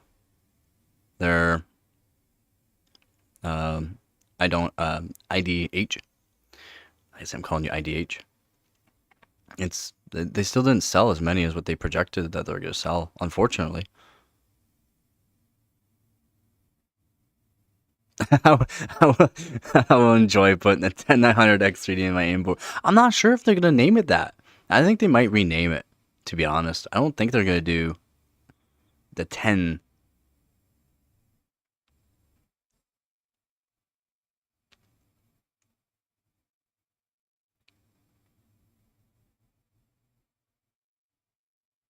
Is it up to 6 gigahertz? I heard a lot of people are running them around 5.8.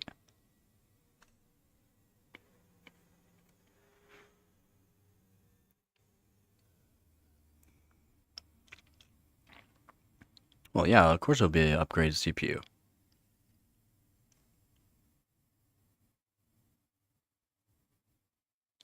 Yeah, not everyone likes to do BCLK. BCLK can mess with things for a long period of time. I mean, some people don't see it, but it can mess with things. Some NVMe drives don't like BCLK. I know. I mean, like I said, even light, it happens. It happens. It might not happen to most people. It should be fine. Yes, for the most part, it is fine.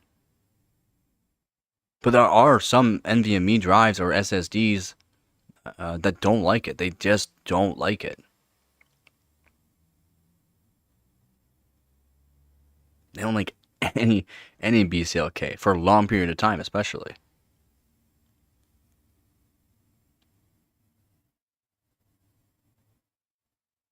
True, Ducky. Yeah, true. Yep. But you wouldn't have to worry about it.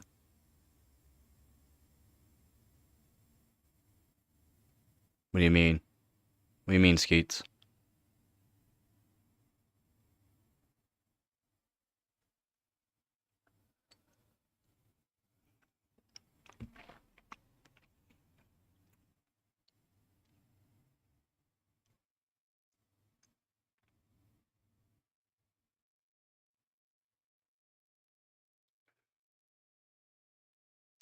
What do you mean? What do you mean?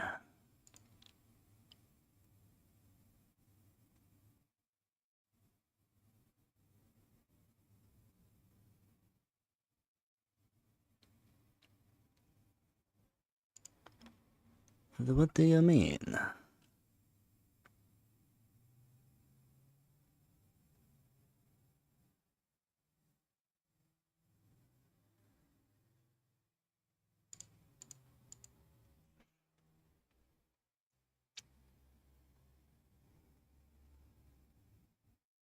No. Why do you think you can pick them up so cheap now? Especially, I mean, a couple generations ago, Epics. They're just garbage. It's why so many people got rid of them. Data centers literally had paid people to get rid of them. Because they're not good. They're not. They had so much hype, but they're not. They're not good. So much hype for nothing. For garbage. E-waste.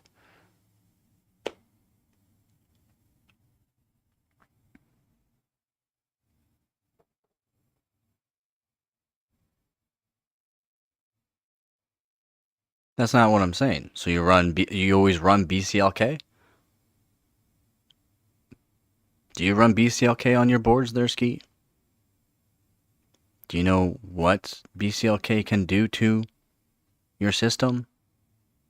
Your RAM, your NVMe drive, hard drives, SSDs, your GPU, anything attached to the actual motherboard?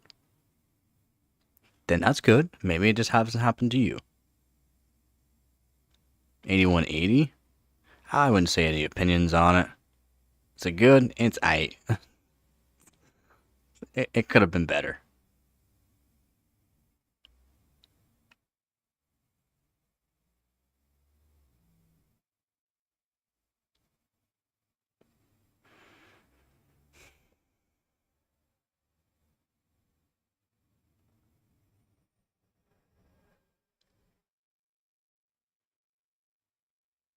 It was $80 a piece. Wow, or used? There's no way it's new that's that cheap.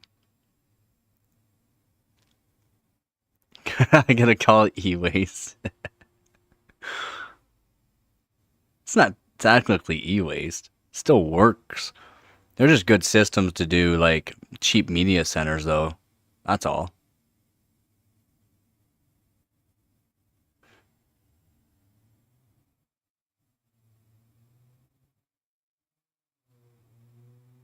Really?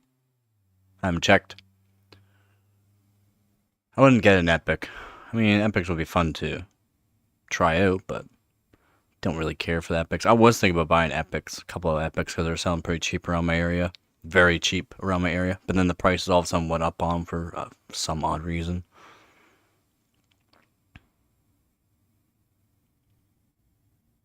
For like a week. Wow. Yeah, exactly. Yeah, then it's not e-waste. Because it works. Low powered. Very cheap to make a media PC for. Right? You don't have to put a GPU in it. You don't have to spend a whole ton of money on a power supply. You can put it in a small form factor case, no issues because it's low powered. No, I haven't tried Metal Gears. I don't pay for games. I've had somebody give me a game, a couple of games to do benchmarking on, but besides that, I don't pay for games.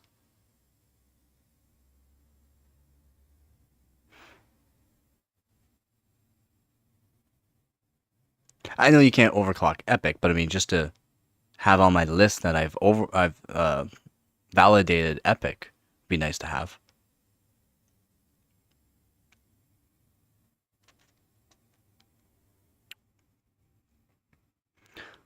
It is, Skeets. I'm sorry if you're an AMD femboy, buddy. I'm sorry. I'm sorry you're an AMD femboy. I'm sorry.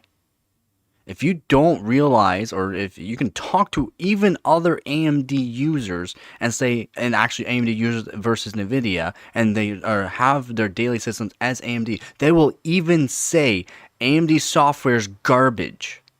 Okay? I'm sorry you're an AMD femboy. Yeah, you're a gamer because you're an AMD femboy. You're a gamer. You're not a gamer, you're a gamer. No, buddy. I was going to buy Minecraft at one point just so I can, like, figure out what my niece does in the game, because she loves Minecraft. She's like 7, gonna be 8 years old. She loves Minecraft. She's insane actually at Minecraft. But no, I have never. I don't pay for games. I seriously don't. I don't even play. I don't pay even for free things for in games. I don't have that kind of money. I don't want to spend money on games. Maybe if I played that game for a while, I put $20 into it. Just because that game actually deserves it. There's so many games out there nowadays people pay for, and then they stop playing it after like a week or two. That's a waste of money, man. That is a waste of money.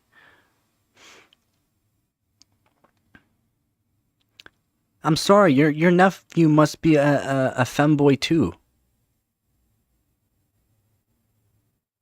You're misspeaking? No. No, I forgot who said that the one day. They said they're trying to say AMD fanboy, and they put femboy. I had to run with it. It's so good. Again, I'm non-biased. I'm gonna let you know facts. What is actually better though? AMD software is not as good as NVIDIA's. I'm not going to use one of those shitty things that has no security. You can tell me all you want, it's fine, it's secure in that, but if it's, I have paid Windows USBs from the actual manufacturer. I do not do these fake Windows. I nearly got real stuff for a reason, because of security.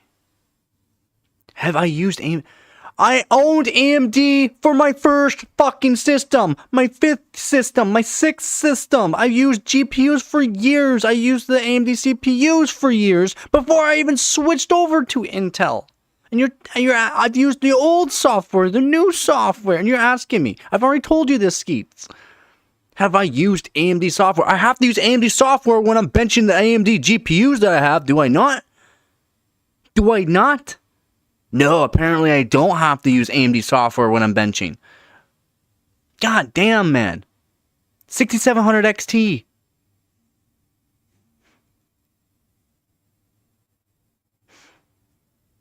Multiple RX 580s. Before that, multiple 8GB and 4GB models. Sapphire, Armor editions. Multiples of them to test for benching and having fun with.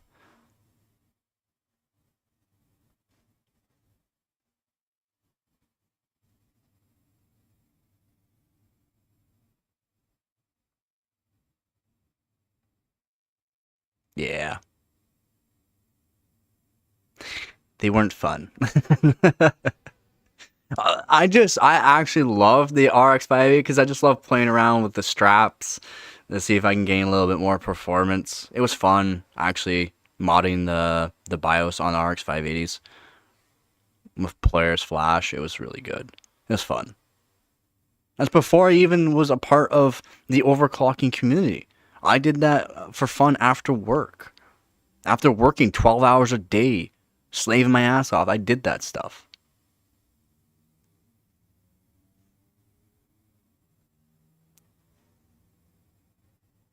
Exactly. And it happens a lot.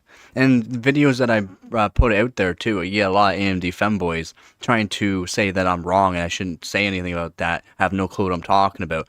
Yet I've done like Discord, over Discord, of people that actually have like new-end, high-end AMD systems, and I've overclocked the CPUs, overclocked multiple different kits of RAMs on them. I've helped them tune their systems on AMD. But yeah, I don't know what I'm doing for that. It's like, okay, buddy, if you want to believe that, sure.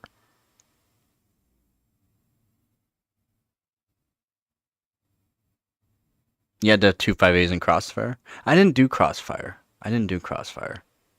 I was too busy trying to just make one The best RX 5 I've ever had for overclocking was the 4 GB model. The 4 GB, I don't know why, they just, after modifying the BIOS, they just overclocked so well, man, the 4 GB. Exactly. It's fine. It works. It works. It's not great. And you can literally ask anyone that actually has knowledge in this stuff or actually uses between a whole bunch of different platforms. AMD software is not great. It's not as good as NVIDIA's. Because it's true. I've used it for years. It's not good. It's not even good for overclocking on. It uses up so much resources too. CPU resources. It uses up so much resources. For what? For what? Something that shouldn't use that much resources, it uses too much. I don't care if you have a 3060 or not. Quit talking if you about stuff you don't know anything about it.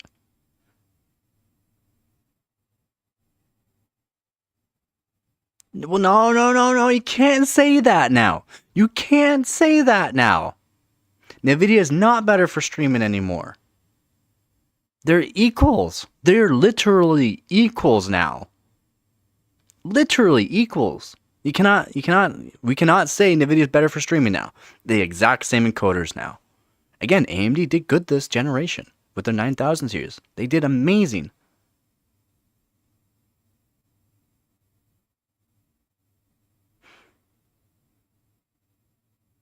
It is. It is hard for OC. It is. You can ask so many people that actually deal with this stuff. Actually overclockers. People that overclock on a daily. It's shit.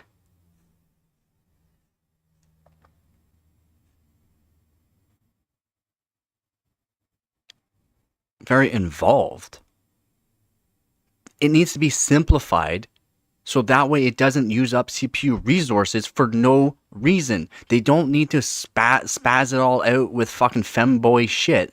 They need to make it as simple as possible and so that way it can utilize less resources of CPU.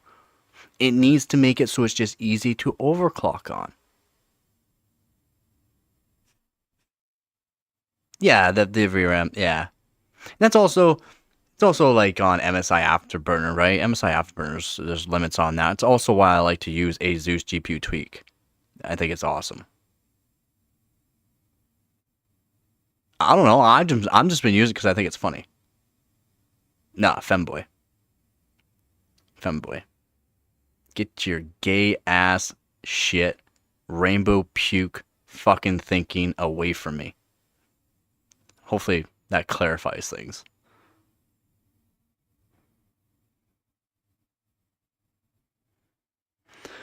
There's can't set force voltage and frequency. True. Yeah, true, Ducky, yeah. Yeah, same. Same, Ducky. That's how I like to OC too. I mean, what?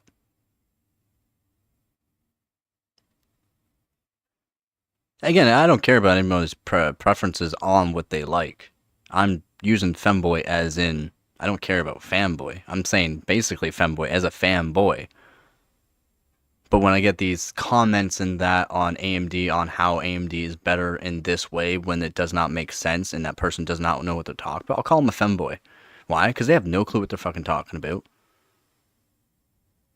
And because it hurts their feelings. I'm okay with hurting people's feelings.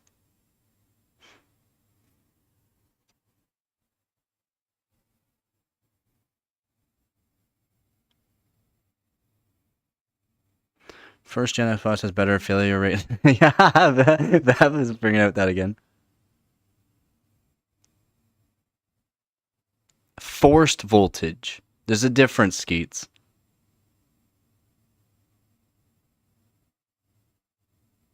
In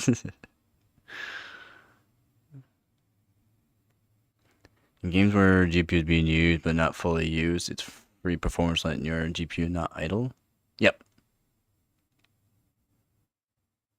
Yep. That's why try to show people how to get a little bit more performance out of their benchmarks too.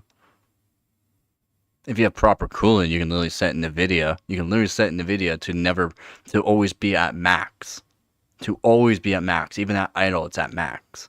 So boom, as soon as you hit a game to put load onto it, it's already there. It doesn't have to take any time whatsoever getting up to that frequency.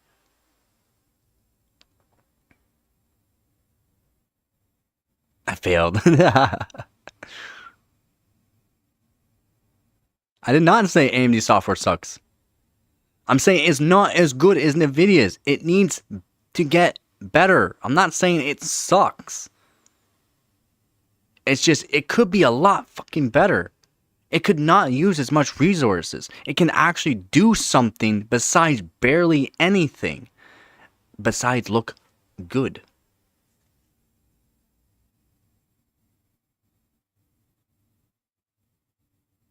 No turbo lag. Yeah. The 4.5 gigahertz probably on a single core. You gotta remember how your boost works. No, you gotta remember how the boost works. I don't know. I'm not sure what the 10700T actually boosts to on a single core. At all core, it won't boost that high. It's impossible. Even with BCLK, I don't think I think there's a limit. I don't know. He touches a lot of things on a stupid thing that doesn't make sense and doesn't work for his CPU and thinks it's working. I tried to tell him before, but there's no telling somebody that doesn't know anything about that. Yeah, exactly. It's just there's something better, Beb. Exactly. Yeah. Just like how he was saying he didn't put 1.8 volts into it, but he has on the CPU 1.8 volts. You can literally see.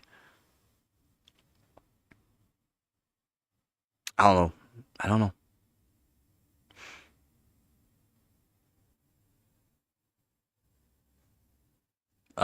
Because no one's benched it, and the person that benched it probably had a whole bunch of things running in the background, and you beat one person. That's how you got first place. Yeah. It's not actually getting 1.8 volts though. He doesn't have the means of cooling to do 1.8 volts, and the temperatures don't show that it's even doing 1.8 volts. And the software he was showing it on doesn't have any actual show whether or not the V core is actually getting 1.8 volts. And I tried to tell him that it's not actually working. He just doesn't understand that it's not actually working.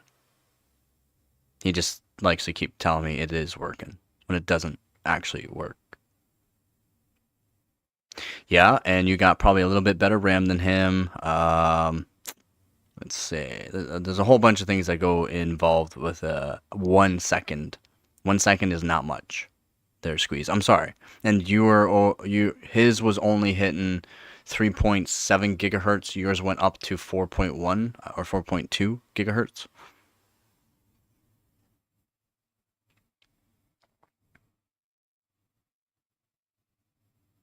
Yeah, not on a 10700T. He's talking about a 10700T. Not anything that's overclockable at any means besides BCLK. And BCLK, again, there's limits. There's literal limits depending on your motherboard. And he doesn't have, exactly, and he doesn't have a motherboard that can do BCLK.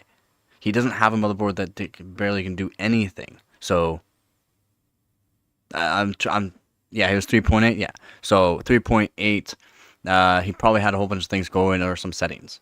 Yeah, 106. You can do 107.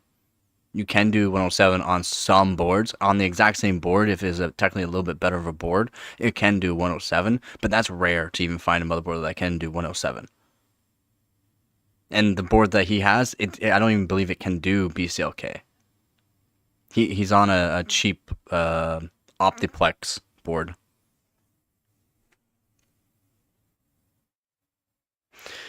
What you talk about, Hooves? No, you still talk about that, Hooves? You still talk about it? It's still a cheap proprietary, basically almost proprietary motherboard from ASUS for that. It's a cheap ASUS board. It's drama exciting, he says.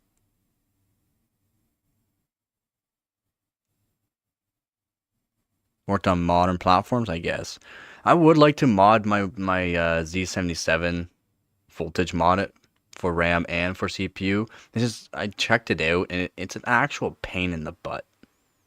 It's an actual pain. There's so many things you gotta mod to be able to get it to work.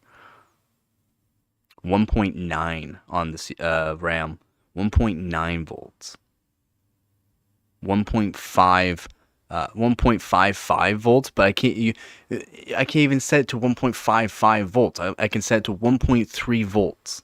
That's it. 1.3 volts. If I go any higher, it hits voltage limit for some reason. Yeah, 1.9 volts. That's its limit. It's such a stupid board. It's a Z77 Sabertooth, and it has a stupid voltage limit. It's like 1.925 max. And there's no way to get around it besides modifying it. No BIOS or anything that I found. Nothing. I mean, if nothing ever happens, if that's kind of a good thing. I don't care. It came in a Z590 box. That's not your motherboard. You do not have a Z590. You have an A model or H model.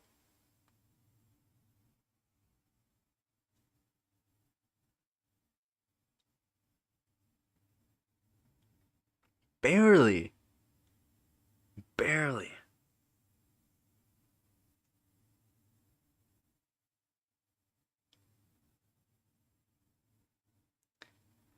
It works pretty good, but I mean, I can do better on my X58. I can get better timings on it because I can put the voltage into them.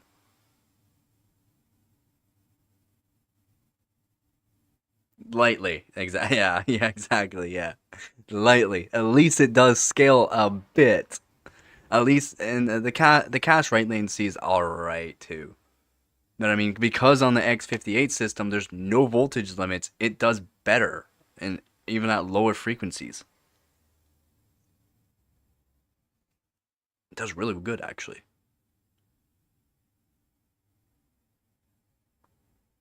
Full khaki. Full khaki? You just say khaki? Yeah, he said khaki. Yeah, low load platform.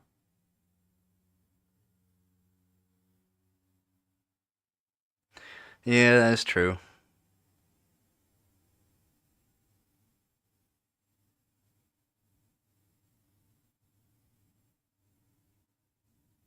But about around 2000 megahertz, do like CL6, CL7. Yabagoo. She's sleeping. She's a tired kitty. Are you tired? She's tired.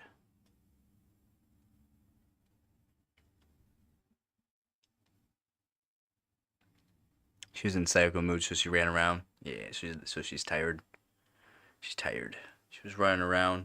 You didn't see her. She was running around. And then she came after I set up to do the Vaseline up the 1080 Ti. She jumped on my chair. Oh, he's not in the chair. It means I can sleep on it.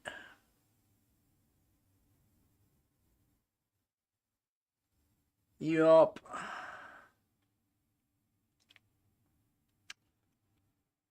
I get some ice ready too. I get some ice ready after the stream. I gotta chill a bunch of water too, so it's already got chilled water. I can dump the ice in. Yeah. 2000, not 2200. I could probably do CL6 to be honest. It's stable. Not 2200, 2000, yeah. It's stable. Yep, it's stable. Not 2200. I might be able to push it to 2200. We'll have to see. It's just a way that the board's kind of set up for BCLK. It's not the greatest setup. 2.1 volts. I can technically do lower if I wanted, but 2.1 volts is generally what I do it at. Just to guarantee stability. And in the RAM kit, they barely get warm anyway, so. It's not like they get hot. I always have a high-powered fan on them, so they always stay fairly cool.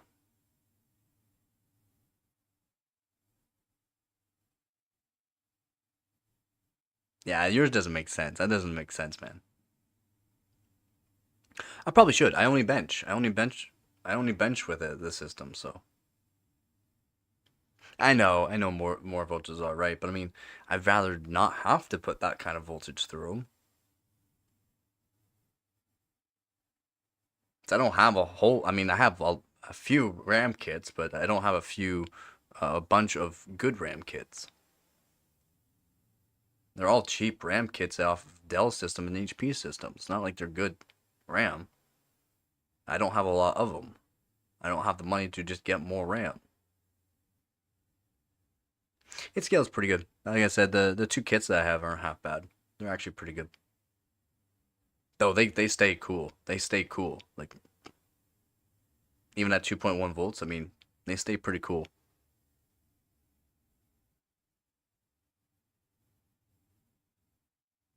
Yep, cache latency and cache write latency scale with voltage. They just scale so well with voltage. It doesn't matter actually what you're on. The cache latency always scales with voltage. Doesn't matter what IC.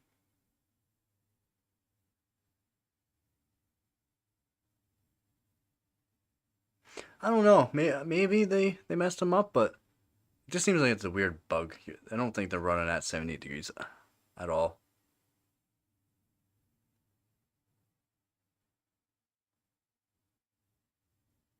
I haven't watched Rambo in a long time there, Hooves. Yeah, it is pretty good.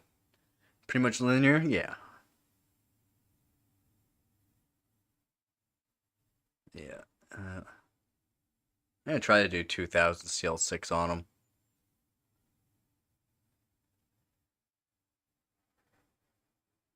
See if I can get cache write latency down too. I'll have to do some testing on it. Just gotta figure out how I can get it so that way the way the RAM, where you can set the RAM and also for the core frequency, I gotta figure out how to change it. Besides changing core count. Yeah, but for what I'm doing, what I'm doing on with the X58, I want a minimum 2 sticks. Most times I'm using triple chan anyways.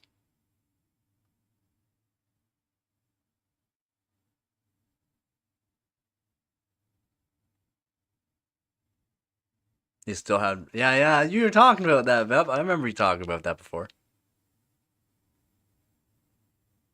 TRCD and TRP do negatively scale, as in, I find there's a limit. They only go.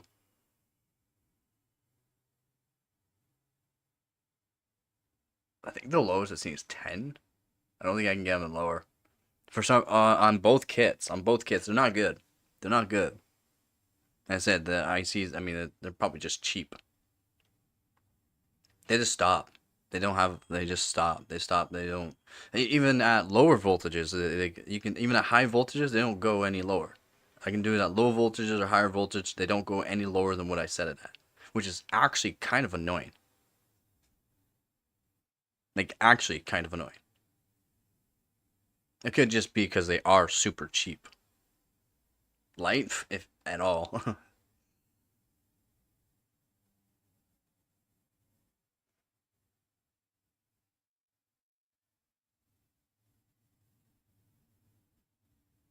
'80s are best movies. I mean, there's a bunch of good movies in the '80s. A few good ones in the '90s.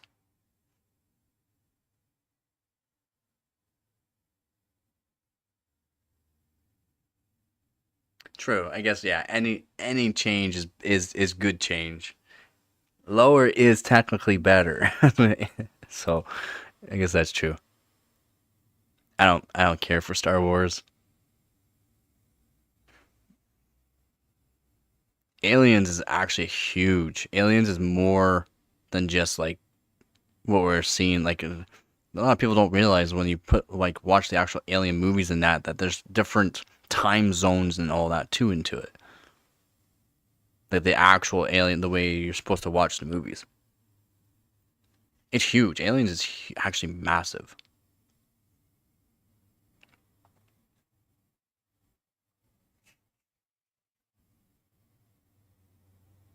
Yeah, I'll probably be benching X58 tomorrow. Yep.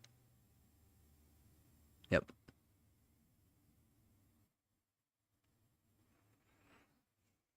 Yep, I'll probably be benching X58 tomorrow, and then I'll have nice chilled. I'll have a bunch of ice made up for Friday.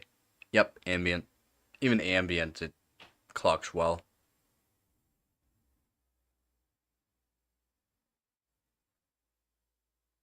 I'll have to set the board up for chilled.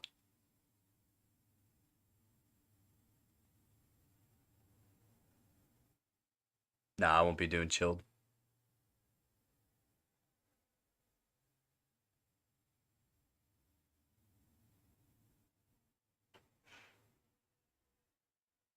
The max I'll see that CPU run is probably that I'll be running the X5650, and the max temperature even at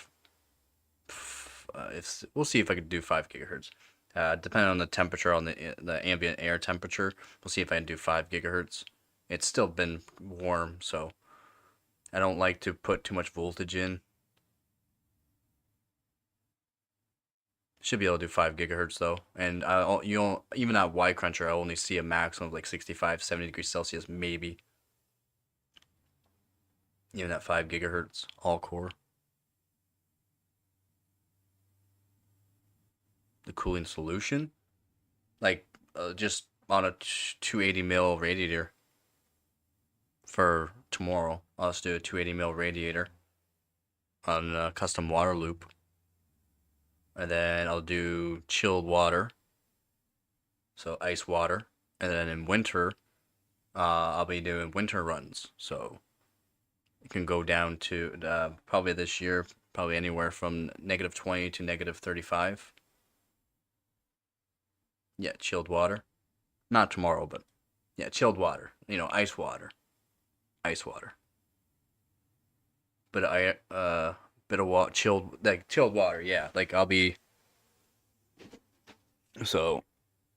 putting this just in the fridge, bottom right where it gets really cold. It'll get down to like 0 degrees almost where I'll be putting it, like seriously, like the chilled water, and then the ice, whatever the freezer can get it down to, maybe -8,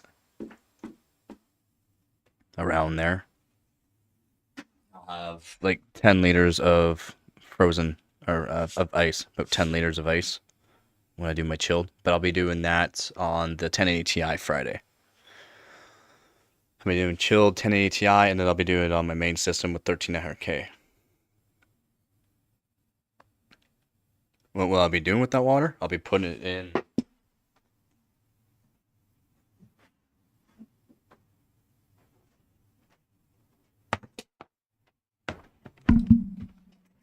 So I'll be putting it in, not this, the actual one that's going to be in here. This is a different tub. Doubled it up, basically, just a tote. Be putting the chilled water in here, and then I'll be putting the ice in this bucket.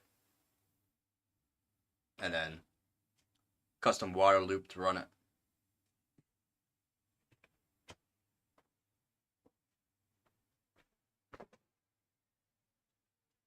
I don't have the money to do with the 3770K doing that 5.2 gigahertz runs. It was 3.5 hours.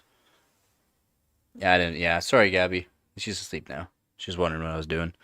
But yeah, I had for the 3770K at 5.2 gigahertz, I had 3.5 hour run. It's not as long as I would like. That's why I like doing winter runs. I do literally like 12, 14 hour long bench sessions like every single day in winter. 12 or 14 hour days. And I'll be benching it like in the wintertime. I'll be doing 12, 14 hour benches every single day, Monday to Sunday. Yeah, winter runs are nice. And winter runs are nice too because there's no moisture. Yep, exactly. Yeah, exactly. Yep.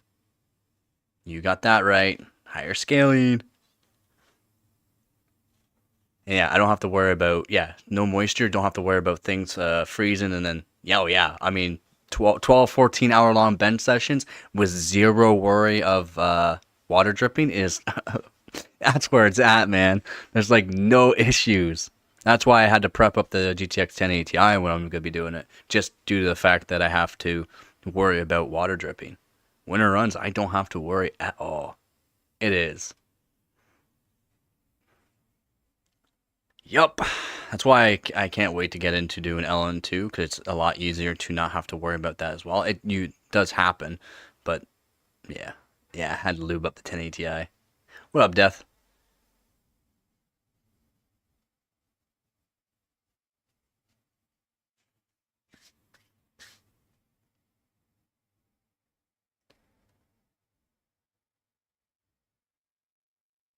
Heat my room. No. So what I'll be doing, so right now where my bed is, it's a section that's actually inside to the window, just over there. I'll have to show it sometime. But yeah, my bed's over there and it's in the side, and I'll be blanketing it off, like a whole bunch of layers of blankets, and I'll be running the system over there, and it'll be chillier in that section, and I won't have to worry about heating up the room. I'm at the top floor. Any heat rises right through the house, so I don't really have to worry about that. Plus, my main system that I'll be streaming from will be out here, where I will be. I'll be setting it up to do it so that way it's fairly close to what it looks like now.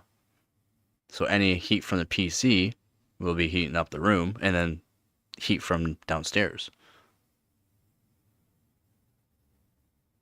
No, I don't have to worry. I can leave my PC outside if I wanted. I mean, last year, my PC, monitor, everything was outside for like all day, all night, for months. You think about doing LN2 OC? Nice. I don't have to worry about things breaking or moisture. Yeah, Friday I'll be doing 1080 Ti Friday. Yeah, I'm still trying to save up money for LN2 containers too. For CPU, GPU, and for memory. It's gonna cost about $2,000 in total probably after shipping for all of it. So I would love to be able to save up enough money for it. So I'll be buying two CPU pots. GPU pots, one GPU pot should be enough. But one CPU pot, I don't want to get a cheap CPU pot. And I want two of them because that way I can do older platforms too.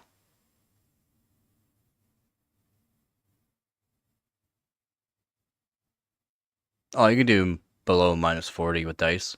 I mean, dice is -70, almost 78, 77 point whatever, about 78, -78. So you can do lower than -40 with dice.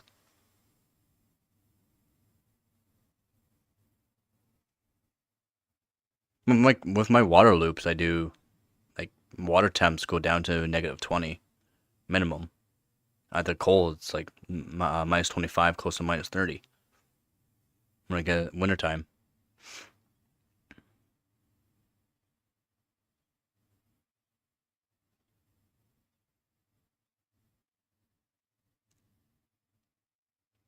I did 8 liters of frozen water, and it took 2 days, and one of the containers was not even fully frozen.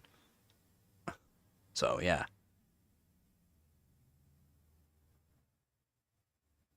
-20? You wouldn't even be able to get that low with ice water. You won't be able to go that low. Your freezer, max what a freezer can actually do, like your freezer, max of like a good freezer is -18. That's it. Ice water, it's not good enough. It'd heat up so fast. You need so much volume of ice water. Oh, sorry, it's for like what I'm doing. Probably -2, 3 around there.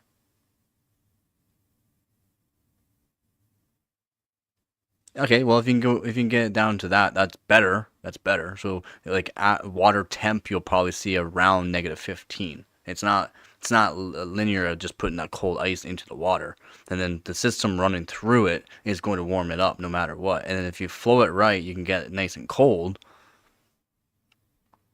But I don't put the radiator in with the water. I do it so that way it's an open loop. A bit harder to do. I mean, you just got to fill up the reservoir, put all the caps on nicely, put the tubes in the water, both the in and out on the water, and then turn it on. Just you got to make sure you have water in the reservoir and everything's tight. So if not, you're not going to be able to move the water because there'll be a source of air that they can suck through. It's technically a little bit better than doing radiator. Radiator, you need to have certain air water flow through the radiator fins. If not, you won't see the temperatures. You have to have a good flow rate over the whole radiator.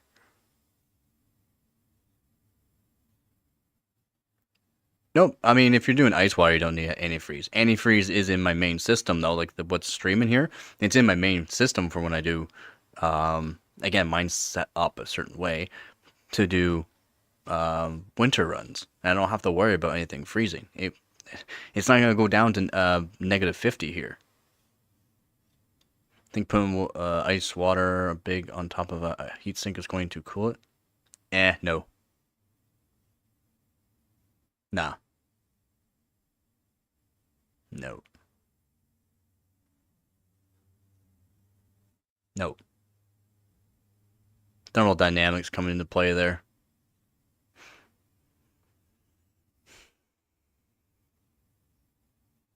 Nope. Nope.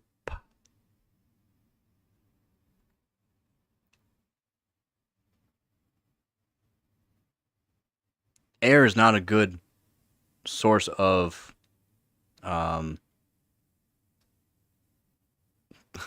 heat transfer.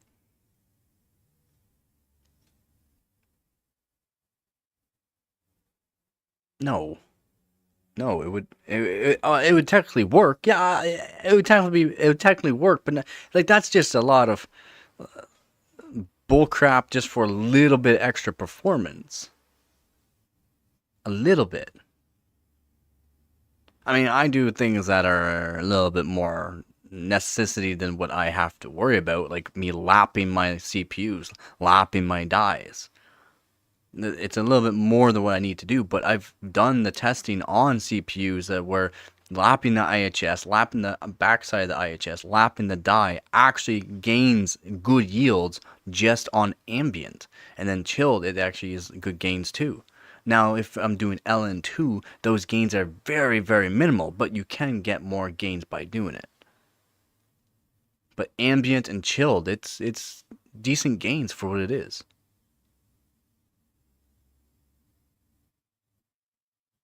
I don't know. No, it probably wouldn't be better just for air flowing around Northbridge. Cold, if you had really cold, we're talking really cold air. Yes. Water's always going to be better for wicking away temperature, though. Is it the best? No, but it's better than air. Air is absolutely terrible.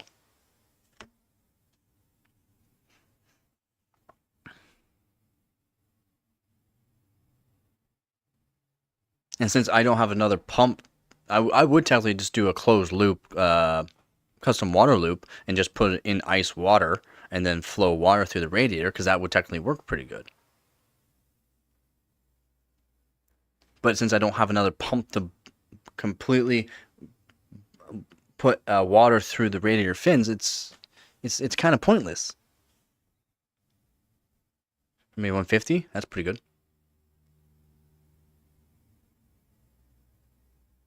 Oh, fully CNC? As long as it's a good slowed run of CNC, yeah.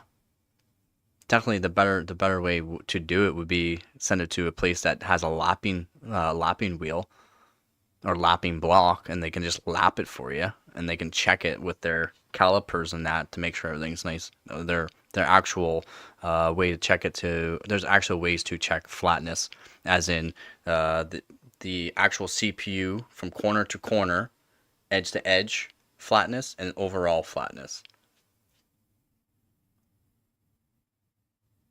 And they have a lapping block, which is a tuned lapping block that is very, very flat.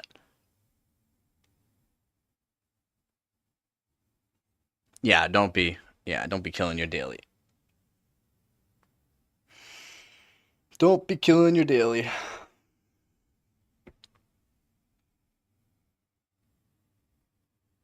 But a CNC, it'll be flat. It's not. Is it gonna be? Is it technically lapped flat? No, it's not lapped.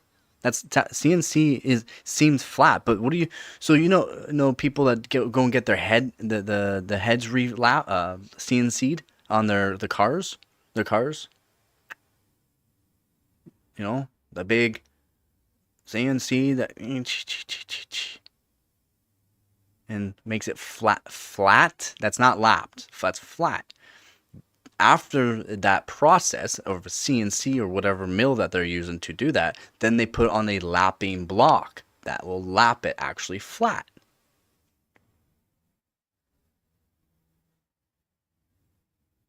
Don't polish. You don't want to polish. You don't want perfectly. You don't want mirror. You don't want a mirror finish. You don't want a mirror finish.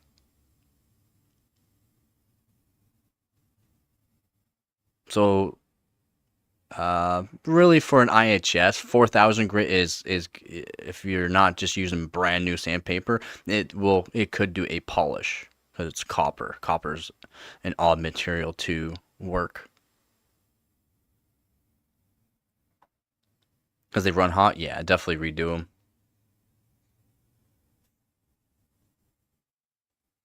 Yeah, you don't want to do nuts. You don't want nuts with what you're doing.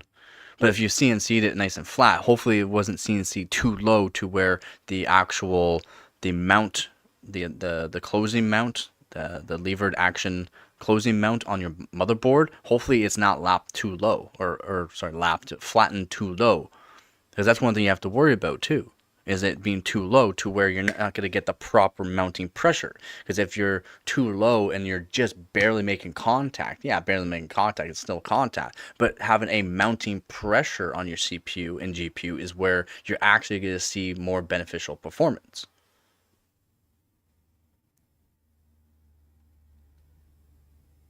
It's an old pot, so the bottom is kind of scratched. I mean, just get rid of any actual scratches out of it. Get rid of those scratches for sure. But if you can lap the bottom of it, it'd be better. And then lap the IHS to match it. It would be more better. Alright, sounds good.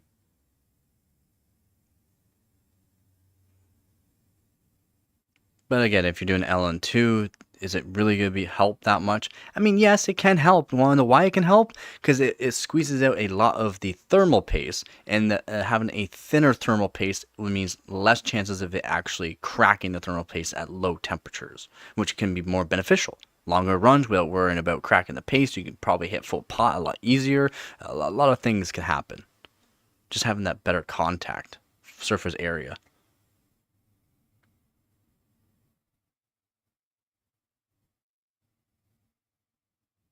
Stainless is cheap. Stainless is actually cheap. Sold very expensive.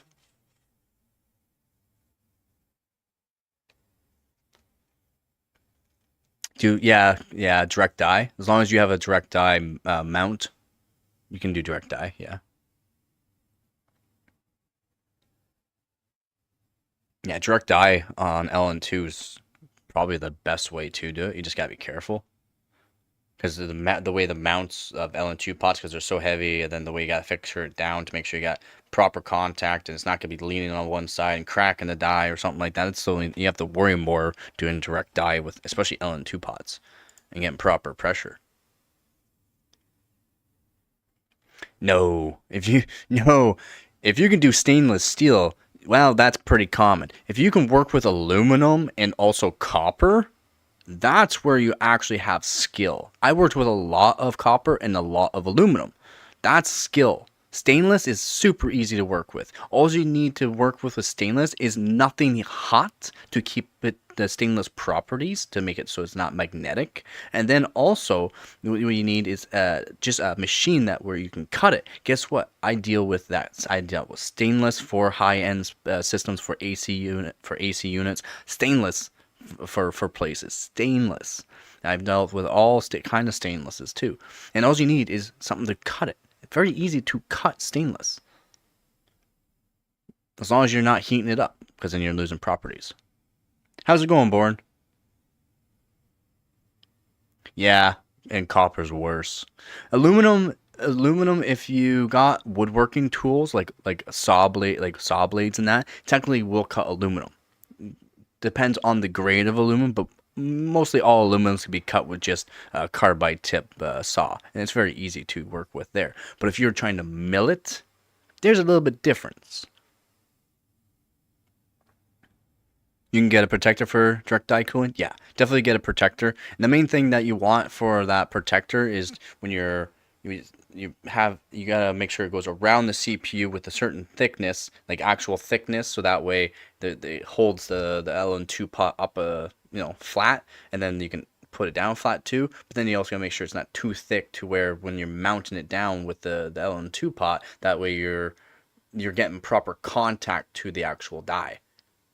You gotta make sure of that, because I've done direct die with literally just my water cooling system, and I made it from foam. But I literally had to find that thickness, and the thickness and the width of it to go around the actual CPU, so that way when I mounted down the cooler to it, it would be nice and flat. It worked pretty good. Wasn't that much gains for me because I'm on water? No, it wasn't much gains. I tried it. Wasn't any gains. Yeah, that's the tricky part. I mean, it is what it is, but I mean, just some medium density foam, packing foam works. Cut it out. Use a razor blade to cut it out. Give distance away from the CPU die, so that way when it gets squeezed down, it doesn't lap onto the CPU die. And it's pretty easy to do. It's just, it takes time.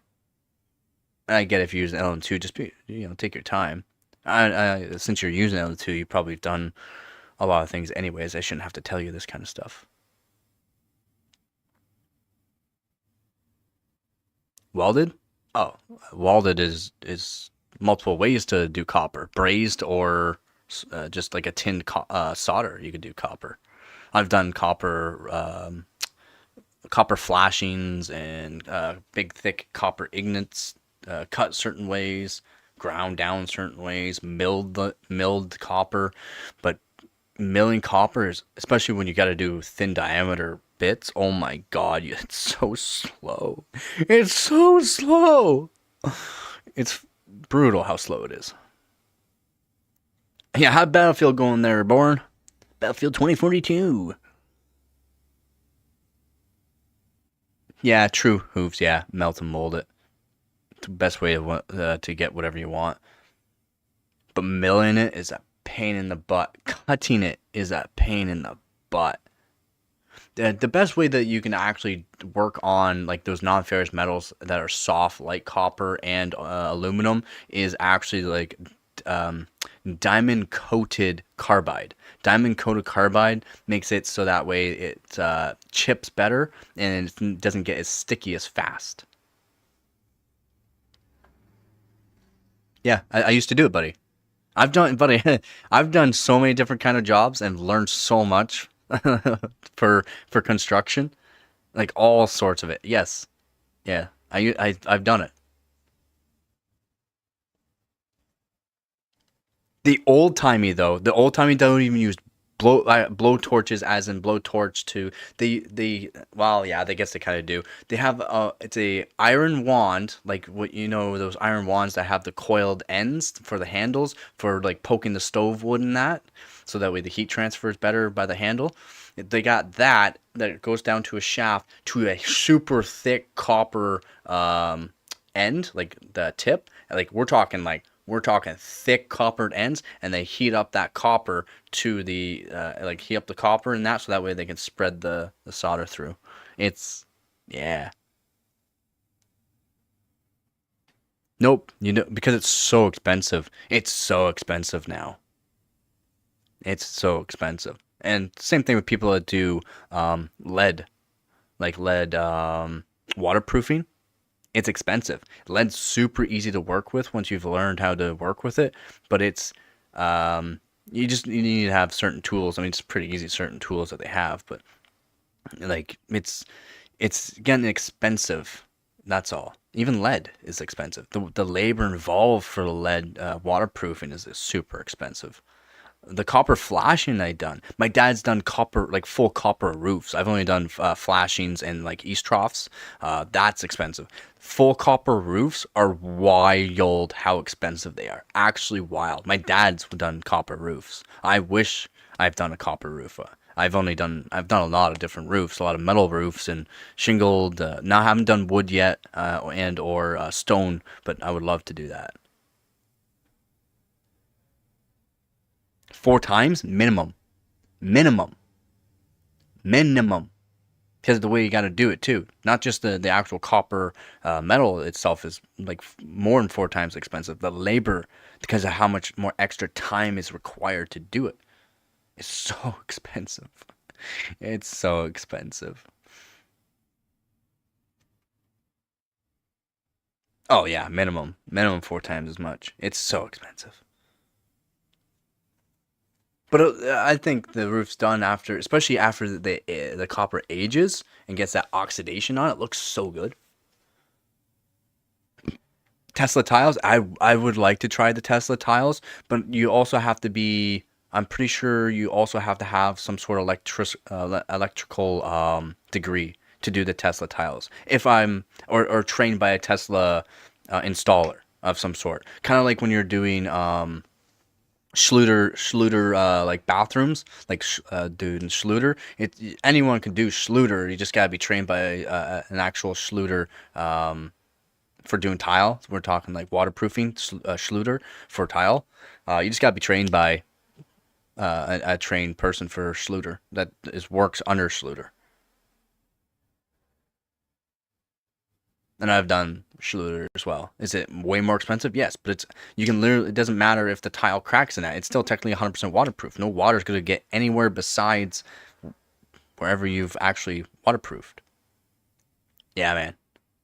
And doing like greenhouses and that, we've taken down places that had copper gutters, and we're talking like this. Like we're talking like 9.5 inches deep. It was 9.5 inches deep, 1/4 inch thick copper gutters. We took them down. And the company got the company that bought the place, that had the place taken down. Like we cut down the place and raised it up. They got the money for the copper. So we're talking like $15,000 per segment. It was like a multi-million-dollar greenhouse that was built a long time ago. It was so expensive though. Something that would cost like 15 grand per segment, per 10-foot segments.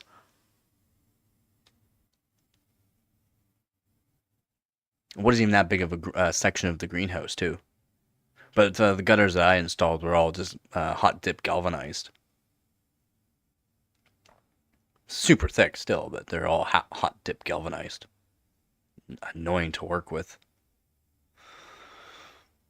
Yeah, the Tesla roofs look cool. Diamond style diamond tiles.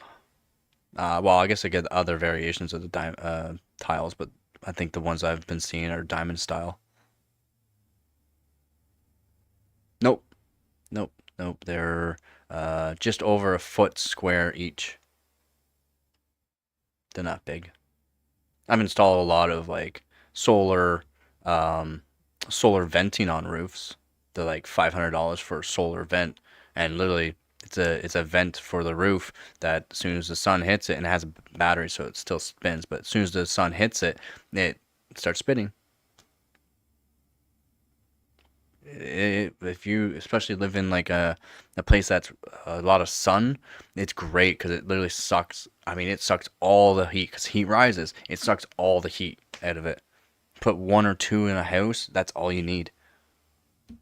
Those are pretty fun to install too, pretty easy. But they worked so good. Had so many customers say like, that's amazing, the difference. Within like 2 days, the house is completely better temperature. Within 2 days. We should have done this sooner. We should have done this sooner.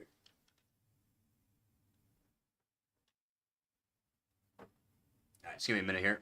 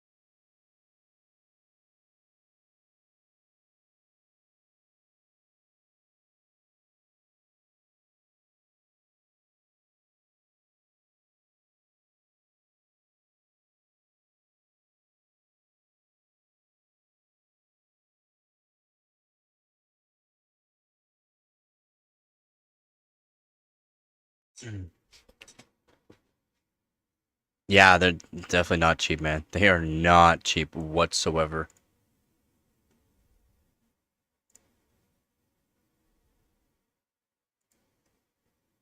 I agree with that. Be fun to install them at some point, but pretty sure you have to be trained by a Tesla installer.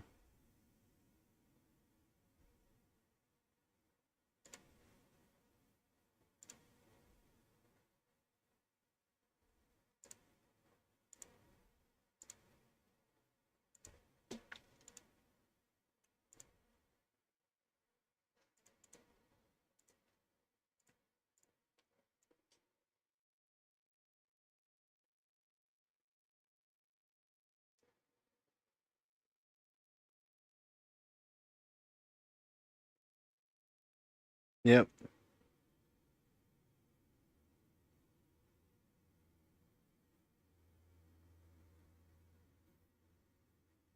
What a normal roof would cost you, what, maybe 6,000? Shingled? At the high end? I'm not sure Australia and how much it is out there for roofs, for shingled.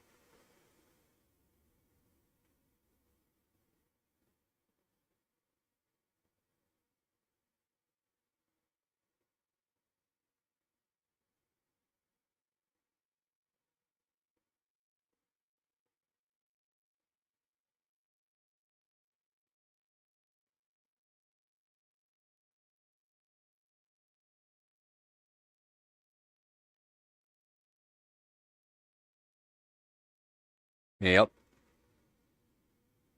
Has to pass inspection. Has to be done right. It's a roof. Roofs have to be done right. No matter what. I've seen a lot of bad roofs. A lot of bad roofs. Metal worked roofs where it's like not square at all. It's like how did you end up doing that?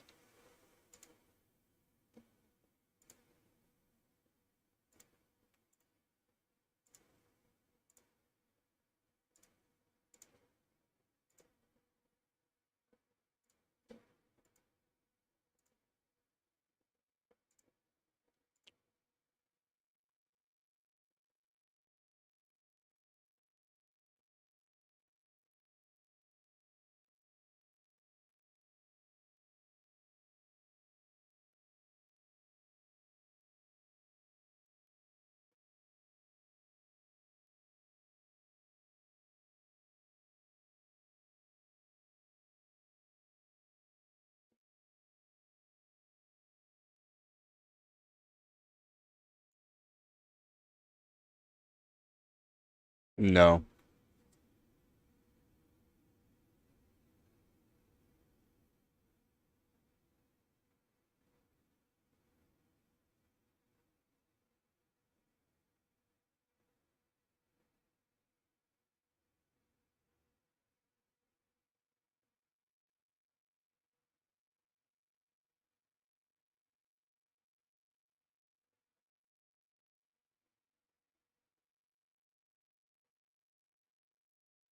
I mean, solar works for roofs for sure.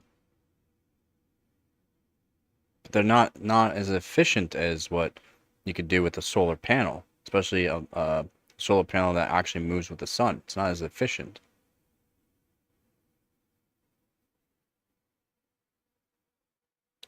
I mean, yeah, I mean, it's smart.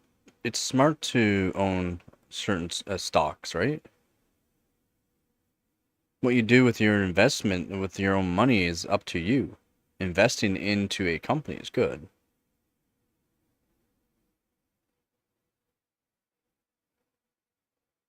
It's true. That is true there. That is true. Yeah. That is true there. That is true. You got the massive wooden workbench. It was amazing. It came out perfect, but you didn't buy cured wood. What I would hope I would hope not. I would hope just dry cured. Or wood like fire cured.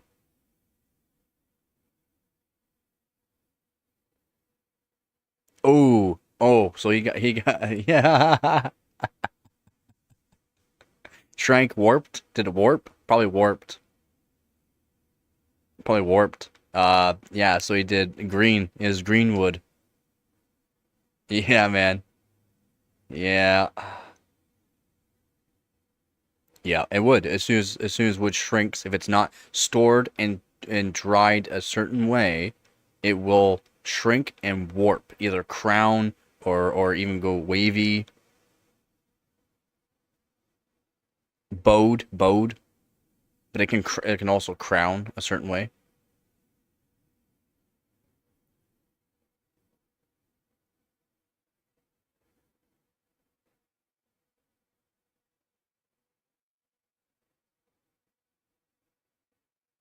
Yep, heat treated. Yep. In yeah, outside you can do like actually chemically treated. Inside you can use chemically treated, but it'd have to be for certain purposes. You can do chemically treated for inside.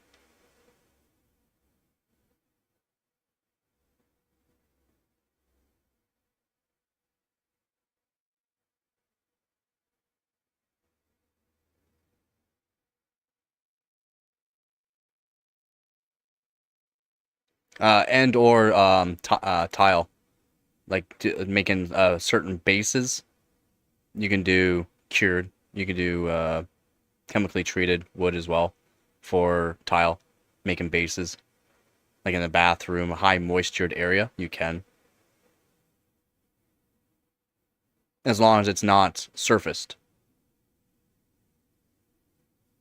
Yeah, that's brutal. That's brutal that happened there, Vep.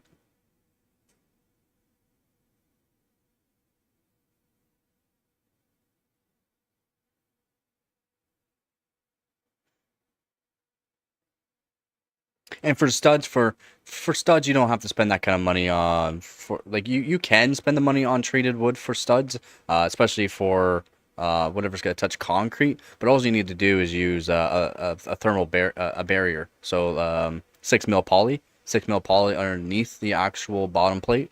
Then that's fine.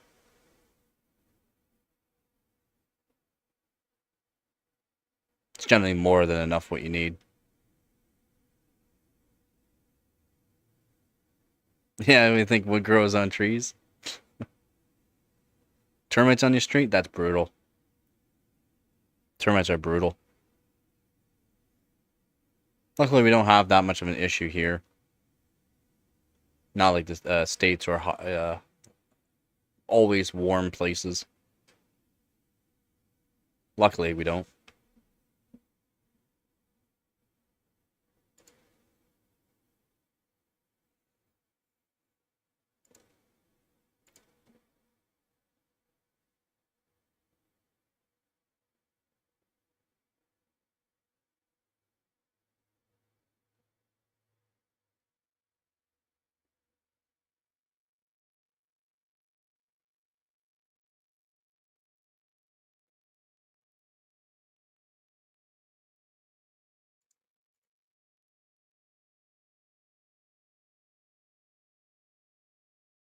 In a way.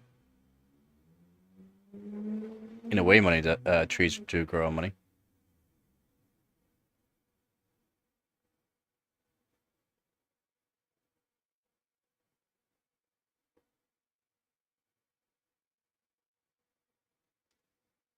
Yep.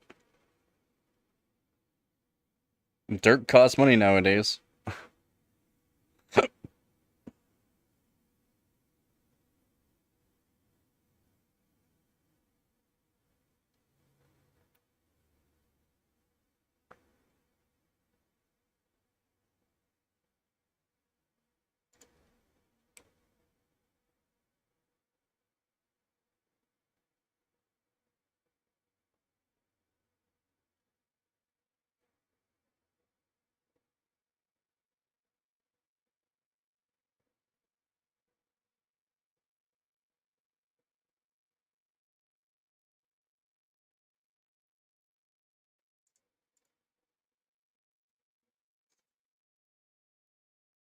Yeah, definitely not after a few days.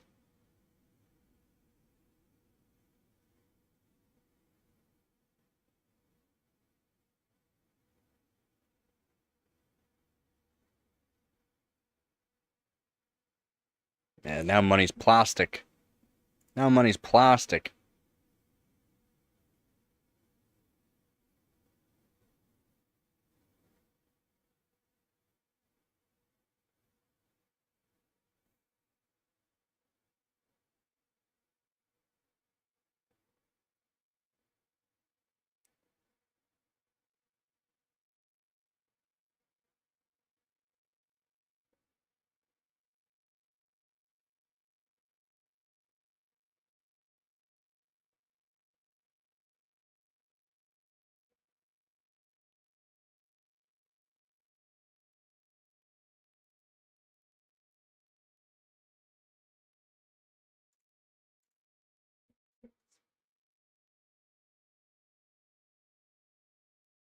Yeah, a lot of people do.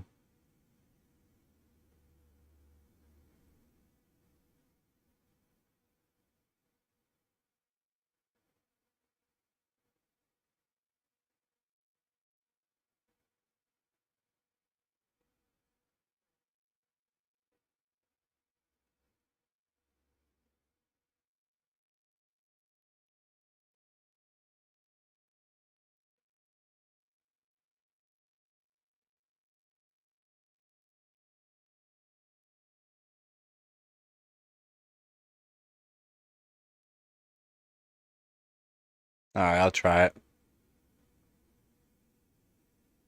See what I can do there, Ducky.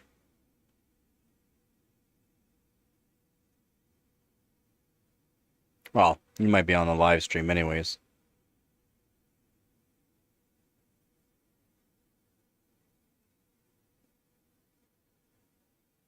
Yeah, I'll definitely max out first, then lower timings. Definitely low or get as much frequency as I can beforehand. Just everything I've tested for performance-wise, right around 1900, 1940, 1960 megahertz seems to be the best time zone. GMT Eastern.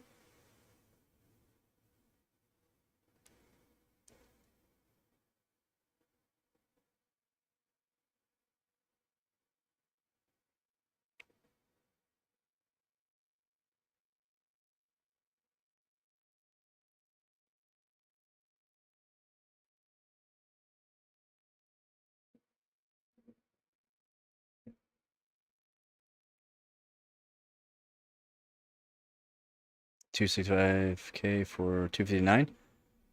There was deals that were better than that.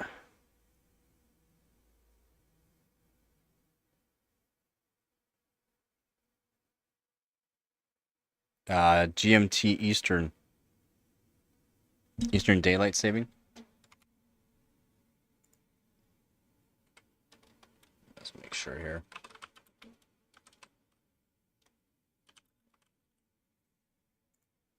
Yeah, Eastern Daylight Saving, GMT 4.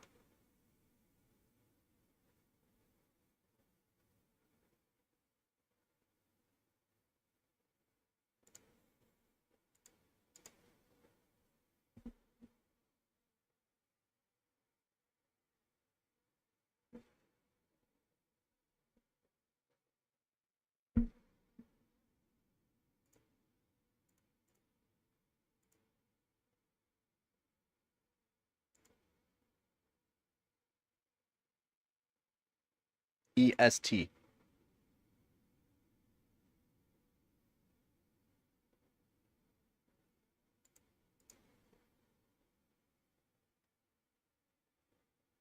Six hours behind you? I don't know. What time is it for you right now? It's almost 3 p.m. for me. So it's like 9 p.m. for you almost? Is it 8:48 for you? Yeah, okay. Yeah, about 6 hours behind.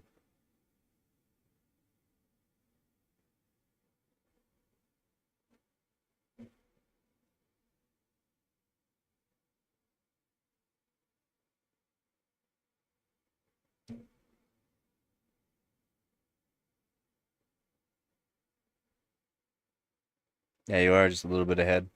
Oh wait, you're way ahead. A little bit ahead. Oh, that's so many hours ahead. It's not even funny.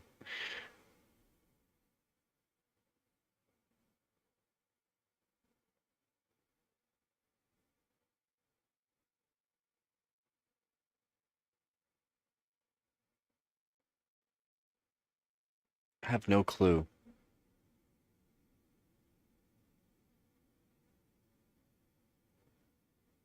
Wait, is it the 27th for you, Hoops? Well, technically, yeah. Yep.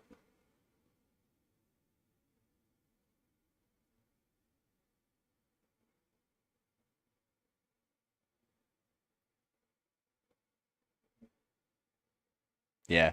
Well, he's Australia.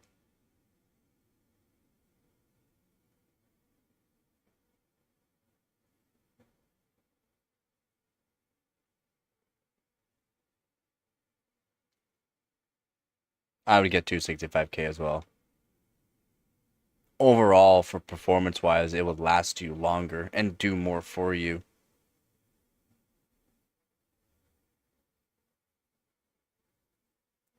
Why? You tune the hell out of it. You can literally, like, tune the hell out of it. Why are you...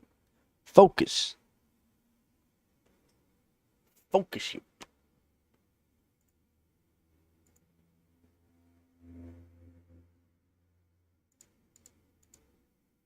There we go.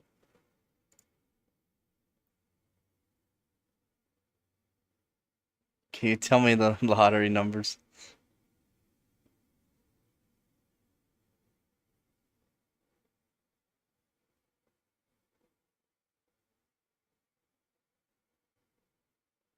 Oh. Yeah.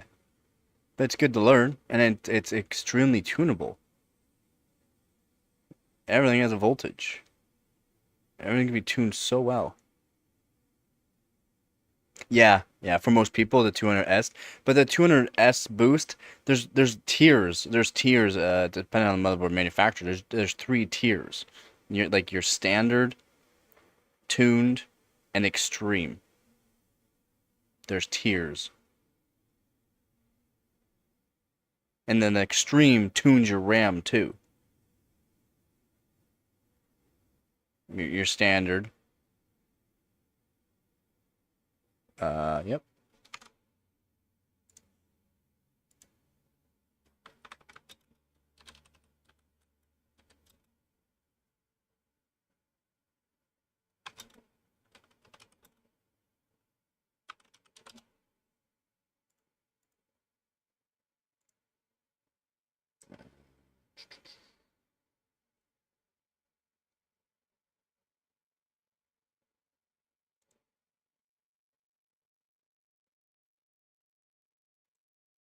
I'll give you the one from G-Skill. I think this should have the right one.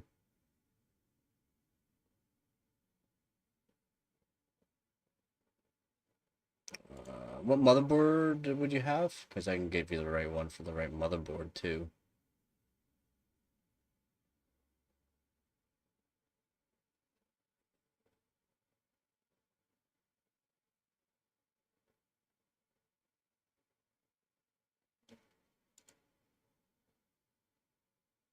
Okay, yep. I'll give you the Gigabyte.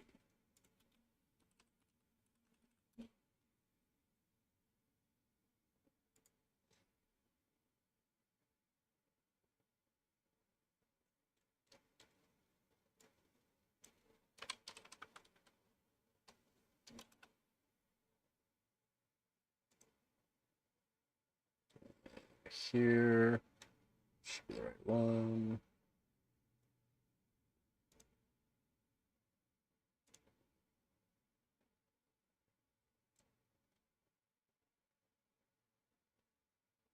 I don't know if this gives you the right information.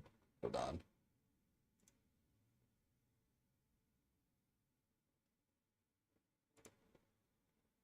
I mean, I talked about when it came out. A second here.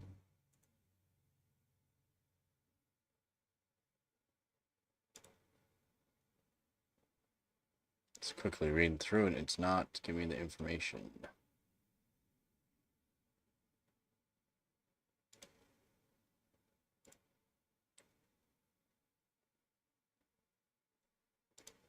Should give you a link for the live stream that talked about it.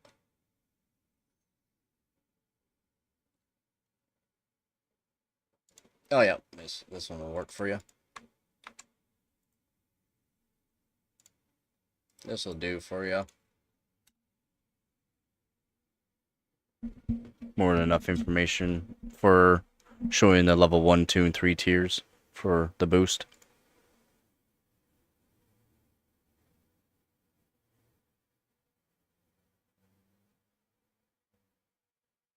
They've changed a bunch of stuff, so I'm trying to give you one that's correct information. That's one of them. Depends on motherboard manufacturer what they call it, but the motherboards that support it will have 3 tiers. And Gigabyte is, I think they're around the first ones to actually have a working one for it.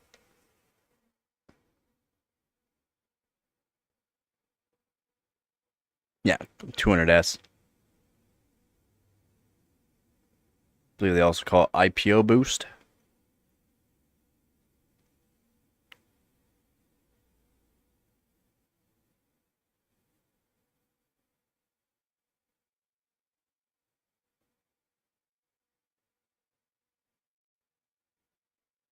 GN made you aware of problem, advised you to patch. What?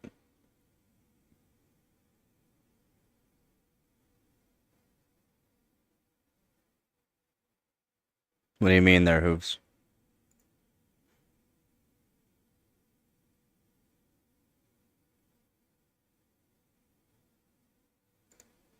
It'd probably work on your motherboard too. You just have to you have to update the BIOS. What motherboard? I can check for you right now. What motherboard? The Steel Legend.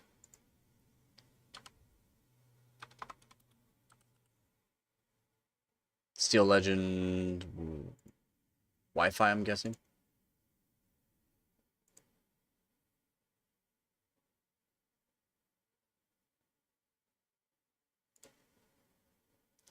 Latest BIOS update.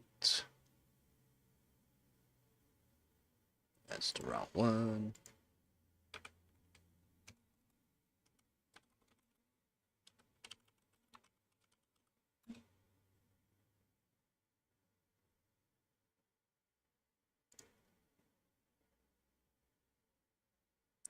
BIOS.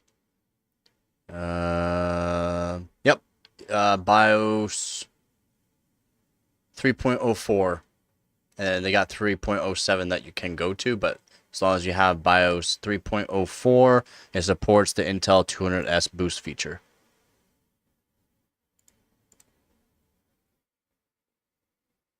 Yep.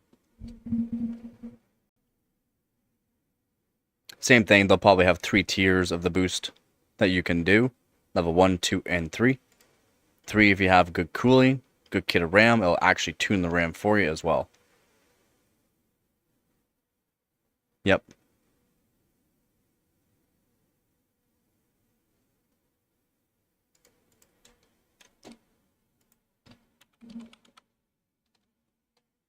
And that's good that they did that, right? That's 8,000 under warranty. Instead of being 50, I think they still had at 5,600 for some reason.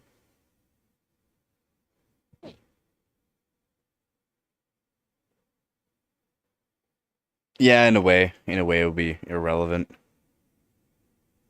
Yeah, especially for what the CPU can actually do easily, especially with a good kit of RAM.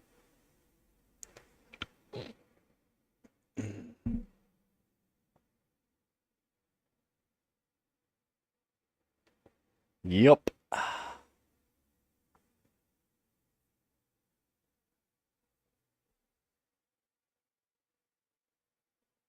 Yep.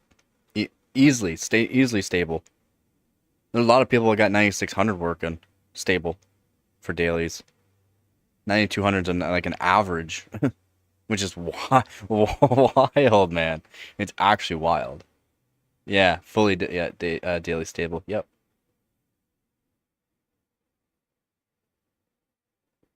Because they're why go back to Intel when you're on the AMD hype train and getting all the views from it, right? If you're already have been paid by AMD or sponsored by AMD, paid or sponsored, 2 different things, and you're getting good views, why switch over and start saying good things about Intel?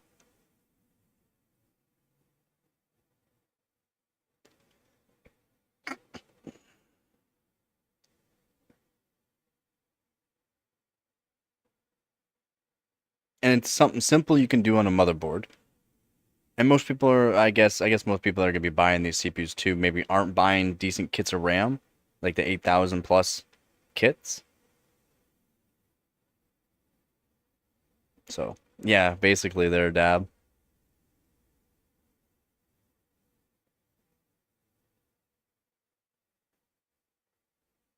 Yep, basically. Trueborn, yep. So if you've been paid by AMD or sponsored by AMD of some form or way, there's multiple different ways. Getting good views from it. Why say anything about it? They'll just or they would do the review onto the 200S boost and compare it to AMD CPU still for gaming, and they wouldn't even use tier 2 or 3. They would just use tier 1, the basic. That's it. They wouldn't even probably do tier 3. They would probably just do the basic. So that way they're making sure that it doesn't compete with AMD.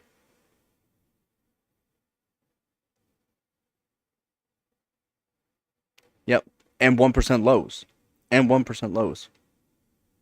Have you checked out like other people's 1% low charts on like the 1400Ks and the 200s and AMD? The 1% lows for the average frame rate being higher, and your 1% lows are way lower than a 1400K or 200 S, the 200 Core Ultras. Then yeah, how is that good? Because your average seems higher. Okay, that's good, but your 1% lows are low. I'm not saying it's bad in some ways, because even that 1% low, depending on the game, it's not gonna hit your refresh rate of your monitor. Rating the sprinklers, cooling down. No, not with the 9000X 3D for average frame rate. But 1% lows are up there. Yeah, that's what I would do too. I'd buy a 8400. Yeah, exactly. I don't care about the average. Like I said, I'm still on a 3070 Ti, and every game that I've played is good. Although Battlefield seemed like the frame time could have been better. Especially, it was terrible on the 1080. The frame time was like 16 seconds averaging roughly for frame time, which is nanoseconds, milliseconds, we won't call it. It's not good. The frame time was terrible. Yeah. The 3070 Ti, it was right around that. It was averaging around 7.8, which to me not that good. Not that good. Because a lot of other games that I played, it averages around 3. Around 3. Which is pretty good.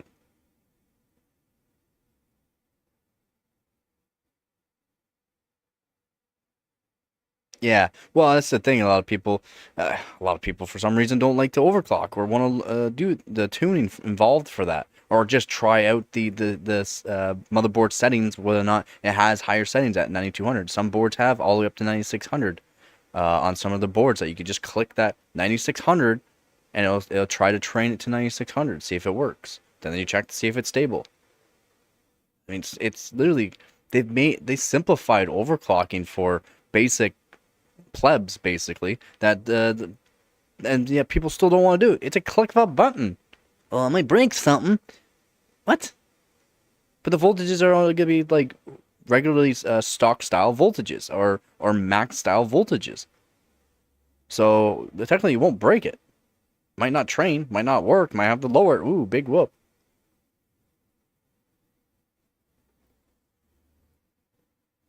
You won't PC, you won't OC too well. Depends on the motherboard that they're using.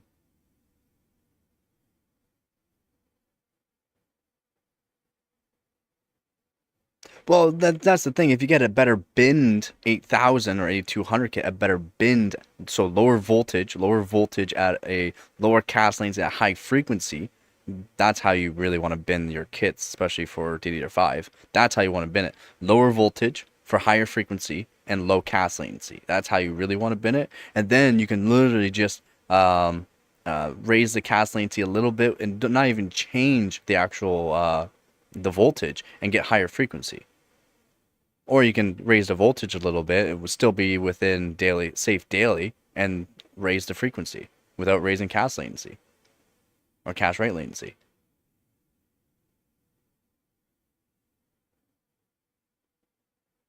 Overclocking, yeah, it is. I mean, yeah, you can fully tune systems to wherever it's using all core, at all core, or if it's using 4 cores, or however many cores the CPU has for the voltages too. It doesn't have to be a static core voltage, but for doing a static core voltage just automatically means the CPU is already getting that voltage. So as soon as a load hits it, it's already got that voltage. Nothing has to change there. And if you have it set so that way the CPU is already at max, so disable speed step or whatever, speed step and C step, and that way the CPU is already at max clock frequency, and with the voltage that you have that's stable, when you hit a load, it's already there. There's no delay, so your performance already increases. That's also why you got to learn on what actually can affect the overclock on certain benchmarks, though. It's certain benchmarks that really benefit from doing that. But yeah, if you really want to tune it so that way the temperatures are really good, you can do it. Temperatures good for high overclock and good voltages, especially on the newer systems.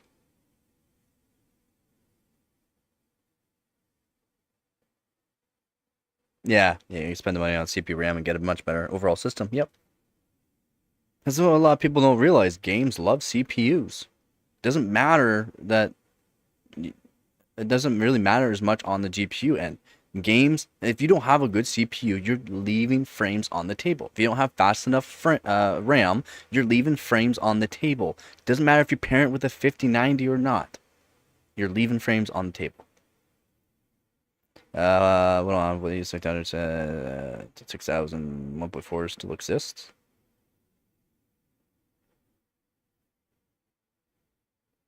Yeah, but they're good. Yeah, I hear you on that, Ducky.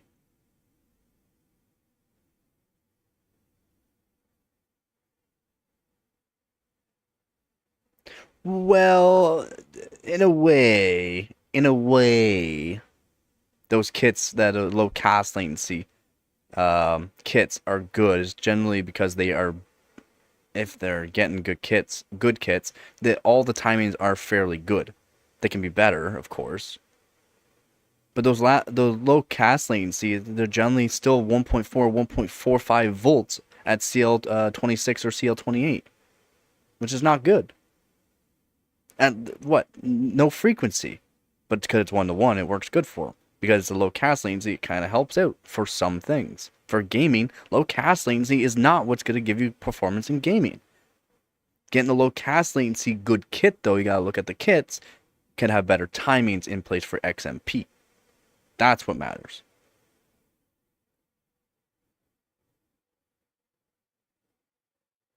Not idle? For not idling, it depends on if you're using NVIDIA or AMD. NVIDIA, you just go into NVIDIA control panel and set it to max performance, and it's always at full load. Or full clock rate with 0 load. Yeah, then NVIDIA control panel. So give me one sec here.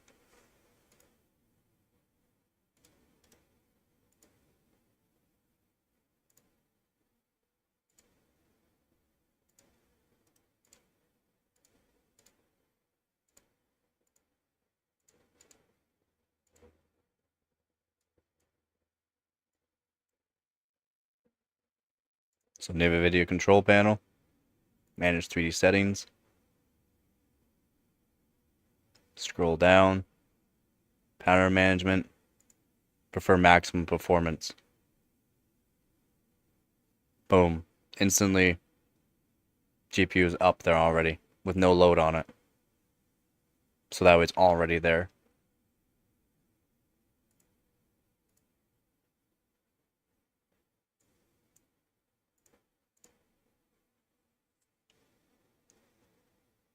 Yeah, cast latency doesn't matter as much as what people think. Exactly.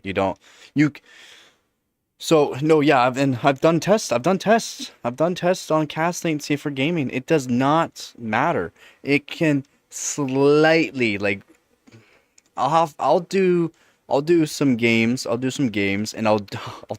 it takes so long to do these tests for me, and I can't be streaming these long streams if I'm doing these tests, like, because I want to get some sort of sleep.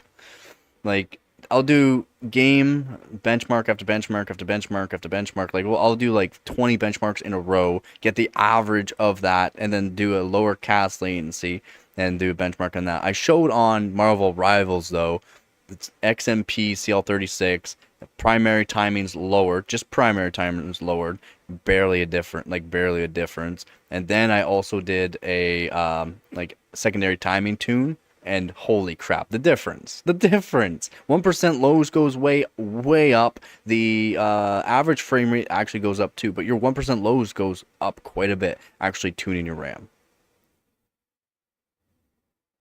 Cast latency doesn't matter. Yeah, Bill Zoid's 100% right on that, man. That's why if Buildzoid recommended a kit for AMD of like low CAS latency, he's literally probably said the CAS latency does not matter, but I'm recommending this kit because I've tried a whole bunch of kits at this low CAS latency, and this kit here had better timings overall on XMP, which gives you more performance without tuning it. You can get any kit at CL26 and just tune it as long as it's Hynix A die or M die. Hynix A die is really what you want though for that low frequency, and 32 gig, right? So like that low frequency, and then you just tune it, manually tune it. You can pay less money too. 2 DIMMs gonna give you more performance always. 1 DIMM, you're not going to get the amount of bandwidth. It's going to cut your performance down by anywhere to 1/3 to half the performance. Generally 1/3 the performance that I've been testing 1 DIMM at. It's like 1/3 the performance. Not enough bandwidth. 2 DIMMs always going to give you more performance. More RAMs always going to give you more performance depending on application though. And 4 DIMMs going to be more strenuous on your integrated microcontroller. Memory controller. I'm gonna pay for CAS bin stuff just for the flex. Honestly, I didn't even buy low CAS latency. I guess at the time CL36 7200 was all right, but I pay for knowing what ICs I'm getting more or less, and that they're hand binned for low voltage at high frequencies at the exact same CAS latency. So if you can find a CL26 at 1.3 volts, buy that kit.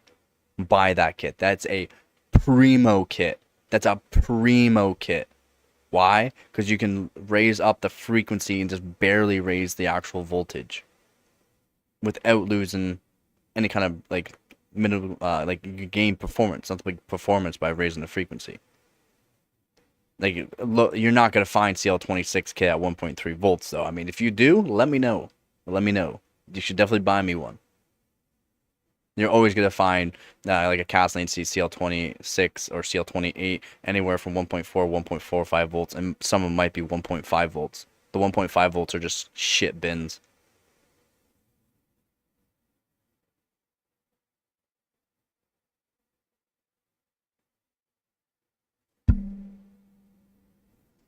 Yep, diminishing returns exist everywhere, yeah. The 1%, better 1% lows, no overall improvement. No, no, that depends, because that you can't say 4 channels gives you the 1% better lows. The 1% low increase there is due to the fact of the amount of RAM. Did they test 64 gigs 2 DIMMs versus 64 gigs of 4 DIMMs? Or no? And it's not 4 channel. Dual. It'd be dual channel for DDR5. That's what we're talking about. 6,000 CL30 1.35 volts, probably do CL20 at 1.45. Yeah, and that's not a good bin though. That's not a good bin.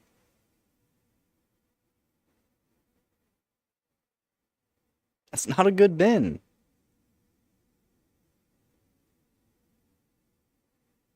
They're basically the exact same bins.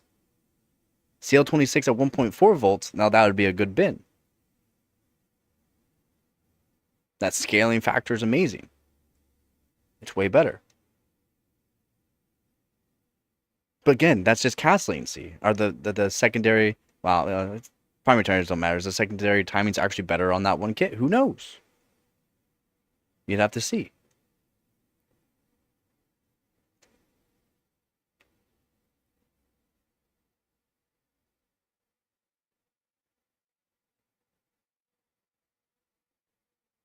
Yeah, true, Ducky. I can believe that. I can believe that. I've done testing on like with the 9950X 3D with someone in multiple different kits, and yeah, that I did see. That's where we were seeing the gains. That is literally where we're seeing the gains.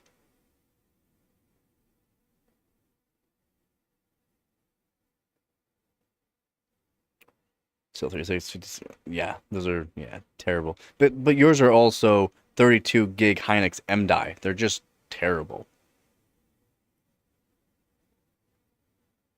You found CL26 1.4 volts? That's a better bin.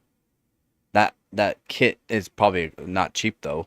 That's a good, like, a better bin than 1.45 and better bin than CL30 at 1.35 volts.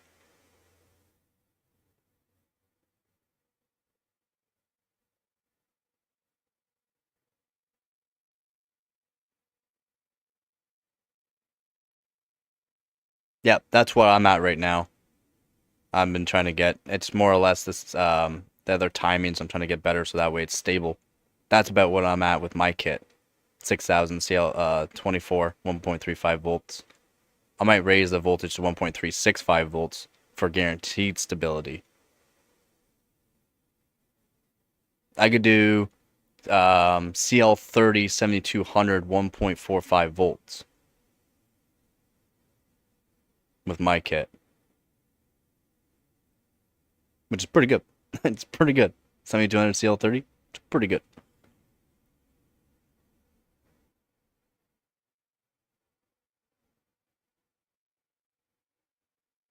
Yeah, these are Corsair Diamond Titaniums, and the kit that I got was made at a certain time. They are hand bin chips. I did pay for that though. They cost a lot. Yeah.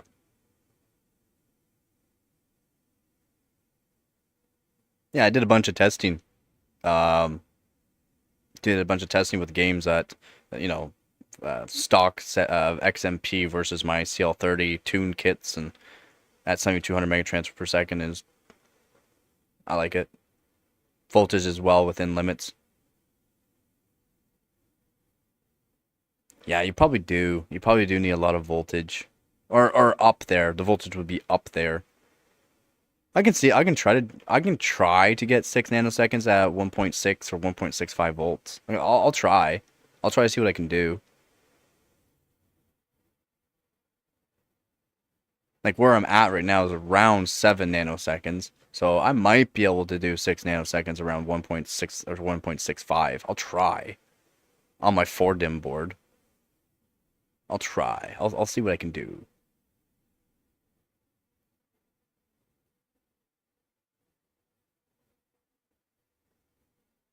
Hynix M die. I have Hynix M die. Yeah. Yeah. My good bins don't need less. I don't need 1.6. And that's where I'm at right now. 1.45 volts.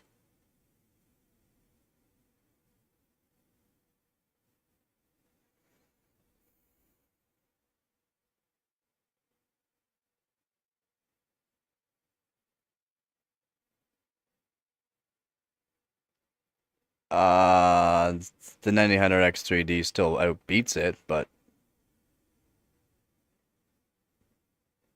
not much.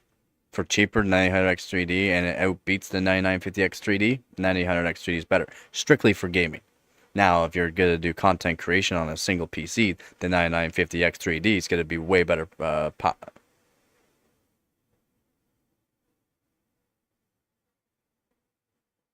Even still, the 9950X3D still loses. It still loses.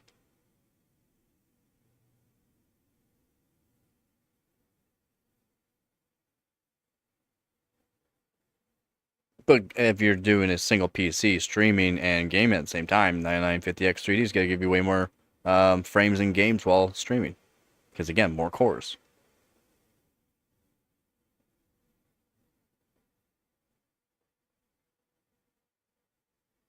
Than 9950X3D. More cores for video editing, more cores.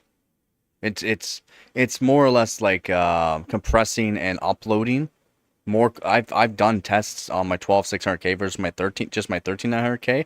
The difference on 4K videos especially, it's insane. We're talking like a third the time difference to compress and send off the video. Like a third the time.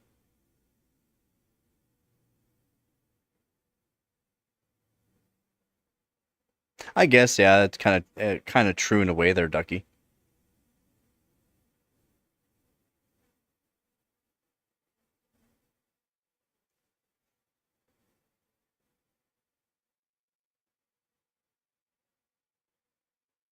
In a way, it is. I mean, technically, you'd have to bin still if you're gonna do it that way. Yeah, exactly. It's a stupid way of spending money. Yeah. But yeah, if you're gonna stream, if you're gonna game too at the same time, definitely more cores. And the X3D, the 9950 X3D is gonna be way better. You're gonna see very little performance. Like the average frame 1% lows are barely gonna change while streaming. If you did streaming while using the 9000 X3D, then you're gonna see huge performance decrease. The average frames and 1% lows.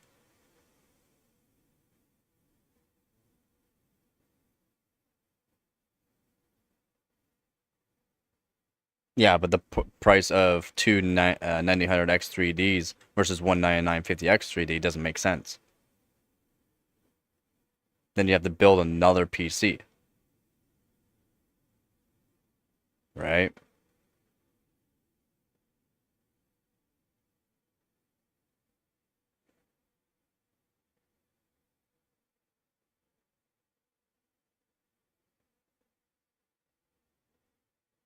You won't have the fastest gaming PC in the world with a 9950 X3D though.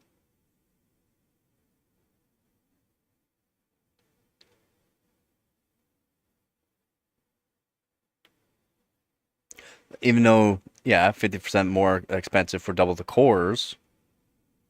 But for actual gaming, if you're just gaming with it, it's a waste of an investment. It's a waste of your money because you're actually not getting the same average frame rate and 1% lows as you would with a 9800 X3D system. It's less performance. So if you have money, yeah, sure, 9950 X3D is fine. It would work. I know, that's what I'm saying though. Strictly for gaming. That's what I'm saying. Strictly for gaming. If you're streaming in that 9950 X3D, you're not going to see too much of a frame loss in games.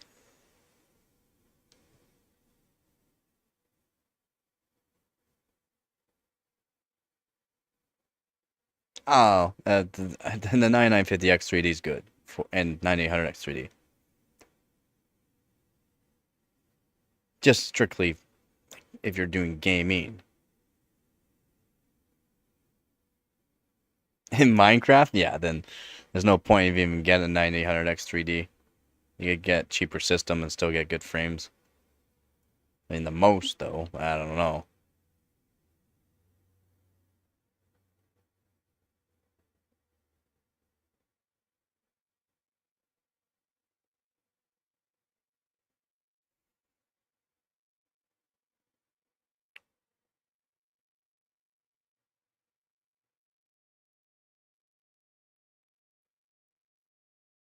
That would depend on game, though, Ducky. That would depend on game.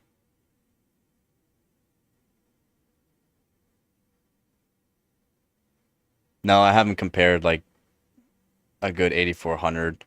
I've done testing with an 8400 for benchmarking at 8400 on multiple different kits with the 9950 X3D, though. But that's about it. I haven't gamed on it, checked.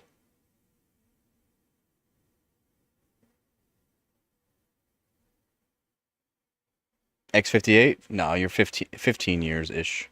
Maybe 16, depending, but 15 years, I think it is. It's not 17 years, 15 years, I think. Yes. Oh, shit, is it? Oh, yeah, I guess it is 17 years old now. Holy shit, it is 17 years old now. That's true. Yeah.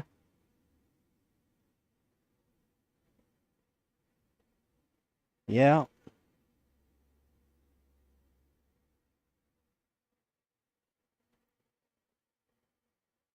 It's almost a man. It's almost a man. No, it's almost an old man. Still works, though. They still work. They still work.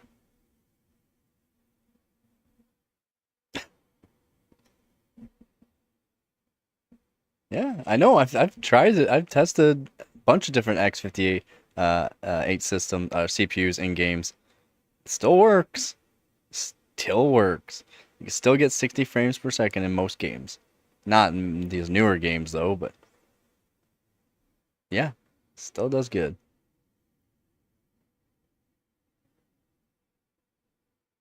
Yeah, that's the thing, yeah. Yeah.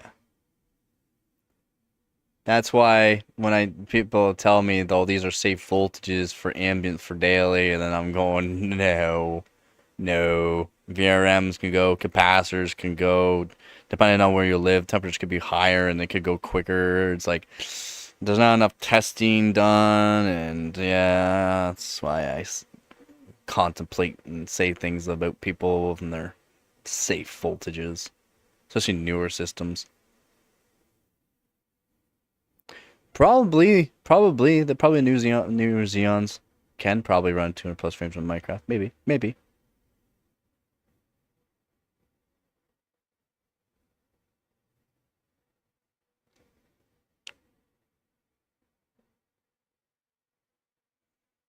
Yeah, probably be around there. I have like a limit around that for benching. That's my limit for benching. 1.55 is my limit for benching. Just core voltage though. But since I'm gonna be doing some Kohler runs too, it could probably be fine. Yeah, LN2 helps out a lot too.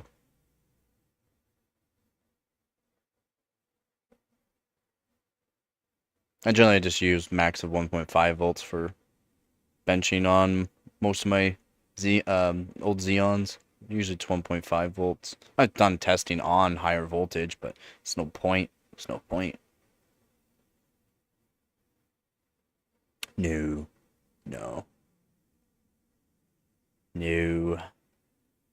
LN2 helps. LN2 definitely helps. I need all those frames. If I was gonna do LN2, I'll probably do a lot of direct die. Especially on my older systems, I would do direct die.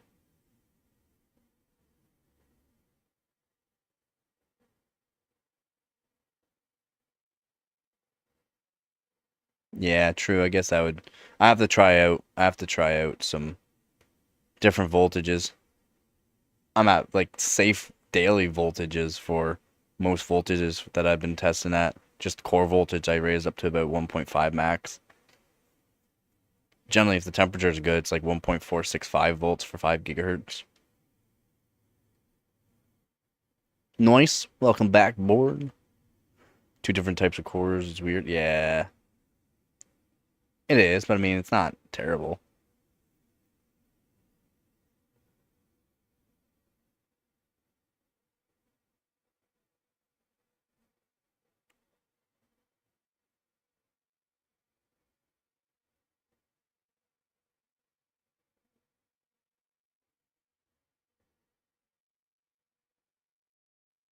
Yeah, I've only put QPI up to 1.3, generally 1.3, 1.325. It's generally where I have it. Definitely tried changing the voltage to be a bit higher. I know, that's what you were saying. I know, that's what you were saying. It's what you're saying. So I'm gonna try higher, but it's literally like within the yellow. It's like it's basically safe for daily what I'm at for benching. Yeah, I don't even use 1.35 volts. Yeah. It works. At 1.55 volts for daily. Testing done on DDR5. So testing done on DDR5 at that voltage has not been done enough. So it cannot say for sure. DDR3, 1.9 volts is basically safe for daily. Well, a lot of people ran it at 1.825 or 1.85, but 1.95 or 1.9 volts is basically daily safe for DDR3. And DDR4, I don't like that high of a voltage. That's literally me benching voltages on, well, I guess it's M die, but A die already runs hot. I don't know if you want to go too high because then you're worrying about voltage with temperature at that point. And A die runs hot. Will it run hot? Yeah, it damn Sure, it'll run 85 degrees Celsius all day long without even batting an eye. But you put in that temperature with that voltage, I don't know. Yeah, not even the RAM. Yeah, and that's kind of what I'm having issues with DDR5 is because the actual controller on the RAM stick could actually die at higher voltages at daily, not the actual chips, the actual controller. I've never had a board that would allow me to go past like 1.325 volts with my B die, so I can't say. I was running 4400 though. But 1.55 volts would probably be fine, to be honest.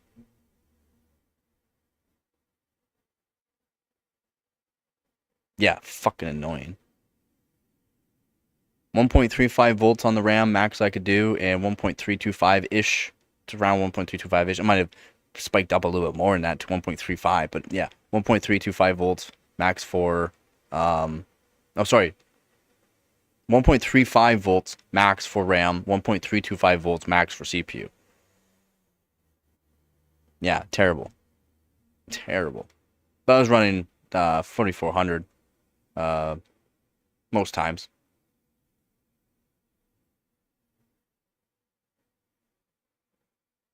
But yeah, DDR4 is fine for voltage too.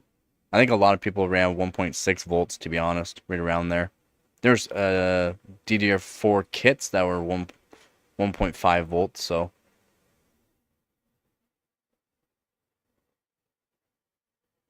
Could have been higher too. I don't know. 2.8 didn't insta kill? That's crazy.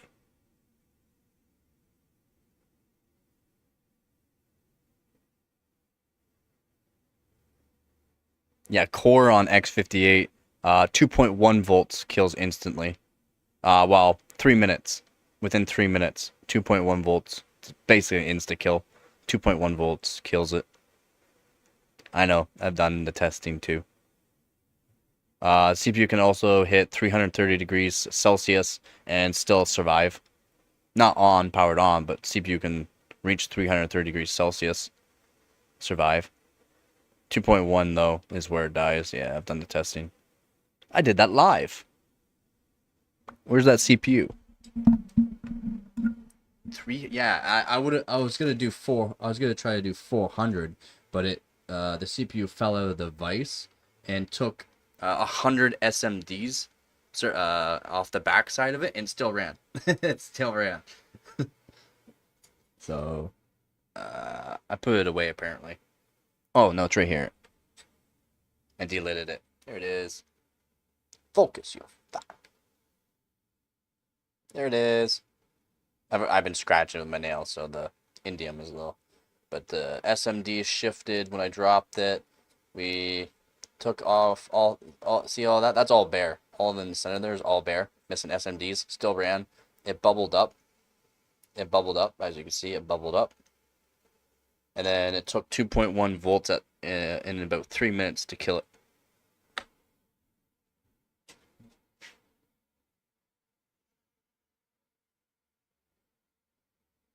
The RAM, the fan for RAM is sold separately unless you're buying an Apex Encore Z890 or Apex Encore X870E, whatever it is.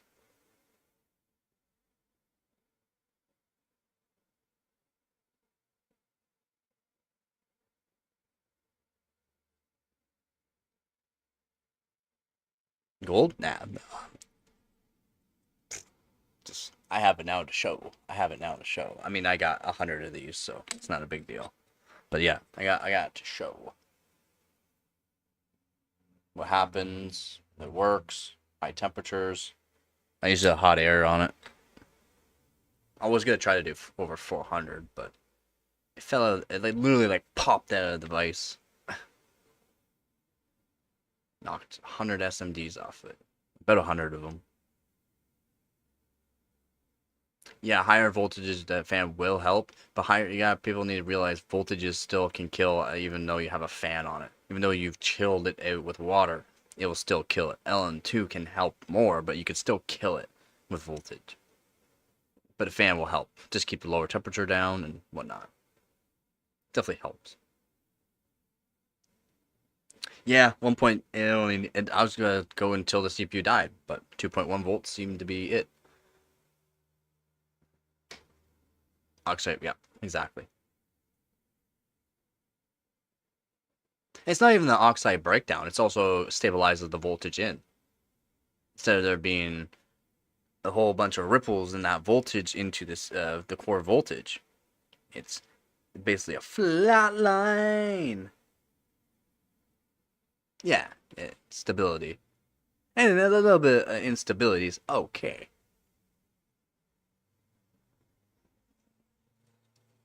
I don't recommend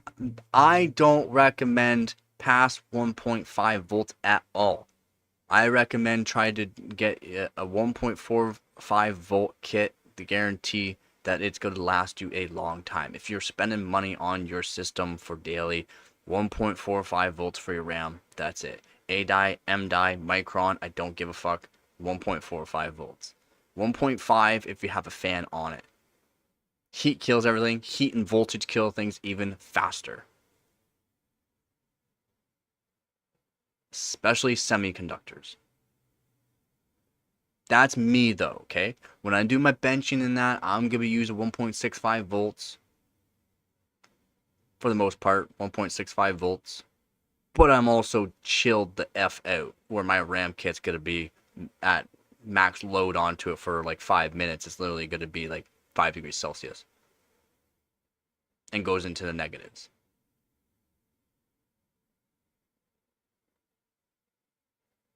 But for the most part, when I'm benching my RAM, I only need like 1.5 volts for most timings. For most frequencies with really good timings. Low cast latency and low cast latency. Depending on what I'm benching. But 1.65 is the max I've ever done.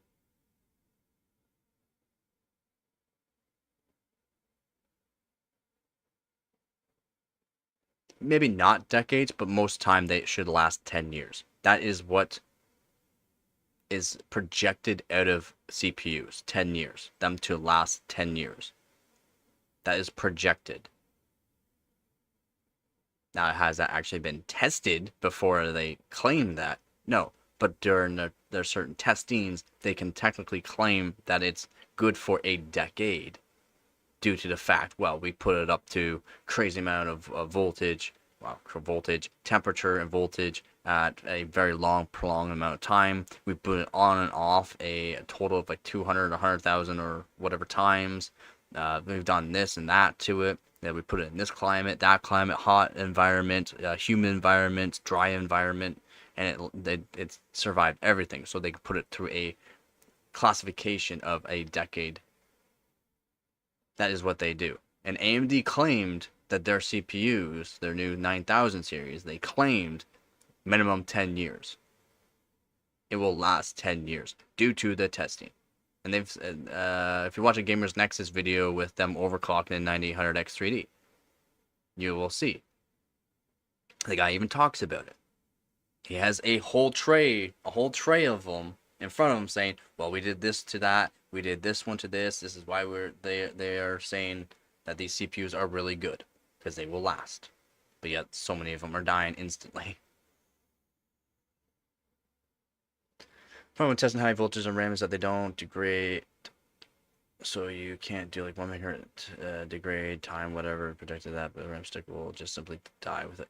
Yeah, exactly. It just dies, and it would actually die. I guess they could switch out the actual controller on the stick to see if it's the controller. They could technically do that if they wanted, because it could be the controller on the actual RAM stick that dies, and then just the stick dies. But if the controller dies, it shouldn't take out the ICs at all. Shouldn't. I'm not saying it will. It shouldn't. So they could do a test for that, right? And it's not hard to do. A little bit of hot air, desolder that, a little bit of hot air, put that on there. Okay, well, turn it back on. Oh, it doesn't turn back on. She done. She done, skis. I don't know if they even do something like that, right? I don't know. Did they even think of trying something like that if they've done testing? No, I don't know. What's up, cutie pie? One more hour? Used to every day, maybe 10 years. But if you used every now and then. I mean, there's places that are still using CPUs from the early 2000s. Or the 2000. Or before 2000, from the 90s. They're still using CPUs. Still using DDR. Why? Well, because it lasts. It has lasted. There's so many there's railway train stations, railways, and places like that literally, or even what do you want to call it? DDR. You don't call it DDR1. DDR. Fuck, you knew? Yeah, you got DDR, DDR2, DDR3, DDR4, DDR5 now, and they're working on DDR6, which seems to be pretty good. So hopefully DDR6 is good. DDR1. DDR1. That's funny. DDR1? No, DDR.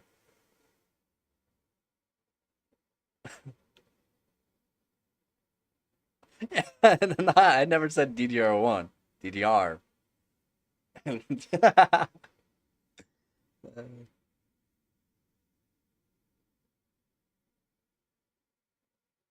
Yeah, for the basic tasks and like for traffic control and stuff like that. There's actually one place in the States that actually was forced to update their systems. Forced to, because they're still using old systems. They were forced to update it all. They're like, why? It works. It works. Oh, but it could die. But it could last forever. It could literally last forever. What are you talking about? It works. And technically, I believe they have backups anyways. So if that dies, they have like a redundancy style system done on it. So like, even if it dies, they got backup. Exactly. If it doesn't work, or if it does work, don't touch it. It works. It's perfect. It could literally last forever. That would literally save them so much money. No, you have to. You have to. But if it works, it works. You can hack it with a paperclip. Yeah.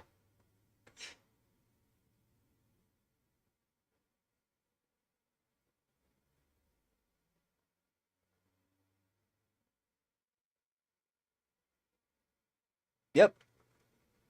Yep. Some places still use floppy. Yep.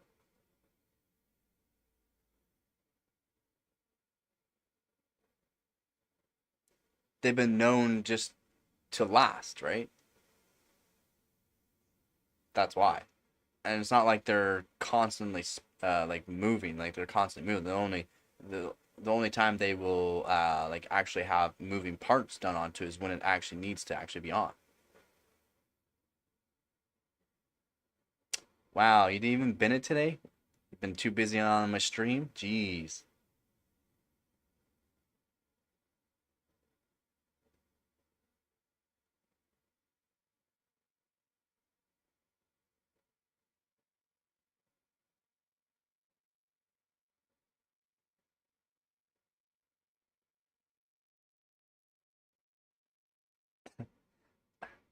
Really?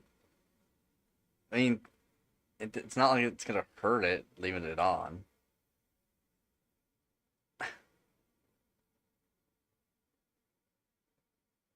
In all reality, you're just putting more wear on your NVMe drive, in my opinion.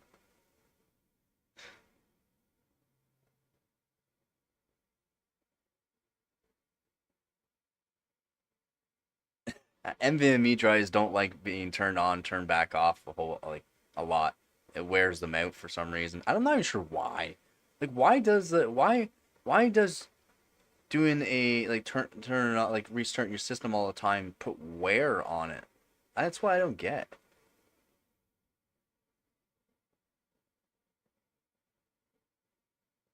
2 hour cycle, transport some bikes, and then I'll be back. Yep. All right.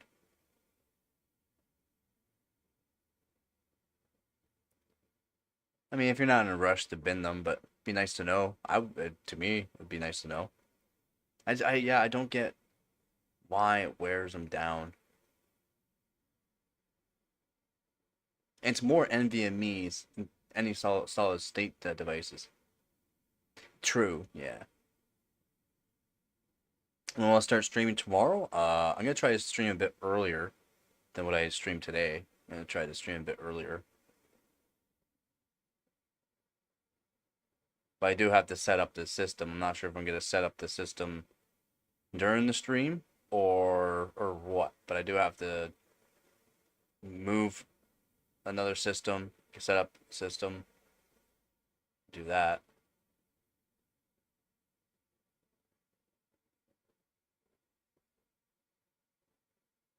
Well, I don't know.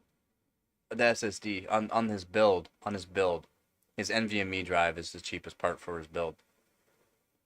He technically got free with his purchase with the motherboard and that too. So that's why it's super cheap for him.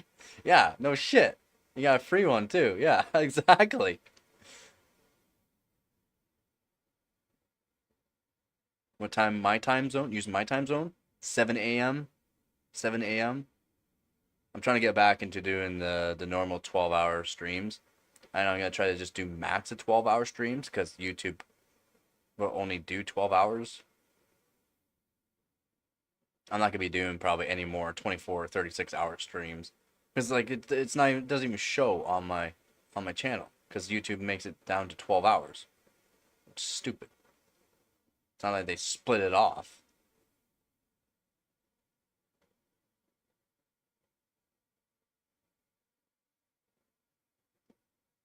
I'll try to get yourself some sleep. If you're not here, you're not here. My stream will be there, so you can watch the stream, see what I did. Let me know if, how much I messed up.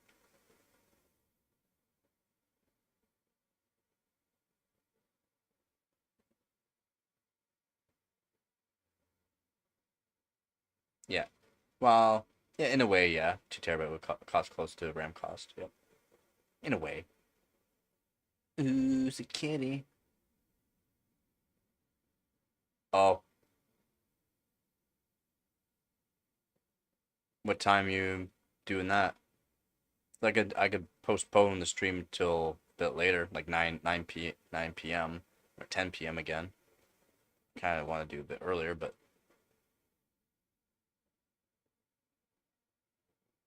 I said I still have to set up the system. I'm not sure if I'm gonna set up the system during the stream or before the stream. Well, I'm not gonna be up that early. 1 p.m. you should be done? Okay. Alright.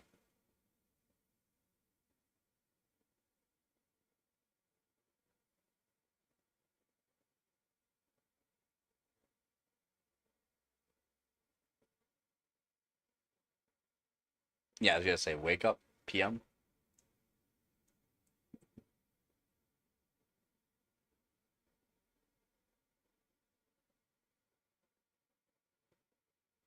Yeah, take a shower, man.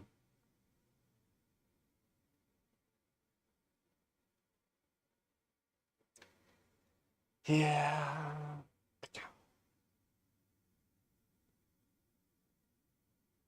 I showered yesterday.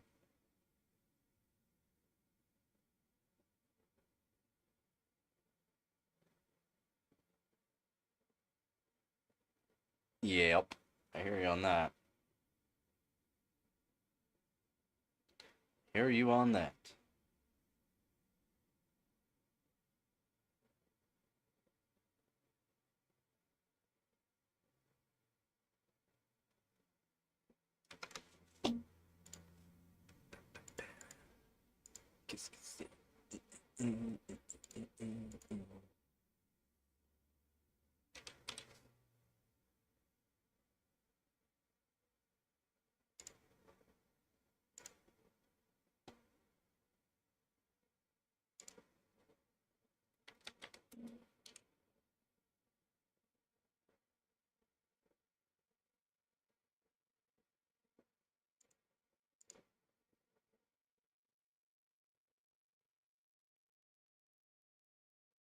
Already.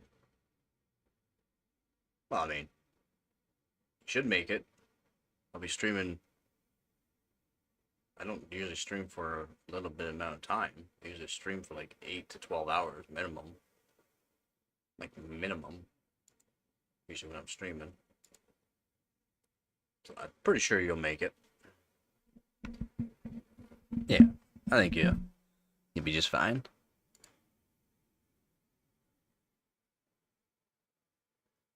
Yep, I'll keep putting it in the post. I won't be putting it in the same spot, but yeah. There is a spot where I'm supposed to put my streams. I've done 24. I've done 36-hour streams. You can't find it because YouTube puts them down to 12 hours. I've done multiple 24+ hour streams. A couple of 30-hour streams. One 36-hour stream, though. Yep. Good night, she says. She says good night.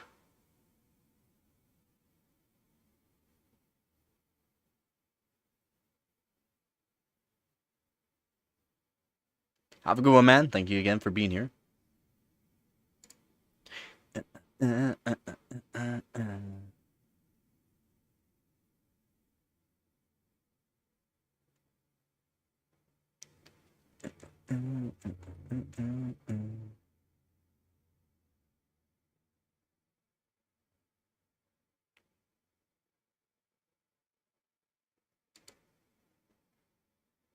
You forgot about my long streams? Yeah, it's kind of annoying that YouTube makes them down to 12 hours, even though it's streamed for a very long time.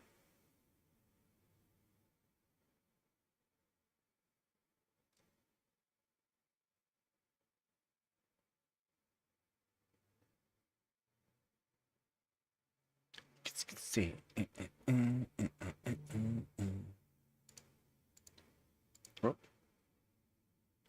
Yeah, I'll try to be on. We'll see. We'll see how much longer I'm on for. Take your easy, board. Have yourself a good one.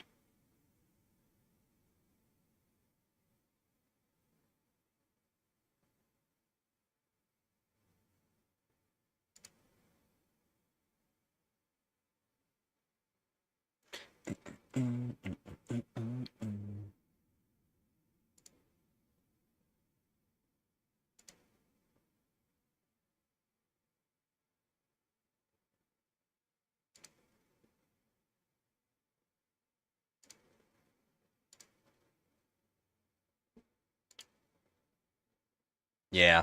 Oops. Accidentally, because I have multiple scenes on OBS. You could do multiple scenes. So, scene 2, I should just delete it so I stop accidentally clicking it.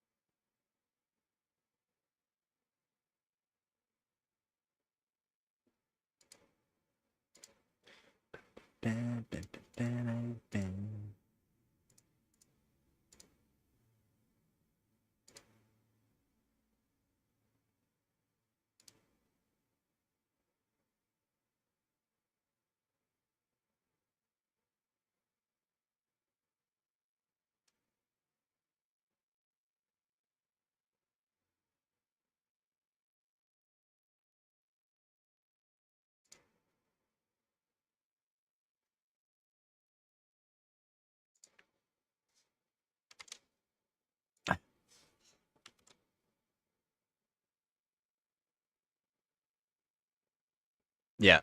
I'm from Canada? Yeah, I'm from Canada.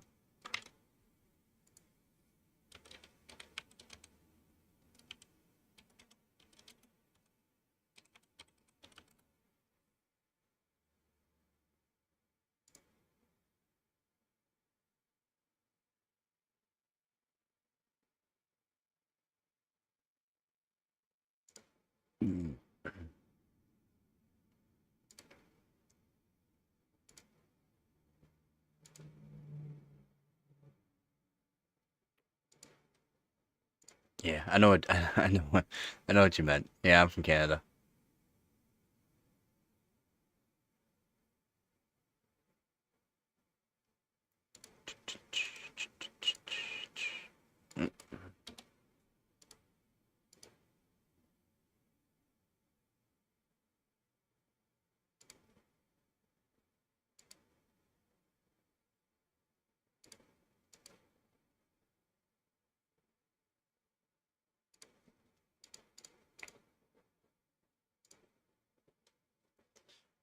Good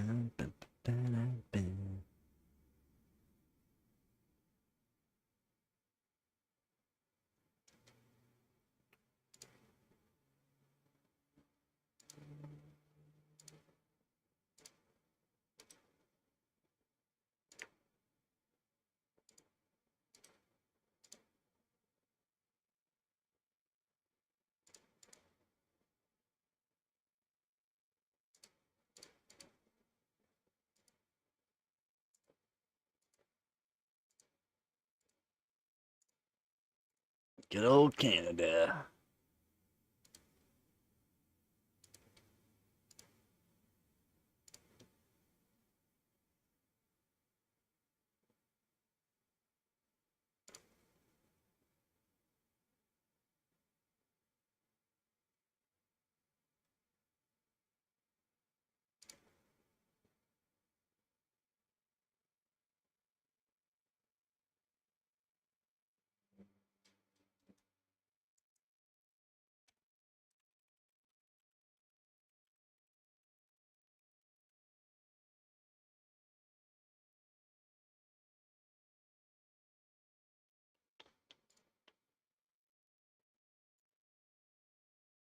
He already moved.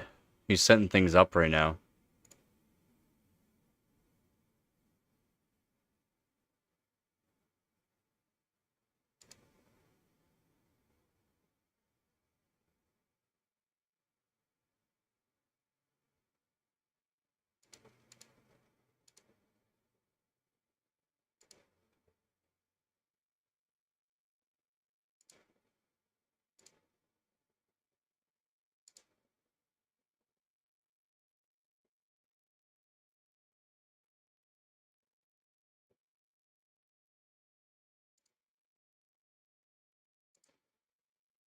Yeah, it's already moved.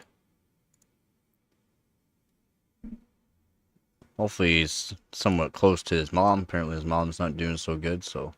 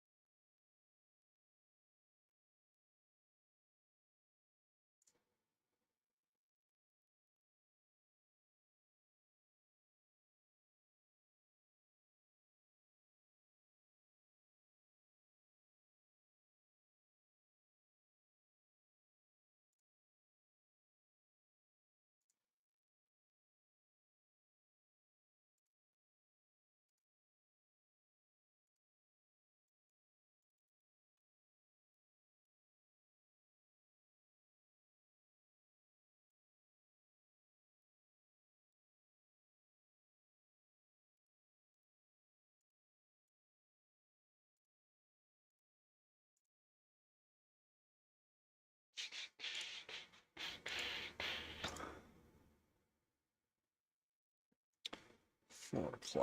I need to figure out something for food.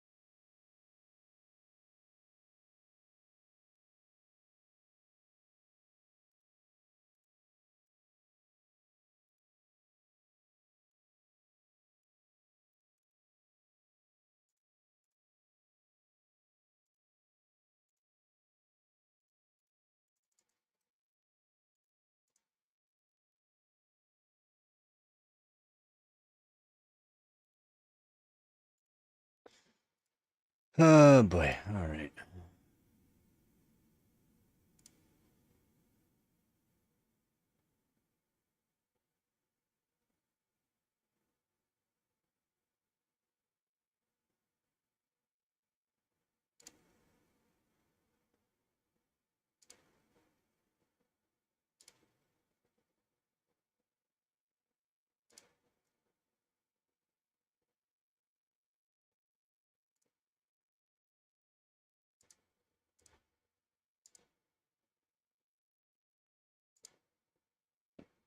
Oh yeah. Oh, should I care?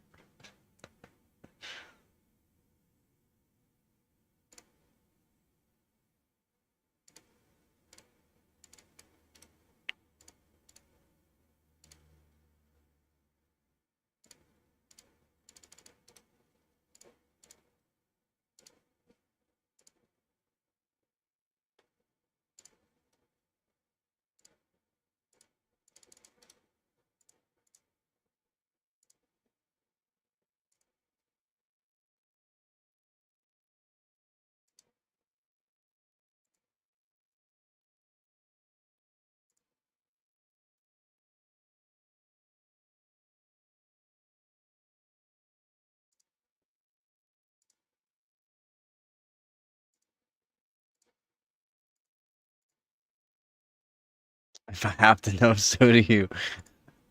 I guess. Thank you for letting me know. Damn. Damn, she's taken. There goes my chance. What? It's not close. Almost that time.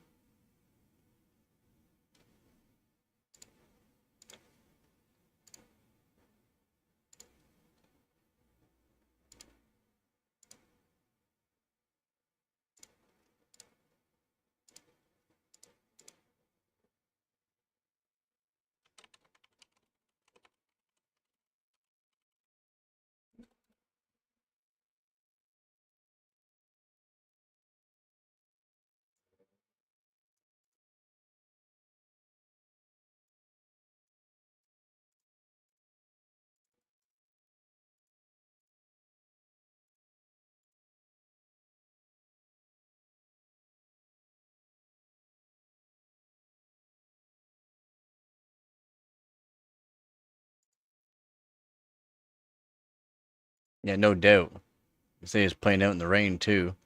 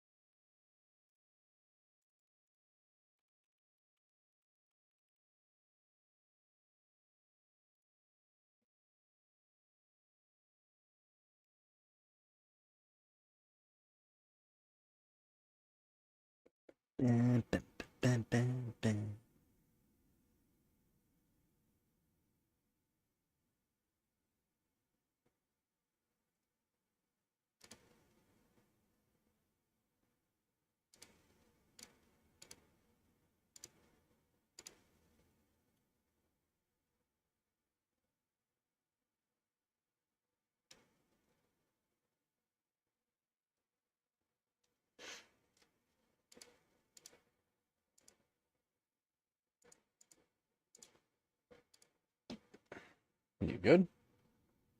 Mm.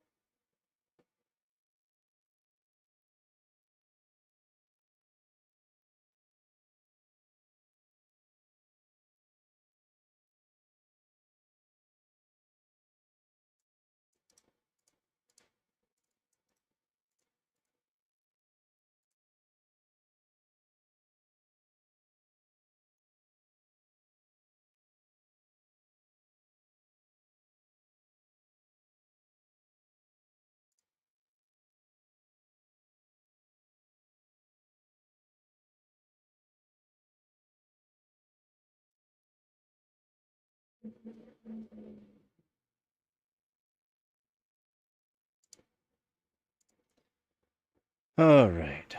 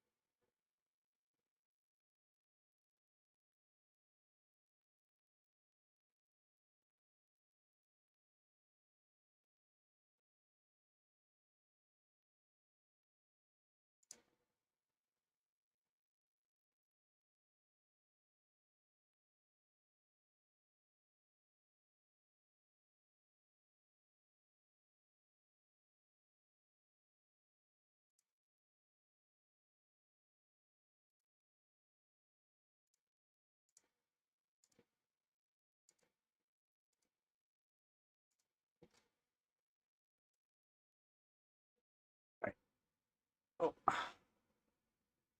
Hey, I know. Well, you gotta wait still. Sorry. Gotta wait, Gabagoo. You gotta wait.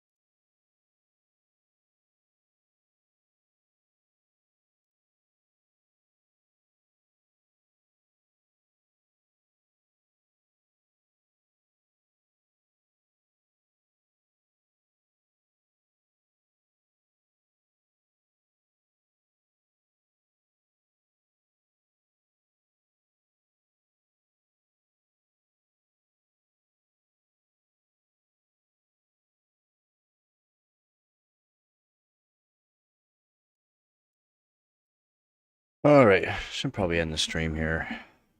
Maybe get some stuff done, go get some food too. Yeah.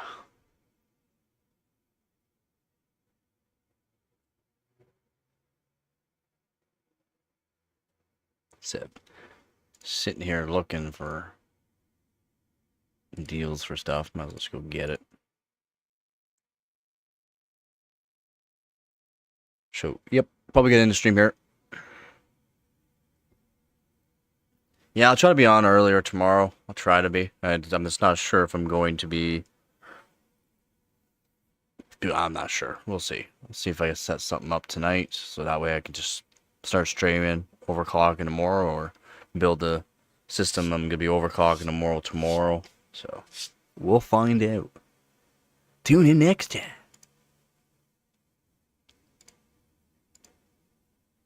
Yep, that's it. Yep, thanks for being here again there, Vip. Again, thank you very much, man. Thank you very much.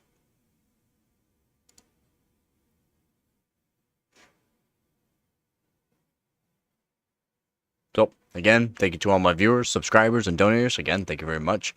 That's it for this one here. Be back on tomorrow.